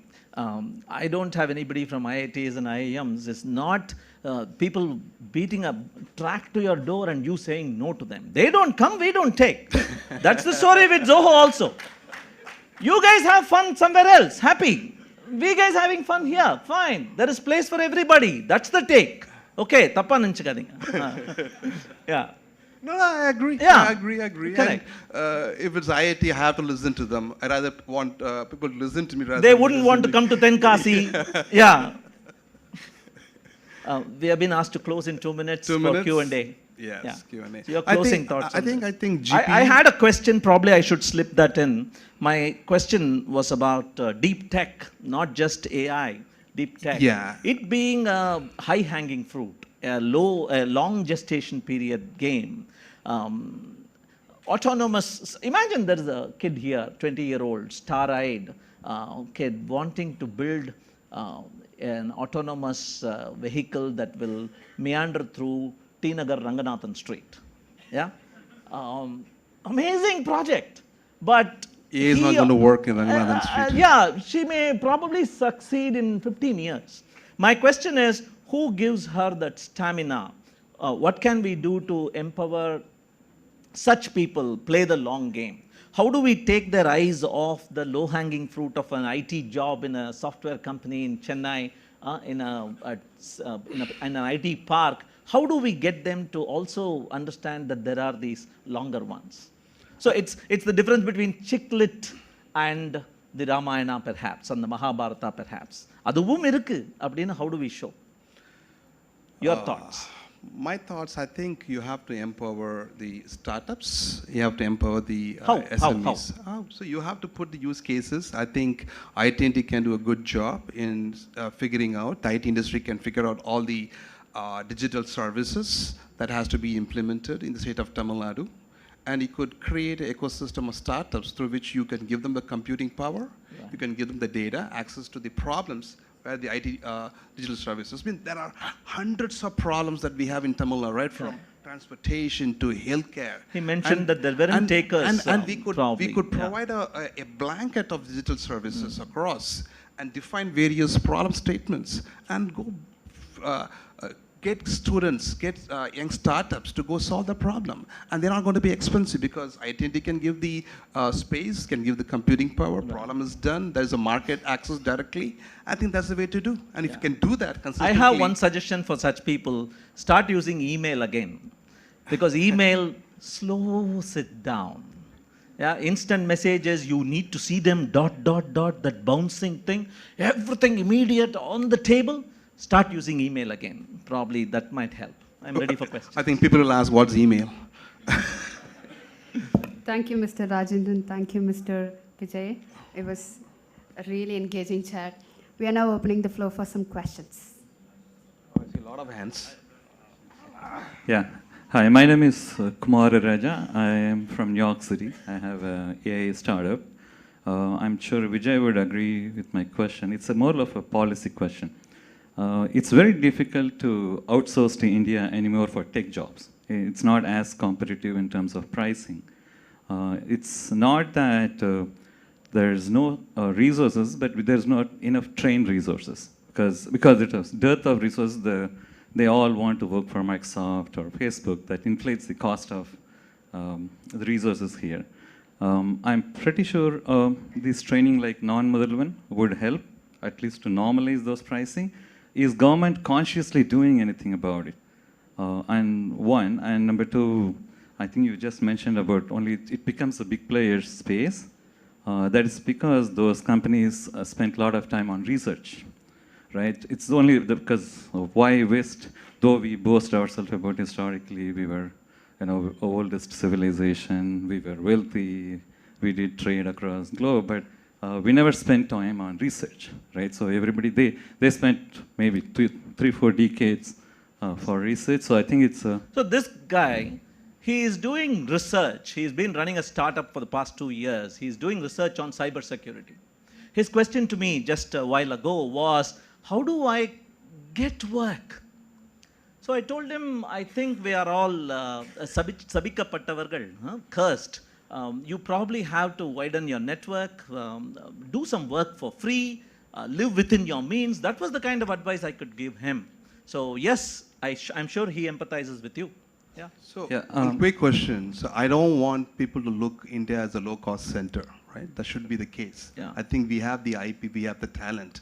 Come for talent, not for talent. So, cheap Israel, money. I remember Intel, right, went to Israel in the late 70s just as a low-cost center. Now, Israel drives the whole revenue for Intel, right? That's how it works. So, I think we have the talent. Give us the problem. We will solve it for you. Yeah, I mean, just to why I brought the question is, few of, at least 5 of my friends, they're all going to Central America and America, southern than North America, for setting up shops, and they're not too upset for setting up shops there.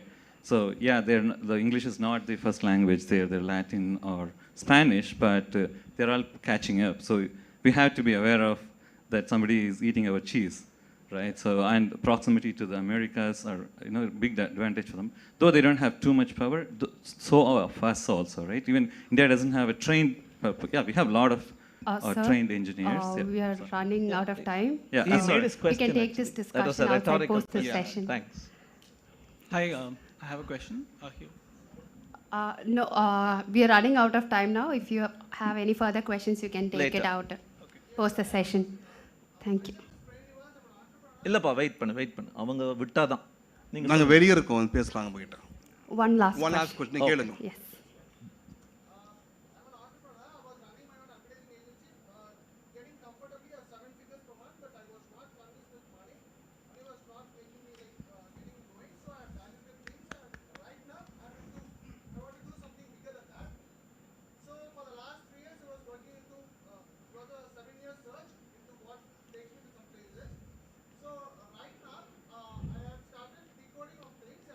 What's your question? There's a lot of problems with this artificial intelligence and stuff, and right now we are not, we are just using narrow intelligence. And we know where this Microsoft and all the big boys are going towards for AGI and ASI.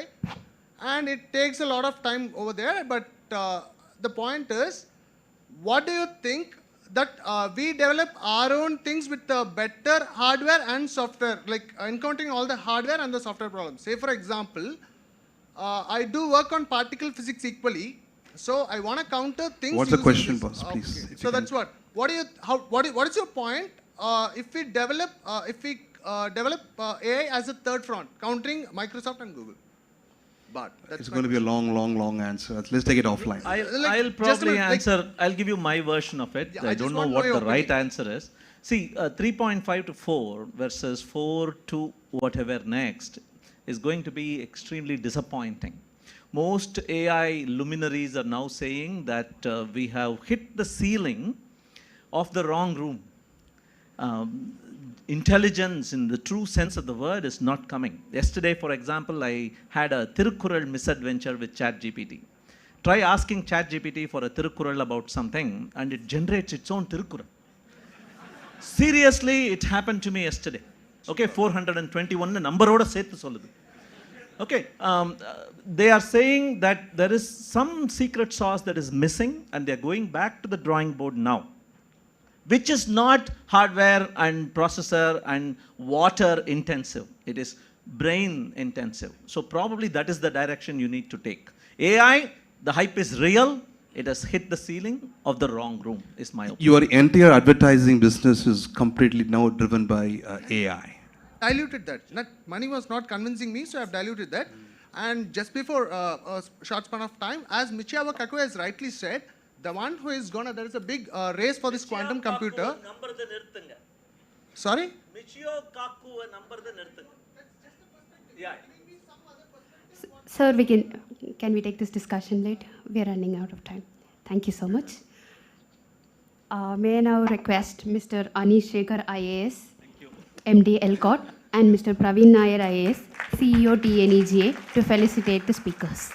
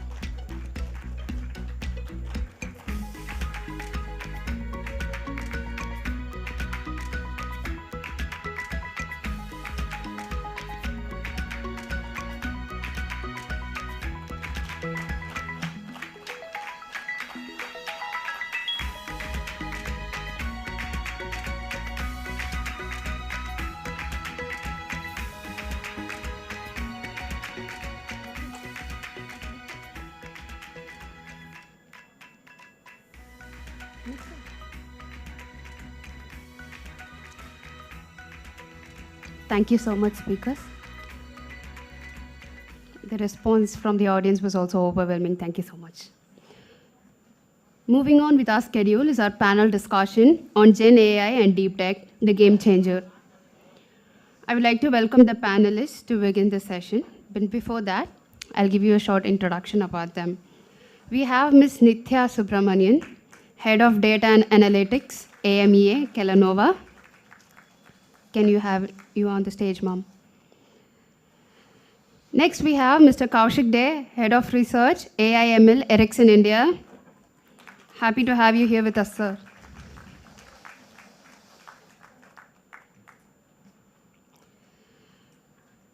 Next online, we have Mr. Gopalan Uppiliyappan, Head of AI Center of Excellence at Intel Corp. I now request Mr. Raghunathan Rangaswamy, Dean Global Engagement at IIT Madras, to please get on the stage. Last but not the least, I extend my warm welcome to Mr. Abhig Chatterjee, Managing Director and Partner at Boston Consulting Group, to moderate this panel discussion. Over to the panelists.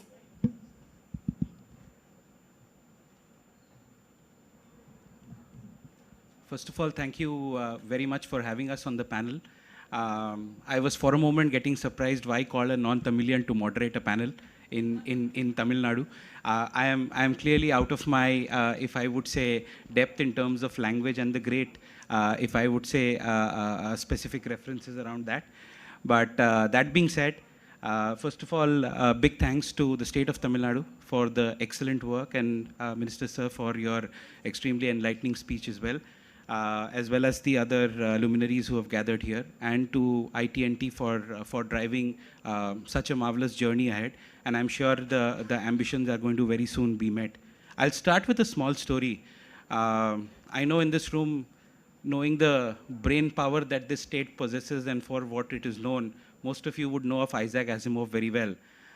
He wrote a book in 1950s called I, Robot, which then many years down the line, Will Smith made into a blockbuster story. I watched that movie sometime in 2006. I was still early in my working career. At that point in time, I thought such a day will never come. 15 years down the line, I think we are at the brink of seeing some of that happen. And I think there was a very interesting comment around hitting the wrong ceiling and the wrong roof, and we'll see some of that definitely happen. That being said, we will directly dive in. A big part of the theme of this panel is around innovation and impact. So what I would do is, essentially, I'll pose my first question directly to all the four of you, which is, we've now been speaking around AI and deep tech for a while.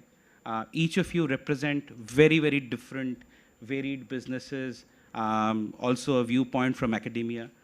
What are you seeing as some of the best trends and what is working in your space? We can start with you, Gopal, and then move that side. Sure. Thank you very much for inviting me for this panel discussion.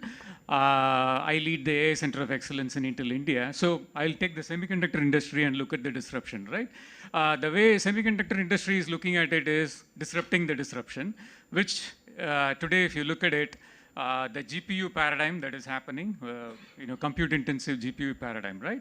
We are looking at how that can become more democratic in terms of compute, because compute, data, and algorithms are the three pillars that are driving this disruption. So if you look at it, the advent of AI PC, because models are going to be consumed at the edge, and how AI PCs can enable such a democratization of compute is one of the ways that by which externally, a semiconductor industry, manufacturer like Intel is looking at. I will also give you a flavor of what is happening internally, right? We can also consume these generative AI models to run an enterprise much more efficiently. So, I think in the previous talks we were talking about Copilot. So we are looking at something like a code designer for a semiconductor design engineer itself. If you look at it, there is a design aspect, there is a validation aspect in semiconductor before the silicon is taped out, and then you do a post-silicon validation. So we are looking at how we can augment the intelligence of a designer by looking at how an RTL, because it's not Python by which, a semiconductor designer does coding. RTL is the language in which the semiconductor designer does it. So can we assist and augment a semiconductor designer with generative AI tools? That's the current phase in which we are looking at embracing generative AI. Thanks, Abhik, for the question. Very, very valid question in the current context. And hi, everyone. I'm Nitya Subramanian, and I head the data and analytics practice for AMEA, which is Asia, Pacific, Middle East, and Africa region for Kellogg's. The legal entity is called Kellanova, but it is the same company that manufactures Kellogg cornflakes and Pringles and etc. Right. Coming to the answer, in fact, Gen AI is something which doesn't entirely represent deep tech, and I'm appalled at people considering Gen AI to be consisting, most part of the deep tech. Deep tech involves much more, and we heard from the eminent speakers a while back, right, that it also involves areas like, of course, blockchain, quantum computing. It involves genetic engineering. It involves nanotechnology, and there's a whole lot of technological components to this larger technology wave that we are a part of, right? So having said that, in a typical CPG organization or FMCG organization, there are multiple applications of the different aspects of deep tech. Now, generative AI, if I may start with, right? So in the FMCG organization that I am a part of, we are currently in the phase of trying to experiment and identify the art of possibilities. We are taking very, very cautious and deliberate steps towards kind of, baking this in our labs, until we are ready to kind of identify the real economic value of infusing generative AI in our use cases and kind of productionalize them. And we are going to be soon, we are optimistic about hitting that target, because as the previous conversation, it happened that, with generic or general AI, which is kind of something artificial generic intelligence, it probably is not going to kind of help in very focused or typical cases, right? So we are looking at use cases which are very specific, like in case of marketing, in case of, marketing creatives, in case of identifying the right promotions to invest in, the right pricing models, etc.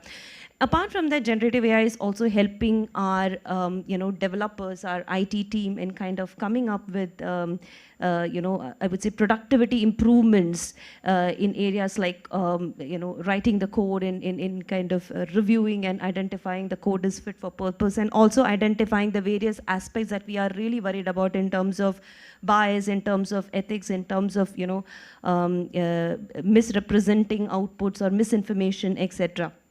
Right. Having said this, now moving on to other area of deep tech that we have infused in our manufacturing processes very cleanly, robotics and drones, right? And we are a food company, and then quality is paramount for us. Therefore, things like spillage, things like quality of the ingredients that we are putting into our products, it's very, very important. Therefore, it's very important to monitor our manufacturing processes and our inventory, stock keeping, etc. And we are using a lot of robotics and drone technologies out there. Yeah, so these are typically a few areas that I could see in my current organization, which we are like kind of maneuvering and pretty early in the early stages. Yeah. Sure. Thank you. Kaushik. Firstly, thank you for having me. It's an honor to be here, and thanks Avik for the question. So, speaking about disruptive technologies, first in the context of Ericsson, we are committed to become the leaders in 6G. And when we say 6G, 6G is going to kind of transform the way a lot of things operate, be it at a personal level or even in the industry front. So it's not only about how fast you can download an YouTube video. We can download those fast enough right now with the Chennai 5G. But what 6G is going to do, it's going to establish a cyber-physical continuum, which is it's going to blend the physical and the virtual worlds together. What that means is basically we are going to have a digital representation of the physical environment. And I think it was Vijay who was talking about the digital twins. So imagine a factory somewhere in Bangalore. If we have a perfect digital twin of that factory, and if I am able to render the actuations in a low latency mode, then what I could do, I could have people sitting right here in Chennai. They could operate in that assembly line which is there near Bangalore, and they could collaborate at the same time with the physical workers there in Bangalore. This kind of low latency, multi-agent, multiple people collaborating across both the virtual and the physical medium will be possible through such cyber-physical continuum. Now, this is a great story, but what do we need in order to build the cyber-physical continuum is actually the digital twin. Building a digital twin of a system is a non-trivial task, because you not only need to build the visual representation, you also need to build the model of the environment. If you take a certain action, if you turn the in the virtual environment, how much would it actually turn in the real environment? How much force you are going to apply? What if there is some rust? So how do you actually represent the environment? You can operate, a scalpel remotely. But then we want to go to a frontier whereby it is not only looking at the vision, but it is also getting all the 5 senses of feedback. So getting a haptic feedback. When the doctor presses a certain muscle, he gets a haptic feedback. When the doctor pushes the scalpel, you need it at a very low latency, because a millisecond of latency can transform into a half an inch, or say, for example, even 1/10 of an inch of added incision, which could be the difference between life and death. So, number one, it's going to enable the digital twin. Once you enable the digital twin, the opportunities are endless. One is we could bring down the cost as promised lands. But in terms of how it affects academics, of course, it affects academics in multiple ways. It looks like every department now is partly an AI department. You can't be a biologist without talking about AI. You can't be a material scientist without talking about AI. You can't be a chemistry person talking about AI. Remember the days chemistry people will say, no, a lot of people are saying, what can I do? You know, if I were designing this very specific catalyst and so on, now they have this magic program which will design this. Go out of a job is not only true for general folks, it's also true for academicians. And if you can have a chat GPT teach you everything, how do I go and teach in a class, right? If so much information is available in YouTube and you can ask any question and get an answer, what is the differentiation that I'm going to do in a class and so on? So those are all very interesting questions. But I will generally say, from an academic viewpoint, I think it's a very exciting time because you are a part of building this, not on the other side of just using this.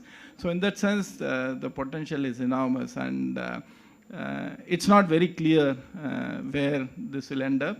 As someone said, predictions are hard, particularly about future. So I was just looking at having fun with this, and the greatest time to be in this area in academics. Super. Very interesting perspectives. And I'll shift to a slightly different angle now, which is an angle around, and I know there's a lot of passion in the room, but not to dumb it down. We spoke to about 2,000 executives, about 2,000 CEOs end of 2023, as in BCG conducted extensive research. The question we asked them was, is Gen AI, deep tech, all of the fancy technologies, whatever we can name it, is it writing seriously down into your bottom line, correct? We got some startling answers. 11% said definitely yes. We are rallying money, we are rallying effort, people, etc. 37% said we are still experimenting. And roughly half of them, which is 52%, said we are still not very sure, correct? Now, this is good and bad both ways. Good because it throws opportunities for country and states like us.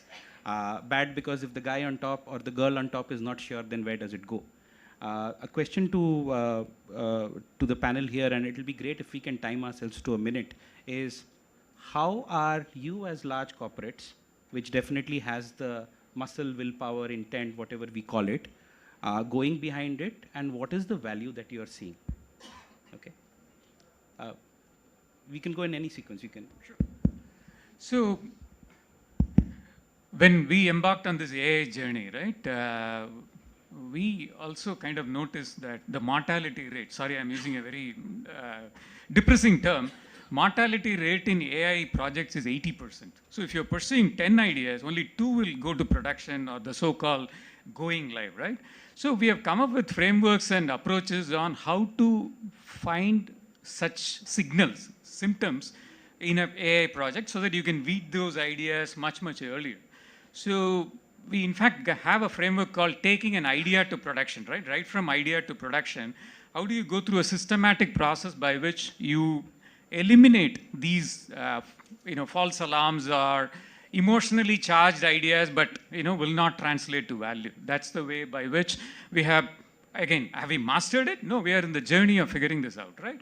But these are some of the stage gate approaches that we have put in the so-called AI funnel, right from taking an idea till deploying it in production. How do you put the checkpoints so that you are in the right trajectory of pursuing the right ones to put it in production? That's how we harness the value. And we have seen, using simple statistical techniques to predictive techniques, we were able to generate value, both in predictive as well as in the generative AI we are seeing. Yeah. Nitya? So I reckon what Gopalan sir mentioned, because that is a very generic concern, right? In any organization, which is embarking on the journey of generative AI or any deep tech, right? What is the value that I'm going to get out of this investment? And these are pretty big investments, right? To train one LLM, it costs loads of money, right? And am I getting the right value at the end of it, right? Is my production model is giving me the right kind of adoption, the right kind of output that I'm looking for, right? So this is a kind of a very, very commonplace concern, which I'm sure most of the organizations are going through. Another concern, which again equally commonplace, is about the skills, and which is so brought about it, that skills and the readiness of our workforce to take on this new technology wave, which includes Gen AI, but a lot many other technologies, is very, very important. And there has to be very, very thought through processes in kind of bridging the skill gap. Job displacements is something which we all need to be wary about, but the point is, if you think about it, job displacement is a function of the demand for skills versus supply for those skills, and how quickly are we able to bridge this against the fear of some of the repetitive jobs being automated and jobs getting displaced, right? So it is a very thin line. It's not a problem that is not solvable. It's a problem that requires a lot of concerted efforts in terms of not just upskilling, but also in terms of getting the infrastructure ready for the future generation to kind of pick up and upskill themselves. And we don't have the right infrastructure right now. We don't have the right, I would rather say, unfortunately, again, I might sound pessimistic. We don't also have a very good and I would say education ecosystem, right? Technology infused education ecosystem to kind of pave way for future generations to harness on this. So there are multiple areas where I could see that foundational and deliberate efforts are required, and we are seeing that same thing happening in our organization also. We are having a lot of issues with deep tech skills to harness the benefits. Yeah. Kaushik? Yeah. So I would echo my esteemed panelist. And if I might just add, if I look at AI, is AI adding value? Certainly, yes. Most of our new products, or almost all of our new products, they have significant amount of AI in it. Next, if the question comes that, what about generative AI? I think generative AI still has to travel a certain more path before it actually gets into the products. There are situations where generative AI is being used, but there are also concerns when it comes to things like hallucinations, deep fakes. How do you deal with it? And then from all this, what emerges is the question of trustworthiness. If I employ a generative AI algorithm in the network, can I trust it to deliver equitable, fair policies for all the different users? And when I talk about trustworthiness, what do you trust? You trust something which you can explain. We all know how the generative AI works through the, attention is all you need paper, the, query key value. But even after going into mathematics, today we are not able to say why the generative AI is doing certain things. For example, yesterday there was a column in New York Times about a recent lawsuit which has been filed because the ChatGPT used certain context, verbatim from the New York Times. Now the makers, they did not have any clue that it will pull verbatim and it will use it in the answer. So now they are plugging it in. But such situations will continue to occur till we have, till we fine tune more, and that's in the process of research. So whether generative AI will give value? Certainly yes. Is it ready now? Probably not in most of the situations, maybe few situations. But having said that, there are some fantastic technologies which are there out in the market. I think somebody was talking about robotics. If you look at the robotics, the reinforcement learning, the multi-agent reinforcement learning, where you can have multiple robots collaborate in a factory, that is going to be one of the most exciting things that we will have in future. So yeah, the future is surely exciting, and it will, I guess, get even more exciting in 2024. Thank you, Professor. So this is actually a reasonably simple answer. I think whether AI will bring value depends on what domain you are working in. For example, I don't see as much value being created by AI yet in manufacturing, for example. So there are certain aspects to the problem that one should look at, whether AI will bring value. So it has to be a large data problem.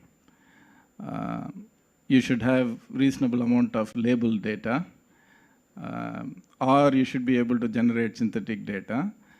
And the most important thing is that if you make mistakes, the impact of that mistake should be minimal.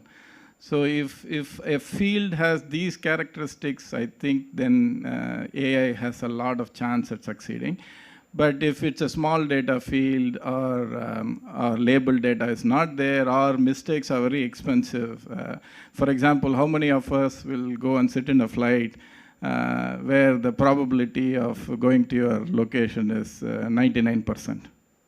Right? We will never do it. 99% is a great number in AI.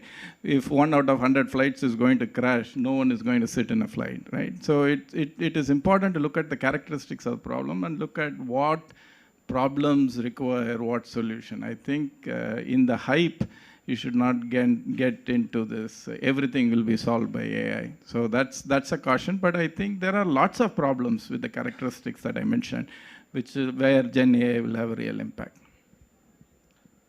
No, great points. I think the good part about the responses, we touched upon not only internal processes, how you're gearing up, obviously skilling as a part of it, and the entire readiness around the problem, as well as the value that understates is.